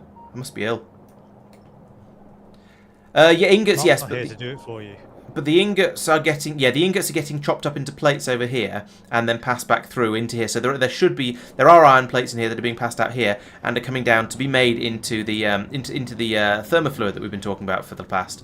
I don't know how long I've been working on this for, half hour or so. I don't know. Yeah, I'll get rid of this input here as well. Get rid of that, and we now have 26,000 plus whatever's in the train, 36,000 iron plates up here that are never going to get taken away, probably. We also seem to have a power shortage, which is kind of funny given the way I was going through ripping up pylons. So let's put this in here. There we go. And then there will be glorious power absolutely everywhere. I need to put a corner in here. And right, now I need to cable this pump up so that it doesn't run all the time. So let's attach it to... When this appears, I'll attach it to that. Boop. Probably reach. Yes, it did. Excellent. I can now run that all the way down here. And I can play... Where the hell are those tanks that I wanted? There they are, down here. So I can run you over to there and there. And there. Oops. There. That wire was already there. I'm glad it makes a different sound. Then over here, we can have you pump when heavy oil is less than 10,000. So the idea being that we have our buffer down here. When there is less than 10,000, we'll bring more out of this one, which is going to be topped up by a train that's bringing it up from Norvis. When there's more than 40,000, that means that the recycling up here has gone absolutely nuts, and we produce massive quantities of heavy oil, and which we need to get rid of. And so then it can be passed through here to be cracked down into light oil and then petroleum gas, and got rid of into somewhere else. It'll probably get used somewhere, basically. So that should work nicely. I did see some low power things down here, so which is weird. Did I come down this far when I was ripping up pylonry? I don't know. Let's put another pylon in here, a substation in here, and that'll cover absolutely everything and be absolutely fine. So now I'm most of the way there. I now also need to hook up this tank to this station, and this station is to enable when heavy oil is less than, I don't know, 100,000? Seems reasonable. And we want to call it heavy oil drop off. Do we have a heavy oil anything? Can we spell heavy? Doubtful. Heavy bearing, heavy girder, no heavy oil. Okay. Do we have a heavy oil train over here? We do have a heavy oil train over here though, which is set to go to fluid buffer and then nowhere because there was no heavy oil drops. Okay. So it looks like it was half a job at least, which is a good start. The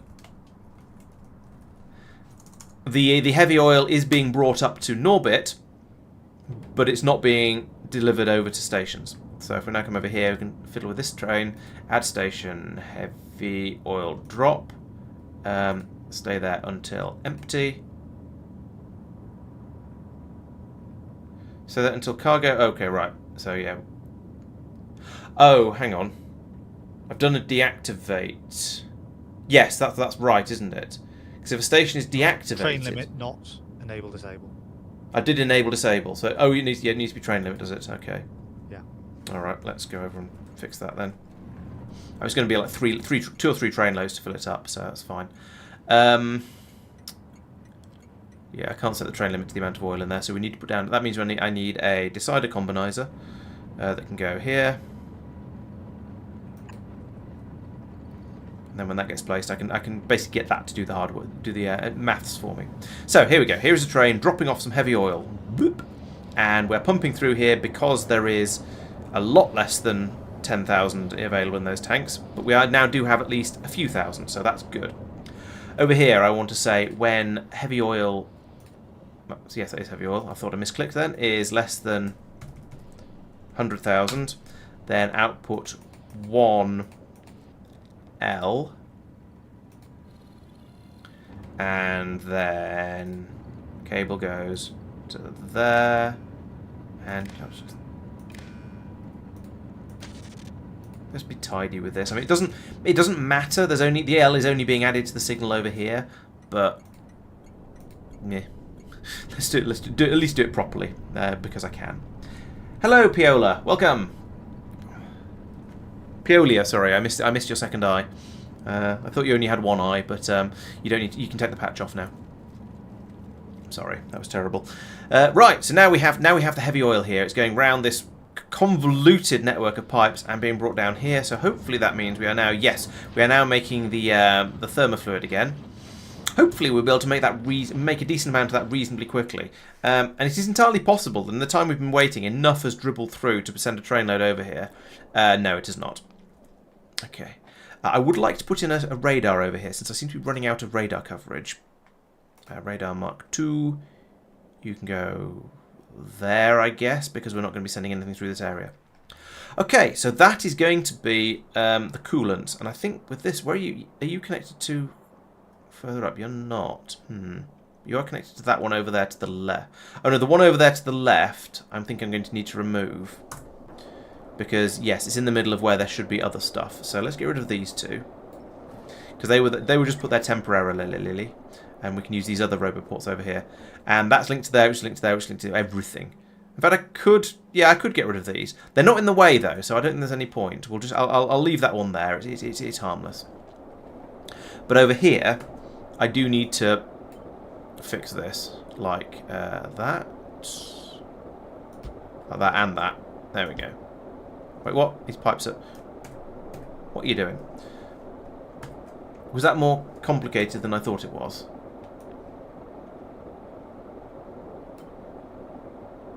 So that goes... Yeah, that looks fine. I think I was just failing at pasting. There we go. So this will produce loads and loads of coolant. That's exactly what we need over here. There's one that's out of power. Do I care? I do kind of care a little bit. Let's just upgrade that to a ludicrous substation, and then we'll have power. Power for absolutely everything. Does Terrace have... Just double checking. Brittle mass ejection protection. Probably. I believe Marc was involved in the setup, so odds are good. I'll just have a little look. Yes, it does. Yes, it does. There is. That's fine. It'd be rather awkward if it didn't, you see. Yes. We've got 3 hours to build it up, but yeah, it would be a little bit... Hours? I read that as minutes. I thought it said yeah, that is hours. Oh, yeah, it does, hours. Yeah, it does.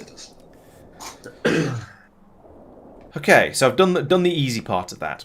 Now, this is where I play a brief game of what on earth was I doing before I shaved all those yaks. No, I'm pretty sure I remember. It was nanomaterials. That was what I wanted to make. I wanted to make nanomaterials. Nanomaterials. So I can bring in the heavy composites and the aeroframe bulkheads by train from the ground. I can bring in... I've got thermofluid on its way in already. That's done. I can bring in particle stream by train. I can bring in vitalic epoxy by swearing. because that's a Marc train system and I don't entirely understand it, and we'll probably get it wrong, but never mind, I'll see what I can do.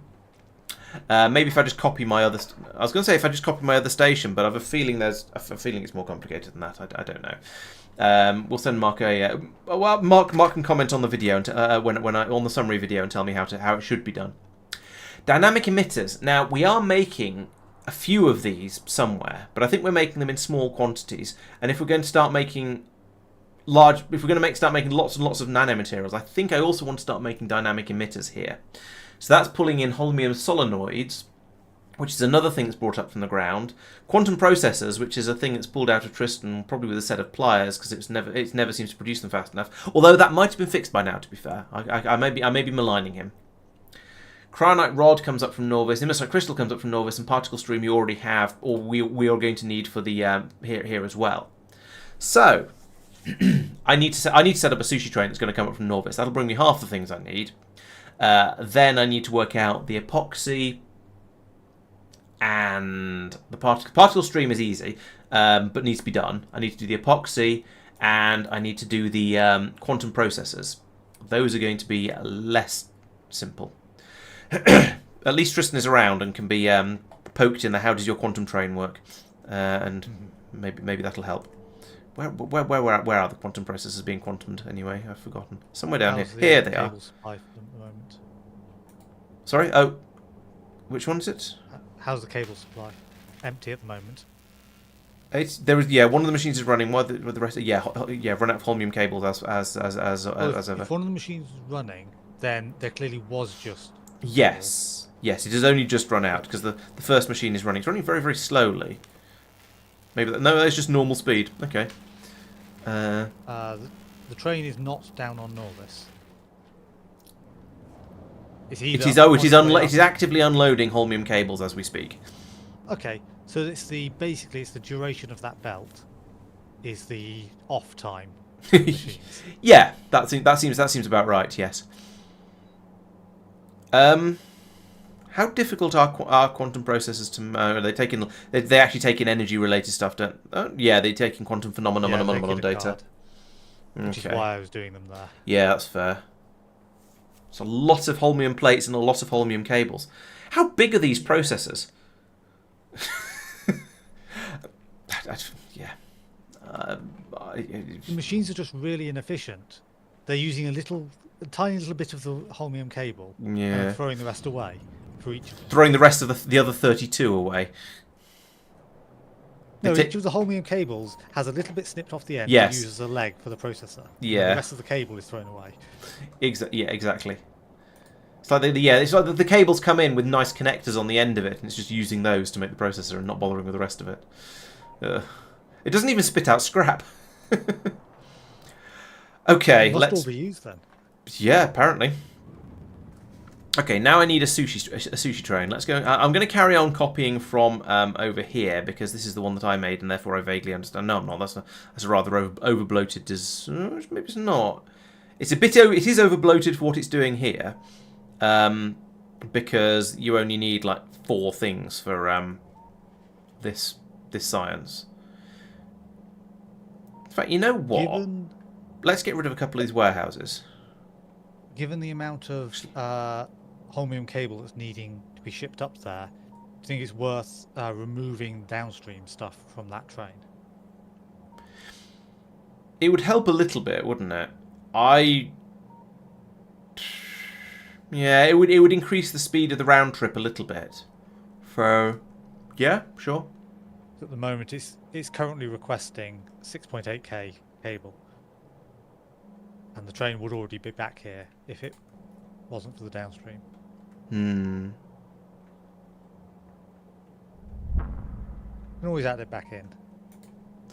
Yeah, no, I think I'm okay with that. In worst case, we just add more emergency trains. Yeah. Right, so what I'm doing here is I've decided there's no point in having...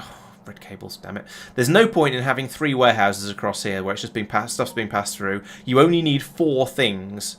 Well, we only need 4 things up here to make this data. The rest of the stuff is being brought in further down as and when it's required. Actually, the only thing is needed. You only need 5 solids to make all the astro data. That's amazing. Anyway, so what I'm going to do here is I'm going to unprogram all of these and set them to blacklist like that. So they will pass through all of the all of these aeroframe scaffolds. I will also delete that, all of that, and all of that, and that actually. And I guess those two, might as well, while I'm at it. I won't delete that because that's power. Yeah, that is powering. That's powering those two. These two combinators. So I need that. Now I can delete. Now that that's all gone, I can delete that, and then put that there and there and that and there. Rotate those two. Delete those two. Belt across there. Belt across there. Like that. Belt out here like that. There we go. So that's tidied out. Remove. Oh, that needs filtering. There we go.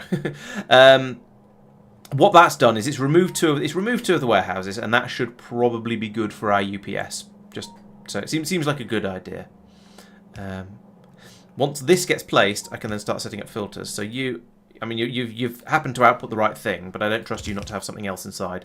So we'll set that appropriately. Then rotate you back again, and then turn that round. There we go. You'd never know I was here. So now everything is working exactly as it was before. There's just 2 fewer warehouses in the middle there, acting as an unnecessary buffer. I mean, if it wasn't for this scrap belt, I could probably brought this one out of the bottom as well and just had a bus of 3 things coming down here. But it doesn't matter. So I think actually this isn't as bad a design as I was thinking it was when I first glanced at it. So if we take that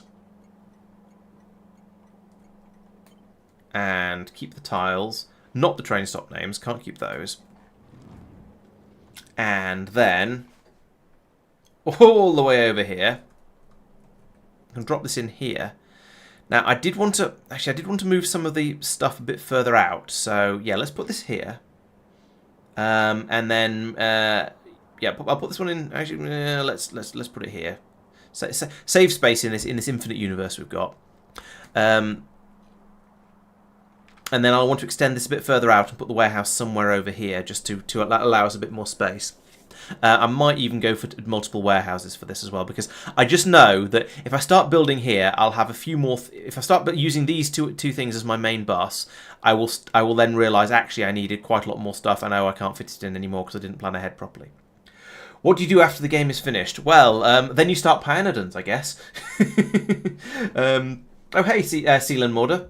Welcome to the stream, and thank you for joining. I see it's your first time here. I hope you enjoy your stay. Yeah, when you finish one space exploration run, you either start another one because 0.7 has come out by then, maybe, or you start something even more exciting like Pyanodons or goodness knows what else because you're a masochist. It's pretty much up to you.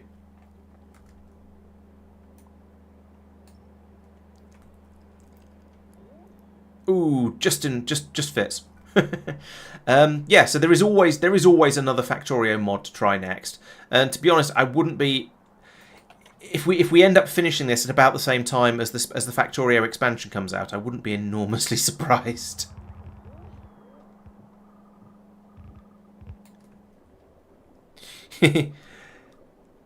Or if you want something different, I mean, you could play Warptorio. That's the one we're playing once a month as a supporter stream. So if you're a channel supporter, you're welcome to come along and join in on that, and just play along with the motley bunch of weirdos that you're used to, and yeah. Warptorio has been quite interesting because it's sufficiently different that it feels like a sort of a kind of palate cleanser in a way, and it's just it just makes a nice change from playing space exploration. It's not as deep, but it's a very very different feel and different challenge, and that makes it still a lot of fun. So yeah, I'm enjoying that one. This belt should come up here. Okay, it's 10:30, so I'm going to shoot off. After Mike's bedtime. Yeah. Small children, man, it just takes it out of you. But if you look at your production graph for Ooh. iridium over the last, call it an hour. Nice. I mean, it's we've seen spikes that high before, but if you've got it to the point where it can sustain that, it's dipped. That downtime is the bit where the spaceship is deadlocked, or that latest one where it's just gone down to about 250. Yes, that's the one I was looking at. That's spaceship in flight. Oh, okay. So when you say spaceship in flight, is that because it's run out of one of the resources it needs, or because it's filled up the warehouses at the top? It was full of mineral water, lol. As a result, there was no rare metals being brought in. As a result, there was no iridium being made. As a result, it wasn't being taken out, so it wasn't getting full to go. So I think I fixed that now. Right. So yeah. So hopefully, if you bring out a full shipload, I guess you need to do what we did with the rare metals and bring out a full shipload. With the mineral water, bring out a full shipload of rare metals, so you've got an extra bonus lot there, so that it can run when the ship isn't around. Because you've got the same problem that we were discussing with the mineral water a week or two ago. Yeah, I've kicked that request right up, and so hopefully that should work now. But yes, it's it took a bit of fixing. I'm not surprised. I have looked at Kothar enough times to have seen that it is indeed a large effort, should we say? It's just started its outward journey back to Kothar with another 9.1k rare metals on board. That's good. That'll last a while. How many is that? Is that a spaceship's load of iridium, or does it need more than that? Oh, sorry, is that multiple spaceships loads? I'll be honest, I haven't done that detail quite as precisely.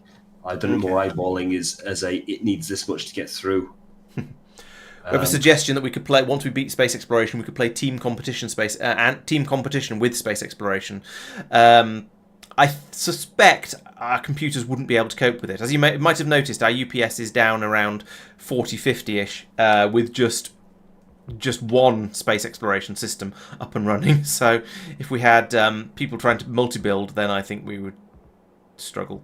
Unless they work separately in some sort of server-client basis. I don't know. Right, that's backed up. That's good. So what do I need now? Right. I need a signal transmitter. Think, 2 full belts of blast cake coming out. That's good. Oh, nice. And they've been... there's a gap. Why is there a gap?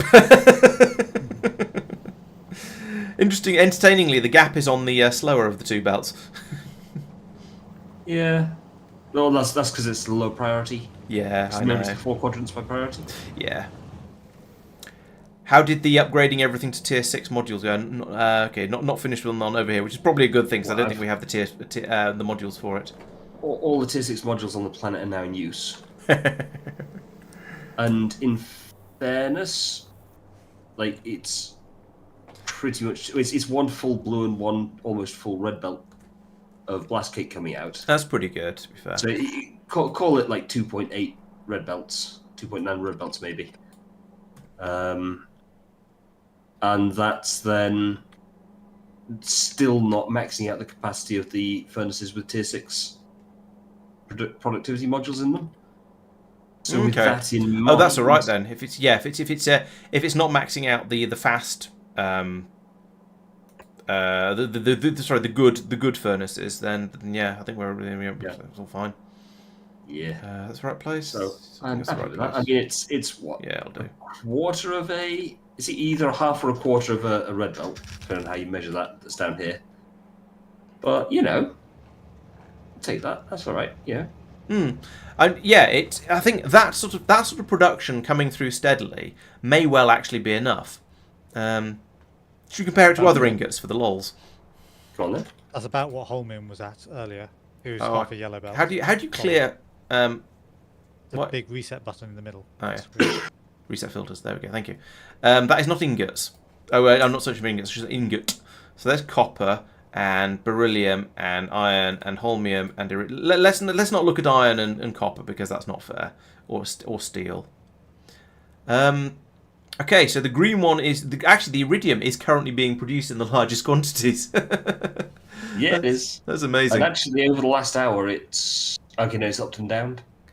What I It's find it's quite interesting is that the beryllium is being produced at a steady rate.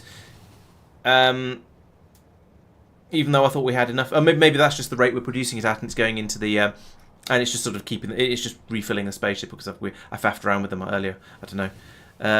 The holmium's all over the place and currently at 0, but I guess is that because you're in the middle of a rebuild? I have been. What? It shouldn't be at 0. It's been at 0 for 3 minutes. So Yes. you know that's obviously that's yeah. The vulcanite, because I had a not vulcanite, the pyroflux. I had a bunch stockpiled, so I was wanting to deal with, and it is finished dealing with it. Oh, so okay. suddenly I've run out of it. yeah, fair So enough. it should be picking up now. So the colours have changed since I. That's very confusing. It hasn't visibly picked up yet on the. Oh yeah, yep, there it goes. Nice.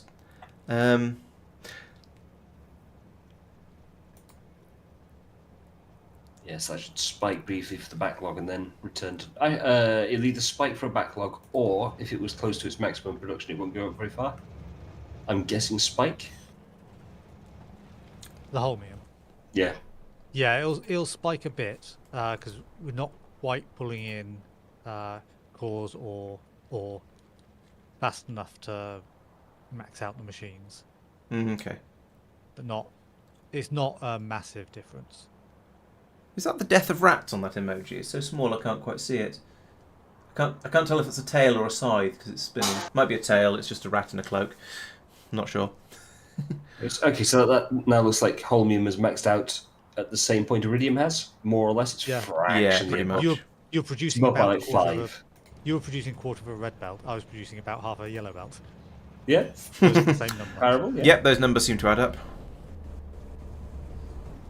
I have a point where I'm specifically side loading onto a yellow belt by priority, so that it gets it clear exactly how much it is.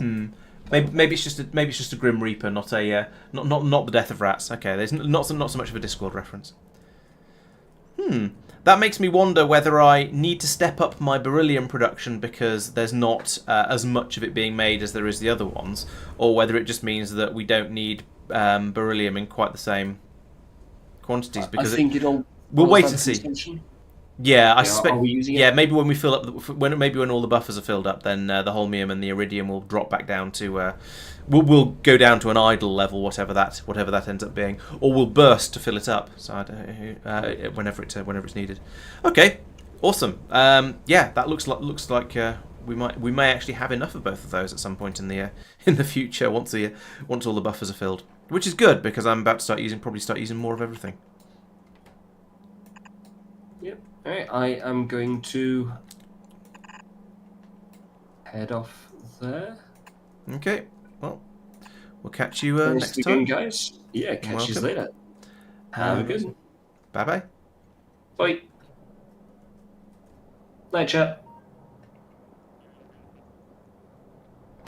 Where was I? Oh yes. Turning the holmium production back on, it still hasn't actually reached the elevator. Oh, okay. It's a fair distance away. It's reached the balancing point where it side loads onto what becomes a yellow belt to show the stock levels or the production levels. Oh, I see. So once the double-sided stuff starts arriving, that should overfill the one side of it. Oh, I see what you're doing. I see what you're doing there. Right? Yes. Yeah, it's kind of backing up along the red belt now, just about. Yeah, there. Yeah, it goes.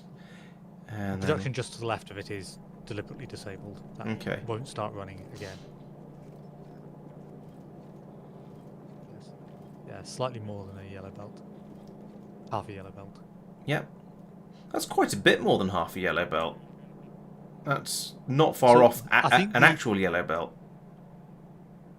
good chunk of that is because it was backed up before, Okay. and so this is the spike. Right. It Okay. is. It varies around half a yellow belt when it's. Okay. I have no real concept of whether half a yellow belt is a good amount of holmium to be having or not. Don't know. I guess we'll find out in time. I've ripped out some of the factory that was there before, not all of it yet. Right. So down here, what was I doing? Oh yes, I need a signal transmitter. I feel like it should be down here somewhere, but it's not. There it is. Signal transmitter. You can go there, and we'll give you a combinator right next to you so I can actually find the damn thing. There we go. And then if I put in, let's use big pylons here for the for sending the signal from A to B. Still not long enough. That'll have to do.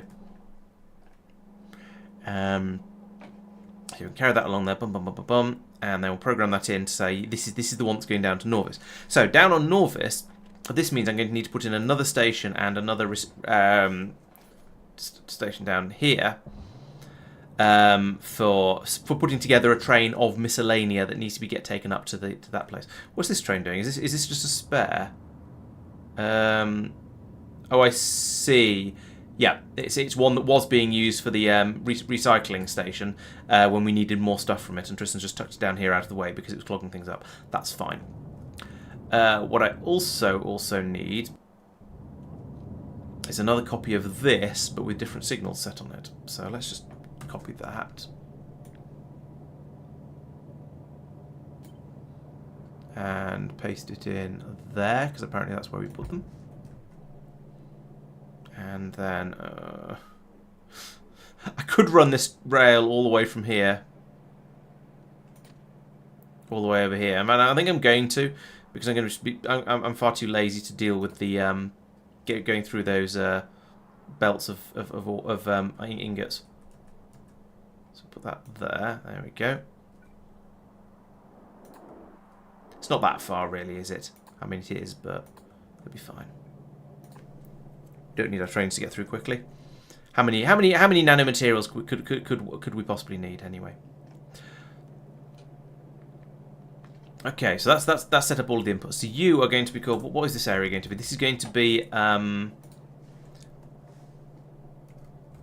This is going to be our deep space science, isn't it? Deep space science catalogs. Yeah, that'll do as a name. So that's probably all. Oh, this has got a bit wide. I don't like this. Because it's kind of in the way now. It is entirely my fault, but it's also wide and in the way. Right, this is actually fairly easily fixed. If I bring these, so where's the line that I should be drawing? Here, this should be this. Oh, actually, no. It's okay. The only thing that's in the wrong place, arguably, is this. This inserter shouldn't stick out so far. That shouldn't be there. Deep stuff, yes. Yeah, the rest of it is all. That's the only bit that was beyond the rail, so that's fine. And I just need to bring the next lot up in the gap next to it. Okay, that's. I feel less angry with myself than I would than implied. Right, so we call that one deep stuff. Now, if I copy this train's setting, yeah, that's not too. I don't think that's a weird train. So we'll copy your settings to there. Then in here, Norbit Module City Drop. That's fine, but we need to rename that to be something else. We need to call it. We need to put in the station actually. Let's rename the station up in Norbit. This is going to be Deep Space Science Catalogs Solids Drop. Nice, simple, easy, short train name there. Oh yeah, using LTN is definitely the way to go. The way to maintain your sanity, basically. Oh yeah, they started getting put in alphabetical order, didn't they? Deep Space Science Catalogs. There we go. All right, so back down to the ground. Yes, you add station from this list, in fact. Deep Space Science Catalog Solids drop. That one. And we do that until empty. And we move that all the way up to the top because then it'll be less confusing. Then it goes down to downstream top, goes to Norvis, does downstream, then it goes to Norbit Module City Pickup. It does not do that. It goes to I haven't named the station yet, have I? It goes to Deep Space Science Solids Pickup. And we'll have a train limit of 1 on here. I don't think that matters, but I'll do it anyway. Yeah, LTN will save your sanity because it will allow your trains to work nicely, but it will also wreck your sanity when you don't know why your connections haven't worked properly. Where's the one I just put in that we called Deep Space, whatever it was? Oh, of course, it can't get to that one because it's already in the wrong place. That's fine. Okay, now, unfortunately, I don't think... I can't rename which station this one's going to here, which is quite irritating. I'll have to copy all of the all the differences over. So we need to say until full cargo, until circuit condition, I is equal to 16. I equals 16. Now, LTN is fantastic. It's really, really useful. I was going to say I won't hear a bad word said against it, but that's not true. I will probably often say bad words against it myself. And also a all right, we'll keep things in the same order just because why not? And also a circuit condition of. Oh, actually, there isn't the up arrow one hasn't been implemented for this one yet. I may end up doing it at some point, but for now, I don't think I need it, or might not need it. So let's. How are you reckoning on? How do you reckon you can get to downstream? Silly train. No, it's just recognising that exists, I assume. There was one. No, the other one earlier, the one that it was going to go to. It said it was refusing to even consider because it couldn't get to the. Oh no. Oh no, I'm not confused. I'm confused. Yes, we don't want to go to Norbit Module City Pickup. We'll get rid of that. Oh yeah. Oh, I don't know. Oh, because it's trying to go to this one, so that's why it's reported it can't get there. Fine. Just go to the upstream, I guess. Yeah, that'll be fine. If we send it to upstream, it'll go up, then it'll go to Deep Space Science Catalog Solids Drop, and there'll be nothing to drop off there. It'll have an empty cargo already, so it'll leave. It'll go to downstream, it'll come down to north. Yeah, that's all fine. Okay, train sorted. It's now just going to come down and sit at that station at the bottom. So now I get to think about what I want to buy. So we go in here and we go back to the nanomaterials again, and we say so we want heavy composites. Oh, it won't let me open both windows at a time. I wish Factorio would let you open multiple windows at once. But we need heavy composites. Let's have 500 of them because they're expensive, and I'll tweak the numbers later. Aeroframe bulkheads, holmium solenoids. Aeroframe bulkheads, we'll have 500 of them as well. And the same number. I'll just set everything at 500 for now because that's a number. And it'll get everything started and then allow me to think about things a little bit more carefully afterwards. So, the heavy composites and the aeroframe bulkheads are coming up from the ground. The Vitalic epoxy is being brought over in space. Particle stream is being brought over in space. Supercooled thermofluid is already here. We need to make the dynamic emitters on site. So we've got the holmium solenoids. The quantum processors will come in from space. So it's cryonite rods and imersite crystals are the other two things I need. So that's cryomionite rod. There we go, that one. And immersium crystals. Imersite crystals, then. Whatever they're called. The crystal version of it, anyway. Right. 1, 2, 3, 4, 5. That's exactly the right number of things to fill a bus. So we've got those. So this is the next bus slot. So we can put all those across there. And until I need to bring more stuff up, that's going to fit perfectly. That's quite nice. As long as it all fits in the warehouse, I'm kind of hoping it will. I haven't put a cable in across here yet because I was obviously waiting for something to get built. Oh yes, it was these giant pylons that were the problem, in inverted commas. There we go. So I don't need you or you or you or... Oh, I do need you because you're carrying the cable. Right. That is all of the stuff being brought up now. Let's rotate all of these to point inwards. Oh no, I can't do that because I won't be able to program them if they point inwards. Let's give them all a piece of belt that points upwards, so they don't end up outputting stuff onto my nice clean bus.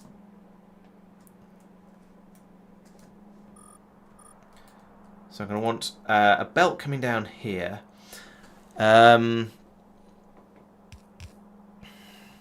So, what were the other things? What were the other things I wanted to bring out? There's vitalic epoxy, there's particle stream, and quantum processors. Let's do the... I was going to say let's do the particle stream first because it's easy. I don't know if that's good logic or not. But let's anyway. So I'll take all of that, and I want the tiles. I don't want the train stop names. Put this in down here. I do enjoy building with copy paste. It's so much more, so much easier and more civilized than trying to, than building things by hand. Yeah, I'll leave a little bit of a gap there just because that seems like a good idea. Don't need you just yet. And then over here, I'm going to need, that's going to need to be turned into a splitter. So we'll rotate that one there. And then yes, we'll need another piece coming up here to get rid of the dead batteries that are bound to be unloaded from this system. Okay, so that's going to be my a particle stream coming in there. We'll feed that out onto pipes. It'll go in over here. What have we got? Right, so we've got over here. We've got. I don't even know what temperatures all of these things are. So this is going to be the super chill coming down here. This is the merely. Oh, this is the return path for. Oh, this is a return path for warm. I probably don't. Not warm. Cool. Cold? I don't know. This one. This is the return path for cool. Probably don't need that. I'll fit it in if we do. Then we've got the return path for warm down here. And we don't have an output path for any of the others because at the moment we don't seem to need them. Oh no, here's the why are those two joining onto the same pipe? What the hell? Well, that's wrong. Who designed this mess? In fact, hang on a minute. I copy-pasted this from over here, where it works. Okay, I turned a load of stuff round, but...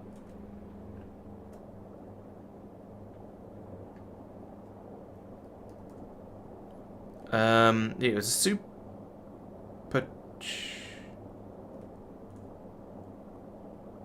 I don't know how I broke that. Let's not worry about it. Let's just fix it over here, because it doesn't matter. It doesn't matter how it works or doesn't work in the over on the other end. It's whether it works or not here that is the important thing. So if I put that there and that there, then I can bring this one all the way across to there, and we've now got cold, super chilled, warm, and we can bring cool out down here if we need to. Good. Oh, and return path for the warm. Return path for the warm down here. Fine. That's all kind of basically okay. We've still not had any thermofluid be delivered by the train system. Is this still broken over here, or is there? Or are we sending trains off to all kinds of other places because everywhere has been short of thermofluid? Oh no, we've run out of sulfur.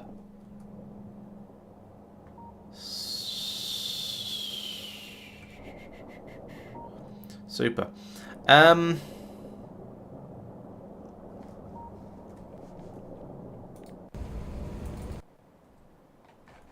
So that train is this one. Yeah, it's got a load of sulfur in it. Apparently the amount of sulfur it's got is not sufficient, so we need to chuck a load more sulfur in, and then it'll actually head up here. Hello, infantry. Welcome. Don't worry, I've been shouted at before. I'm kind of used to it. So, let's order some more sulfur over here, because apparently the amount we're all asking for is not enough. So if I increase this by another 500 will probably do for at least for this in this particular instance. I'm surprised we've not had more. I guess we've stopped demanding quite so many of the rough substrates, so it hasn't been so much of a big deal. But that'll fill the train up with an extra 500 sulfur when there's room for about 150 in it. So it'll come up here and drop it off. So are you another space exploration player then, infantry? I'm guessing that's probably why you'd have joined me here. So the usual reason why people turn up, because they go, ooh, let's watch somebody else suffering, because that is the meaning of Factorio.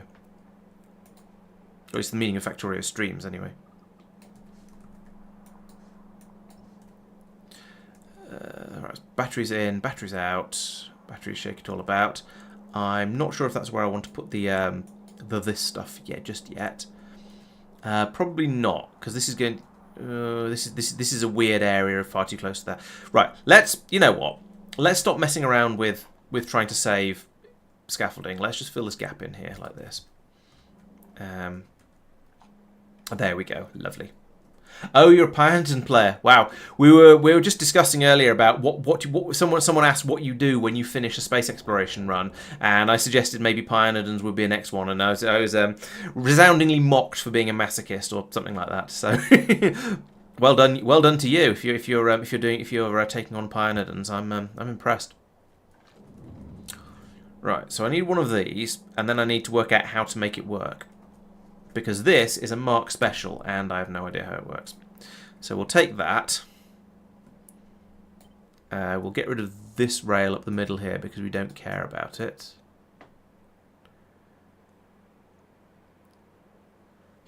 You're 3/4 of the way through Pioneers. Wow. At least by researchers. Even so, that's impressive. I've never actually played Pioneers myself. Marc, who sometimes joins us for these streams, but has currently escaped. Oh, I didn't get the scaffolding. Made a start on it, and I was making some videos from his Pioneers run. But I think he's not had time recently, so he's kind of given up. I don't know if it's fair to say he's given up, or whether it's just sort of he'll come back to it when he has a bit more time available. Personally, because of the way I play, which tends to be on stream for like 4 or 5 hours a week, I don't think me doing a Pioneers run is particularly realistic, unfortunately, because I don't think I'd ever manage to finish it. Just out of curiosity, so this 75% of Pioneers you've done, how long has it taken you? What's the... I mean, yes, I have every confidence that I could do it. I just feel like I'd be signing myself up for about 3 years worth of streams, and I wouldn't get to play the new Factorio expansion when it comes out, or I have to put it on hold or something like that, and then I'd forget where I got to, and it'd be a whole mess and a confusion.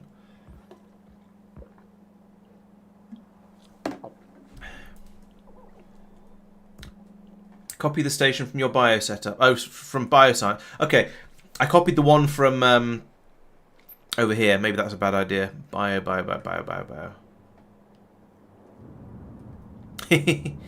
Oh, that's a good point. Yes, because I only want one of these things. I've forgotten which one it was I wanted. I think it was the epoxy. Yes, it's epoxy. Good point. Let's copy this station instead. So we'll take that. And then try and squeeze it in over here. Which... Okay, I need a lot more scaffold for that. That's fine. Let's fill in the gaps. Scaffolding's cheap, right? We've never had any sort of problems making all the scaffolding we could possibly want. Never ever. We've always got loads of scaffolding.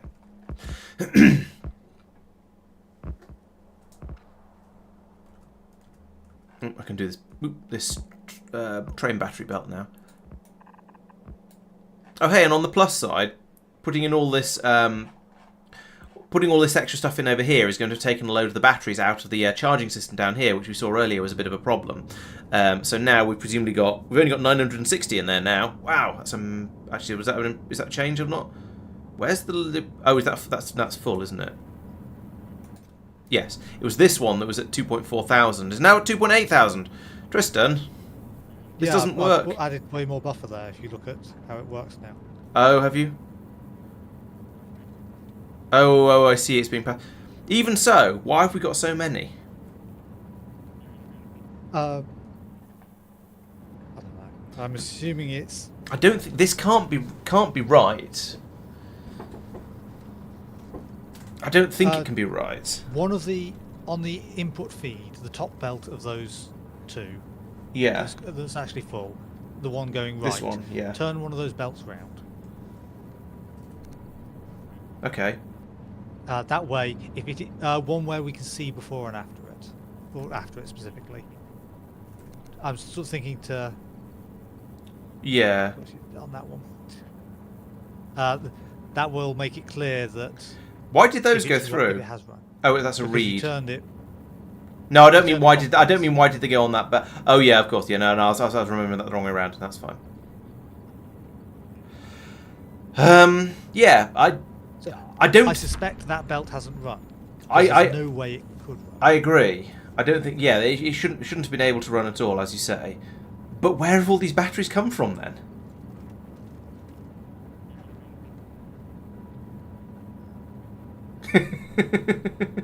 That's the mystery. That's the thing I don't understand. Because in theory, any batteries that any discharged batteries that come in should have been replaced with a charged battery in the same train, whether they're broken or discharged. They should have been replaced with a good battery, and yet There somehow has to be lag on it. this number over here is counted during this stream alone has gone from 2,400 to 3,800.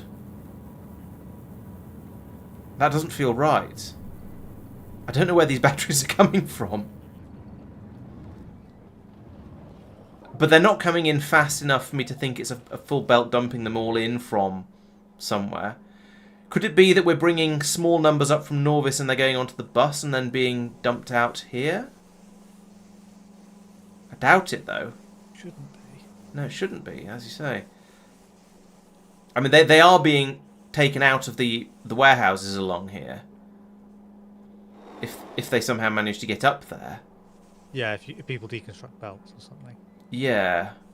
Yeah, fair point. We should be pulling them out in that case. That's weird.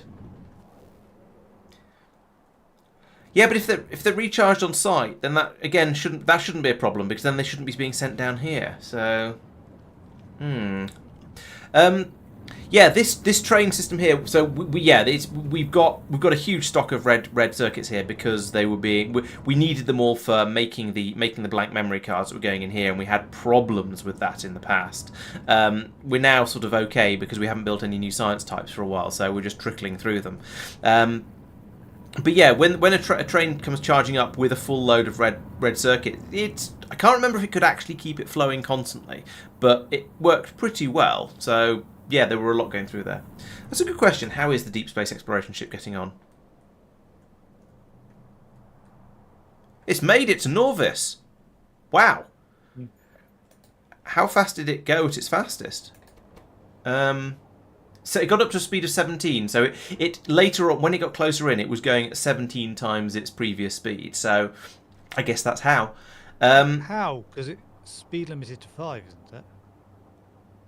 Yeah, that's a good point. Maybe it predicted it would be able to go that fast. It doesn't do know. that, I don't think. No, I didn't think it did that either. I am confused, but it's made it here safely. It doesn't seem to have picked up any damage, so well done there. Thank you for the ship, Marc. We will yeah, yes.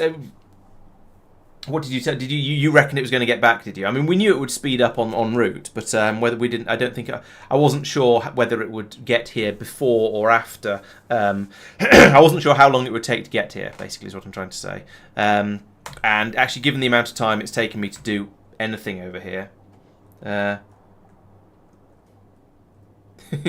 that's not how gravity works, Doopy. Not how orbital mechanics works specifically. What was it? Oh yes, I was going to try and make a Ujima flip drop off station over here, which is going to hopefully unload a quantity of. Mark's done this differently because of course he has. Going to unload a quantity of vitalic epoxy. Let's get rid of this belt and these.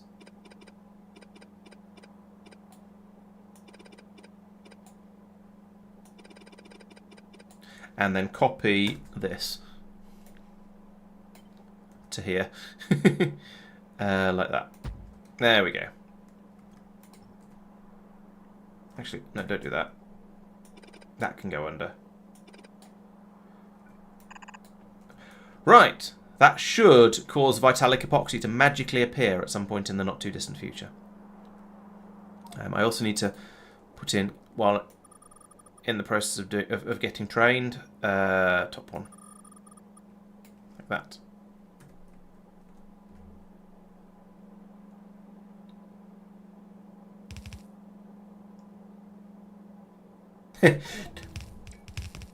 Oh, you shamed me for giving up on it. Oh, okay. All right. Yeah, I wasn't sure how far it would get in the time it took us to build the bits we needed to actually finish it off, but I knew it would get some of the way. I didn't expect it to get that. I didn't expect it to get here this stream, but I thought it was a fairly high chance it would get here before we were actually ready to build all the bits for it. Oh yeah, yes, that's a good point. I need to connect that up to these things, don't I? If I put one of these here, yes, that'll connect to those. Excellent. Yeah, I could park it over here. No, it should be parked over here to fuel up, really. But I'll try and line it up and get it in the right place to charge up, to fuel up off the particle stream over here. I think that makes more sense.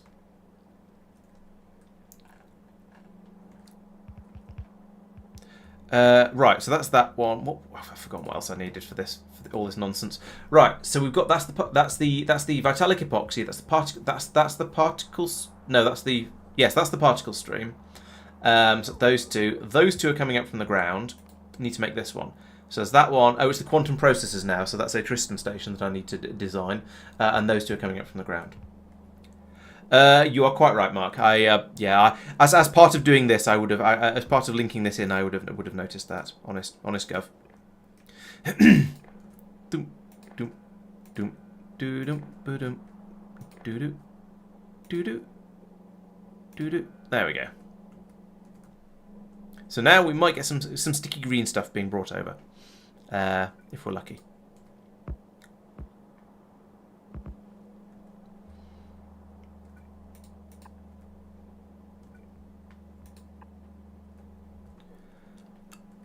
Okay. Right. Let's think about the other one. Quantum processors also is. Tristan, do you want to give me any advice on making a quantum processor station so it doesn't all go horribly wrong? Yeah, copy the one in the bus. Okay. Ah yes, found it. Yep, that seems nice and easy. It's got too many warehouses in it, but apart from that, it seems nice and easy.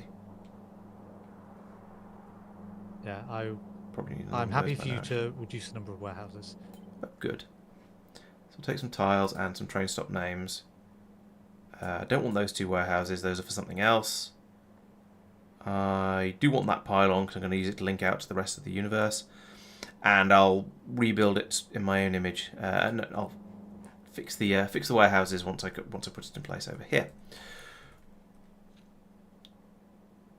That one, the way it is currently set up, only calls for a train when it runs out completely. Right. Okay. Just so you're aware. That is easy to adjust. I'm sure I can monkey with the numbers, but that's good to know. Thanks. There's a place it says equals 0. That seems like an easy number to monkey with. That there.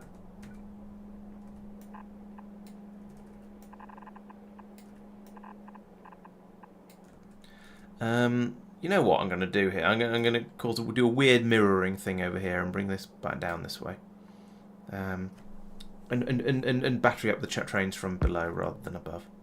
I know you're ghost. Okay, you're probably going to get a cable then.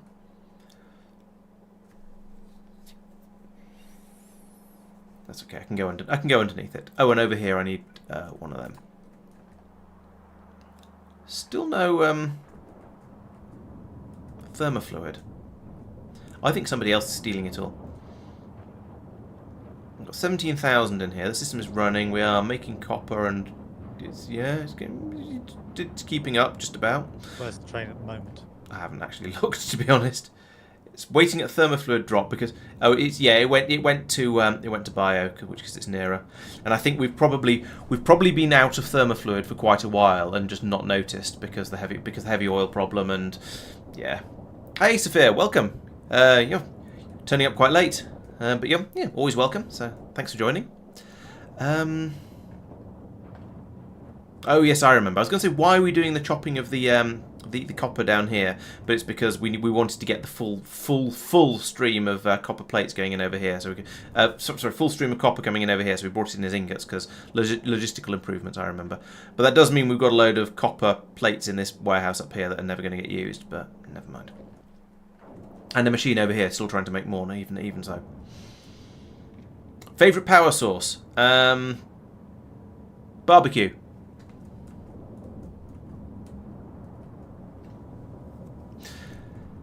I mean, to be honest, solar seems to be... Solar is always the one that we use the most of.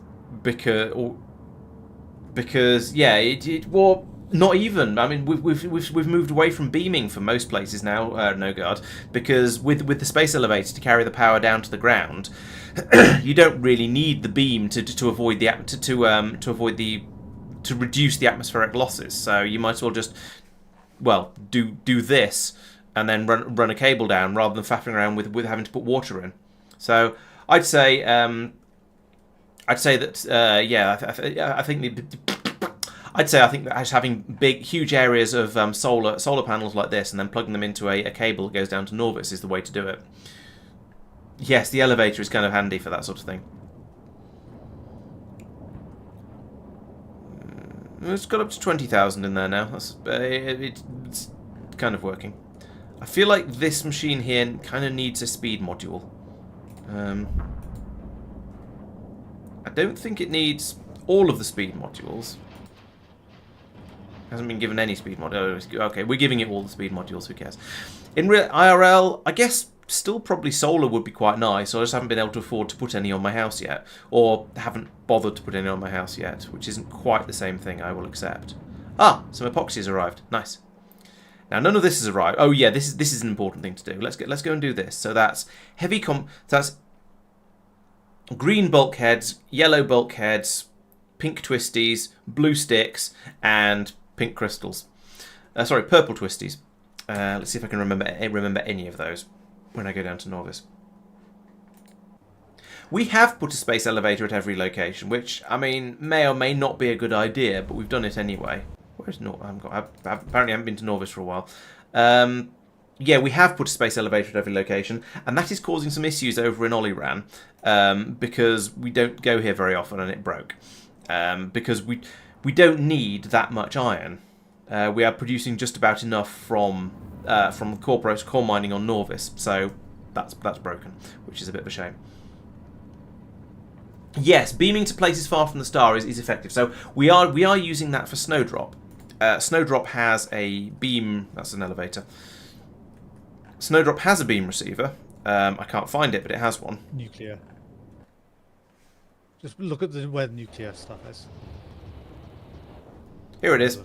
So yeah, it was nuclear, and then Tristan replaced the reactors with a beam receiver, which looks like it was a really easy swap to make. Although, was it actually the same size as 4 reactors? Or No, were you I just think lucky? I had to remove Unlucky. some of the.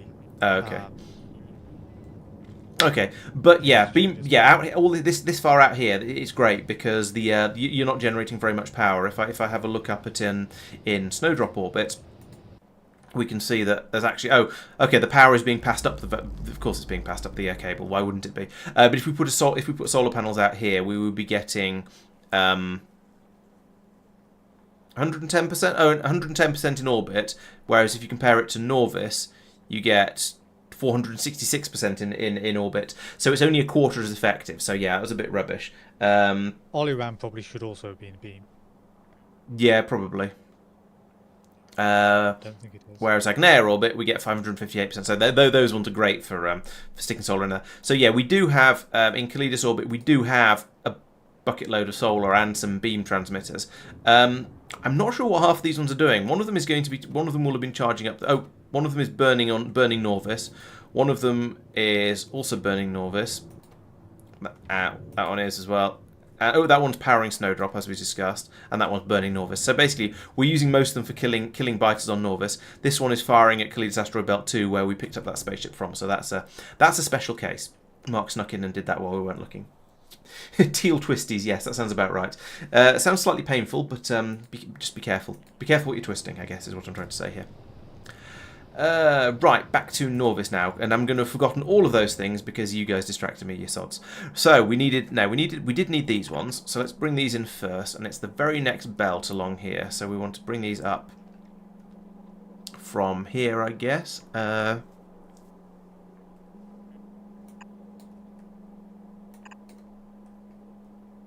that. And then here we go. Here's the purple twisties.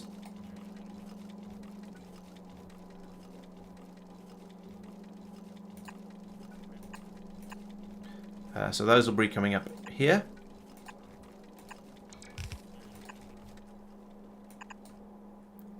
Like that. Which bit are you referring to as being a nice design, Nogard? I've jumped around a little bit and I'm not sure what you're talking about. Oh, the power plants. Okay. Yeah, well, that one was built originally to be a nuclear power plant, and yeah, it was designed to be tileable. The problem with having built 2x(n) nuclear plants in the past in vanilla, the problem with them is always getting the water in. However, with the design that that was one of Marc's designs. The point of it, that one. Is that you're able to use the ducting to get a lot of water into a place where you wouldn't normally be able to get it. Which helps an enormous amount, as you can imagine.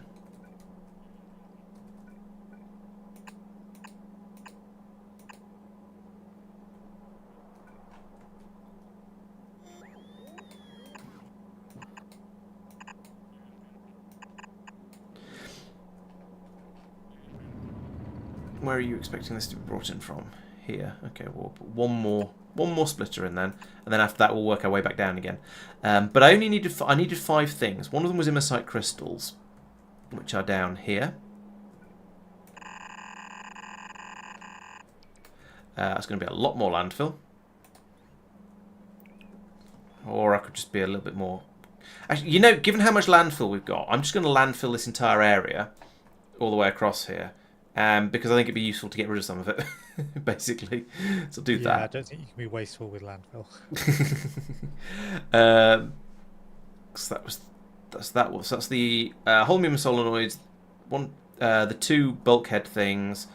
Cryonite. Cryonite was the other one. Cryonite is down here as well. Okay. So, not going to be able to do much about that until all the landfill arrives. Oh, I can do this one while I'm waiting though. So that's here. Try and line that up. I like the putting landfill down on water. Putting landfill down. I nearly said on water. Or I did say on water, which is a kind of tautological. Makes a sort of sploosh noise as you dump all of the whatever the landfill is made out of into the water. There we go. That's built in a funny order, but actually I'm kind of okay with that, because that means I can come down here and say put this one in here.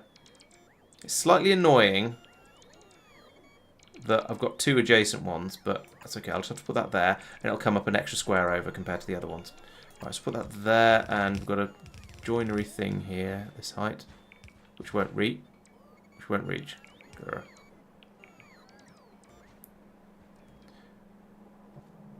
This bus is not very bussy. It's just a bit meh. It's not been lined up very well further down, basically, is what I'm trying to say. Or higher up by the looks of it.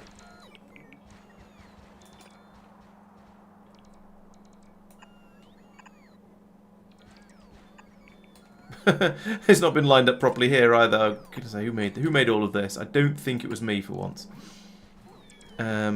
I'm not saying it definitely wasn't me, but actually quite a lot of this was me. I don't know for sure.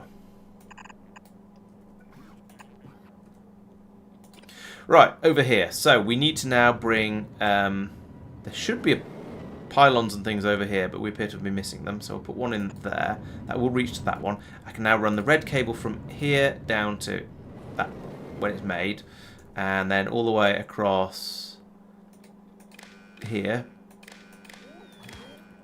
And these will carry the signals that tell it when to let stuff through. So what we've got here, this is the iridium bulkheads. So we can say when iridium bulkhead, heavy composites, that's what they're actually called. Beryllium bulkheads, airframe bulkheads even. Nope, that's wrong. That's supposed to be purple twisties. There we go. That one, and then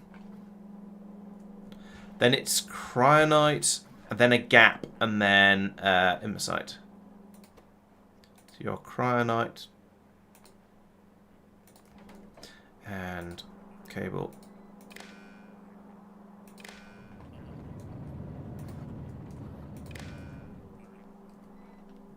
And that's the gap. Yes, that's the gap. And then imersite crystals. You. So I can run, if I run that up there, we should flow a chunk of the we should flow a chunk of each of those through, and then after a while they should all stop. Hopefully. If they don't stop, then I might cry. You go from there to there. There, like that. Okay, now it's all over apart from the tidy upping. So I'll do that, and in order to... and that and that. Stop it. And in order to stop everything breaking later, I'm going to do a bit of undergrounding here like this. No, not that. That. And same up here. I'm just going to run straight belts through this bit. So my plan is if I build up all of these underground bits around here like this, then the next person who comes along and starts trying to add to this won't have a massive headache that I've caused them. And I feel like it's nice to try not to cause your fellow players headaches, especially as there's a reasonable chance that the person I'm protecting here might be myself.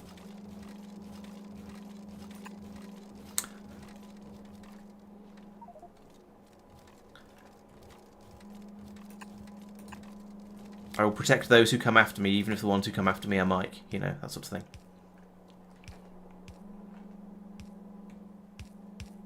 Oh, and I need some belts up here.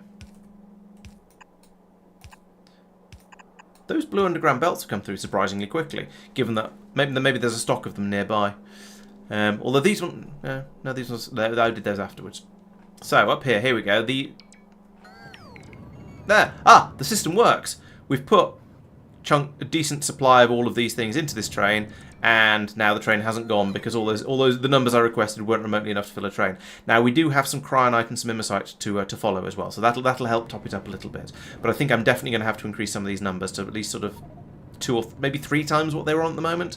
But still, that's the system is basically working, and it's quite nice. I think doing small numbers first is probably quite a good idea because it means you get to see all of these stop. And that's definitely a good thing because it means you know that it's working and it's not just going to flow forever. Oh, here comes the other two.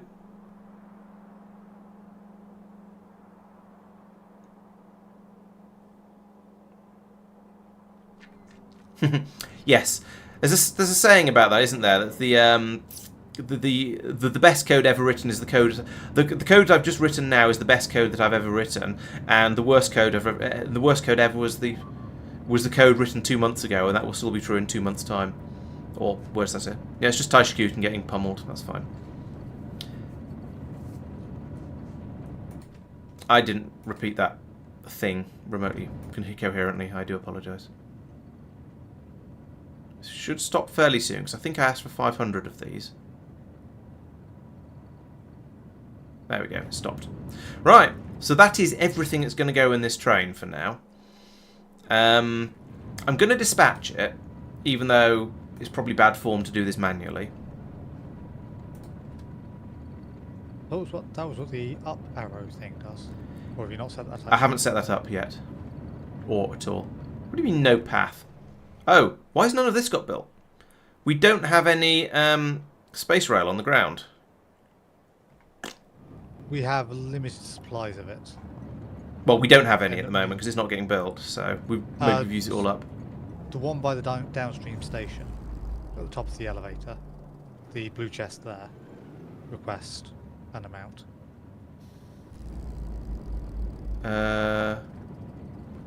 Or if you're Oh, at the top. do it Gotcha. manually. Yeah. Yeah. Right. For some reason, I thought we had a supply of it being taken down automatically. Yeah. Do trains often? I suppose they will eventually come here. As long as no one sorts the warehouse, it'll take that first. Yeah, that makes sense. You only want to send the batch that is now dispatched over there, and then cancel that. Otherwise, it will send Yeah. down repeatedly. I think we need a system for requesting things on the ground that will then be passed on to up here. Yeah, I can think of a probably relatively easy way of doing that. Yeah. Oh, yeah. I don't. It doesn't feel like a difficult thing to do, but it feels like a useful thing to do. 1, 2, 3, 4, 5, 6, 7, 8, 9, 10, 11. Yeah, it's about time for it to call a train. When does it call a train? Enable disable when it gets a tick. Gets a tick on 6,200. Okay, so it is requesting a train now. Nice. Whether it'll get one particularly soon is anyone's. Who knows? Nope, that's not coming here. Okay, well, in theory, we now have... Oh, we've got a no path down here. Oh, yeah, there we go. There's the problem. Oh, I have made a boo-boo.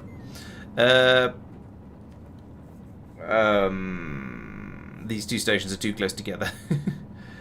How will I fix this? I mean, I can bring the batteries in anywhere. I could bring them in here. That'll work. In fact, I could just bring them down from here. That's even better. Let's get rid of that and that. And then put in a... is that a... No, it's not a valid place. Put that there.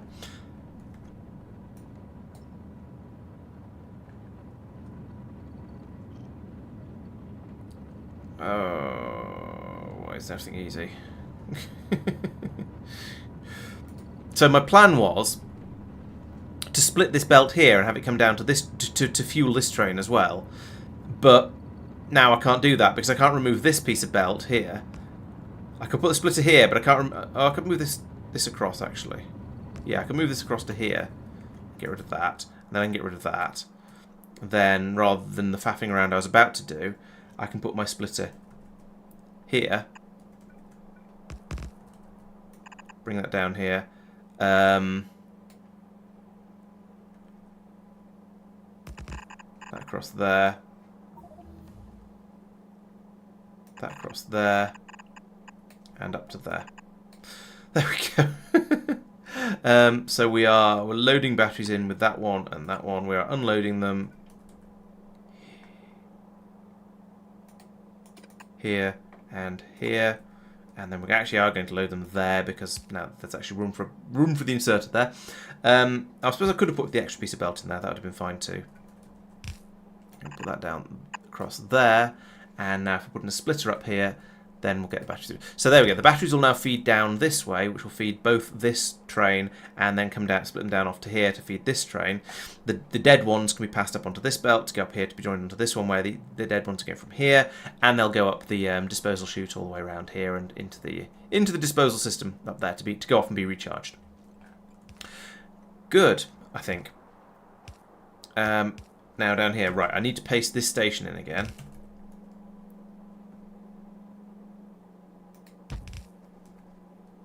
So we have somewhere to actually put the whatchamacallits that arrive. But I also need to get rid of that and that and that, and put in a warehouse. And need to sort out this before it gets too built. If I put that there, no. I have to put that. If I put that there, it'll work with that one. So now I only have to get rid of this bit If I put that there, then I can put... No. Put it there, then I can put that there instead. And that'll reach, yes. That's taking it out from... I only need one output from this because there's... in fact, this... Oh, hang on, this is all... This is just an unloader, I don't need that. Or that. Right. There we go. Yes, the Vita stuff did indeed arrive. The system worked perfectly over that bit. Yeah, I'm pleased. So now I think I need to hook this up to this one. I'm not going to plug this into the network just yeah. Oh, I should probably. There we go. Turn that off for now. I need to go and check how Tristan's system works before I plug too much stuff in around here because otherwise things will go horribly wrong.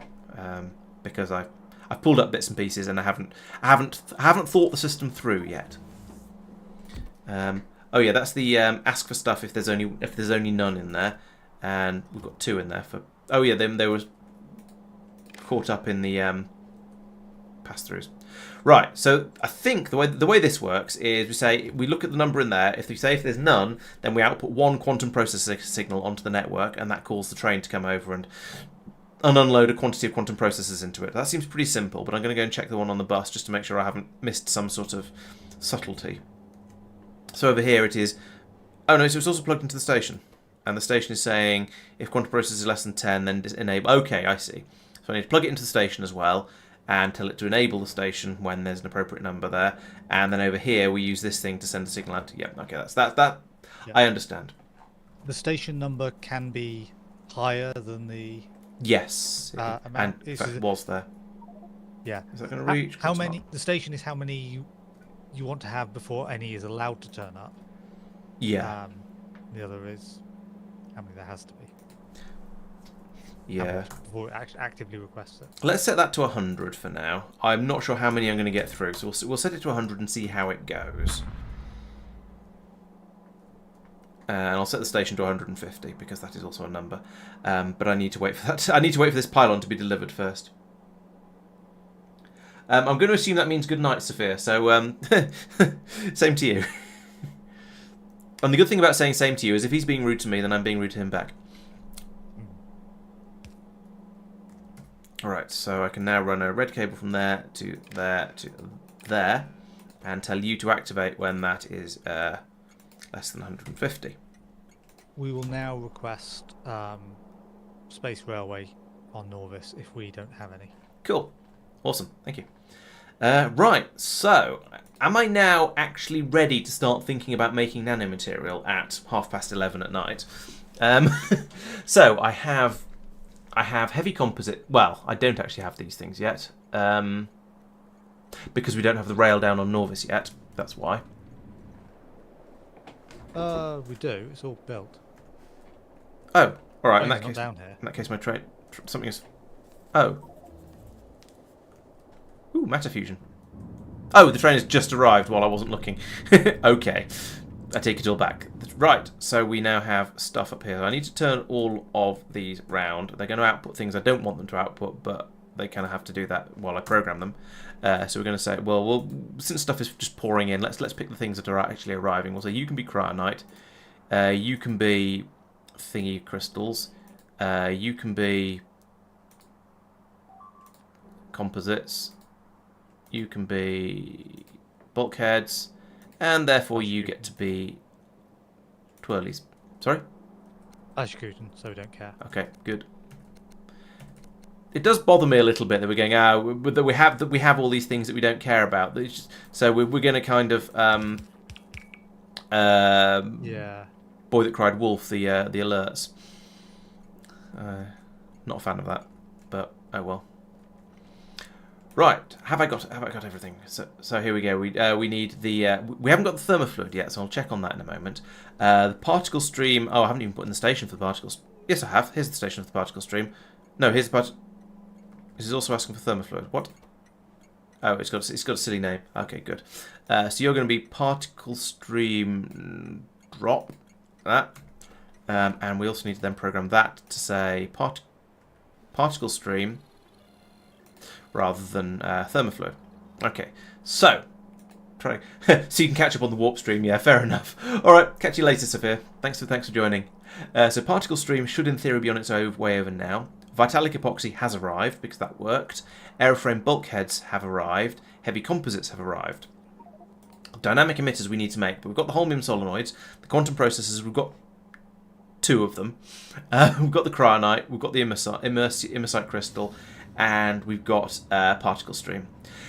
Yeah, we could go over to the outposts and deconstruct them. I mean, that would be the sensible thing to do. Maybe deconstruct them with nukes, perhaps. I don't know. And then we could get rid of those surfaces. So yes, we probably should. Though. Sorry. We're lazy, though. Yeah, that's the problem. We're far too lazy to do anything like that. So instead, I think... Right, so I've got all the bits and pieces I need here on hand. I think this is a good point to draw a line, because it's bedtime, and I feel like I've got all the things into one place now. I've got everything, all the stations set up, all the stuff is being brought in and dropped off. Now it's just a case of putting in the machines to actually make the everythings, and then probably put in some additional stations to take them away in case anybody else wants them. So I'm going to call this the end of the stream. Is that okay with you as well, Tristan? Are you happy? Yep. Oh, I'd good like point. to finish this little bit off, but yeah. I'm going to put this cable in since Doopy has just pointed out that this should go from here to here. Bing. And now we'll actually start calling for those quantum processors. So that should... Maybe there'll be a train on its way now. Standing at energy extras drop. Okay, no, it's just it's busy. We still have a quantum processor supply problem over here, unfortunately, which is a bit crazy given the number of... Oh, actually, why is this stopped? Why are you sad this time? Run out of holmium. Oh, goodness sake. This is a never-ending problem. Just making these quantum processors seem to be one of those things where no matter how much you go in and beat it, it's always just short of something. Missing holmium what? Holmium. Ingots. Plates. Well, plates, yes. Okay. But I mean, Okay, they come... nudge the request up. The train is down here, not filling up with them. Oh, okay. You don't need to add much. Just a tiny bit to just push it over. I'm going to add a fair amount on. There we go. Yes, why are you sad this time? Exactly. That's it's just they've always got something to complain about. It's already full. And okay, good. One wagon had 50 stacks in. One wagon had 49. Right. Fine. Anyway, that'll give it a kick, and we can get those making the bloody quick processors again. You're very welcome, No Guard. I'm glad it was. I'm glad it sated your addiction. Here it comes to.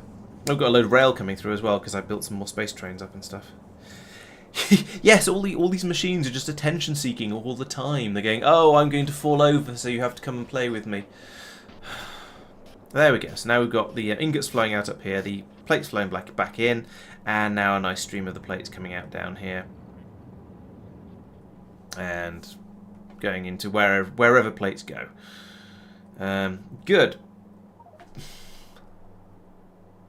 Oh, is the train limit set wrong? Thank you. I believe you, because that's the sort of thing that would probably happen.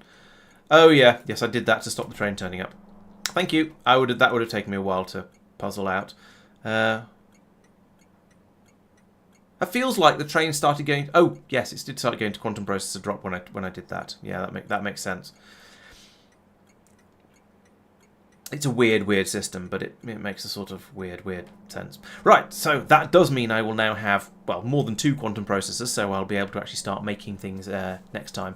Yeah, so that'll be my plan for next time. Build up the nanometer, what are they called? Not emitters. I can't remember what they're called. And then the nanomaterials. And then probably get those out onto a train system, and that will allow me to then bring them over to the bus, where they can then be put onto the column of doom, and then up here we'll make the not making that. Up here we will then be able to make the high temperature heat exchange and the high temperature turbine generator. So let's have a quick look at this actually while I'm thinking about it.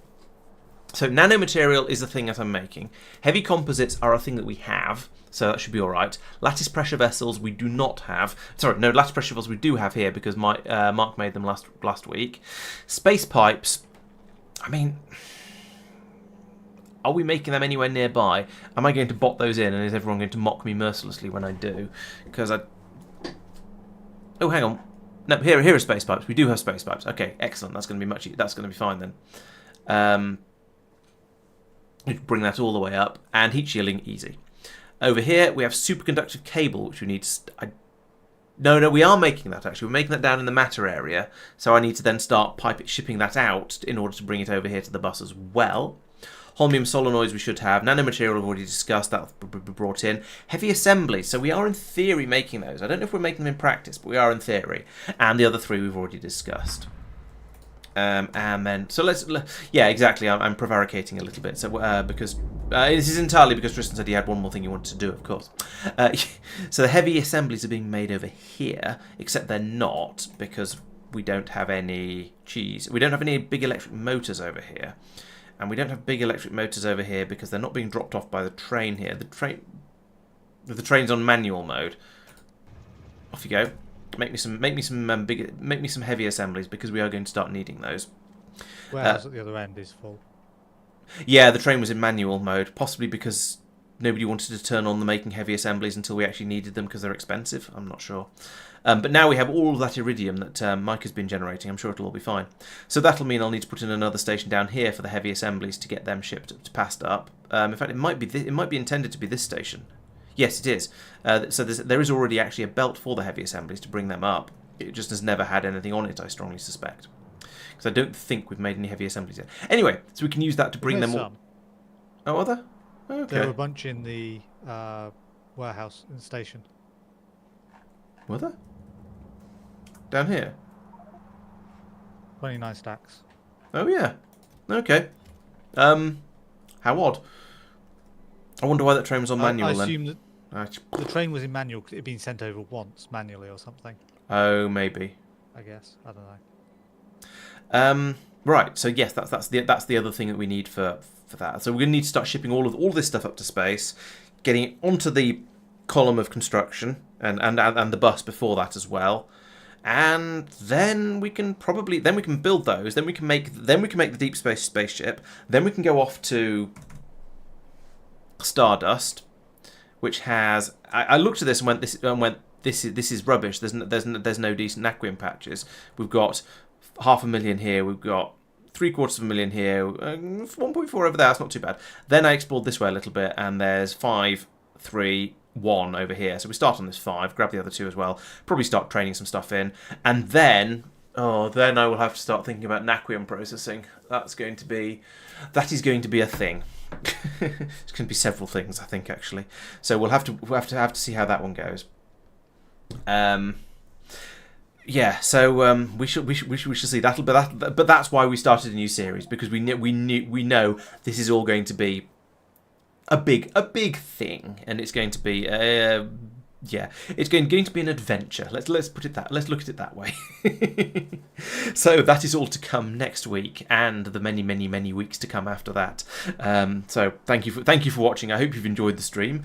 We'll be back, as I say, next week for next Thursday for more of this sort of shenaniganery. I will be back on Tuesday when I should be playing some more Satisfactory, because it's going pretty well. It's going pretty satisfactorily. I've started trying to play it a bit more like Factorio and not just splat scattering buildings everywhere, and that started to make things go a little bit better. Who knew that being organised was useful? So that's Tuesday. There'll be the catch-up videos on Saturday and Monday, where I'll talk about everything that's been going on tonight, and hopefully I'll get some more Wednesday videos made and coming out. But that's going to be a little while, because I seem to have fallen a little bit behind. Maybe I've been busy with, I don't know what I've been busy with, but I apparently have been. So as always, thank you very much for watching, and I shall see you next time. Bye bye. Bye.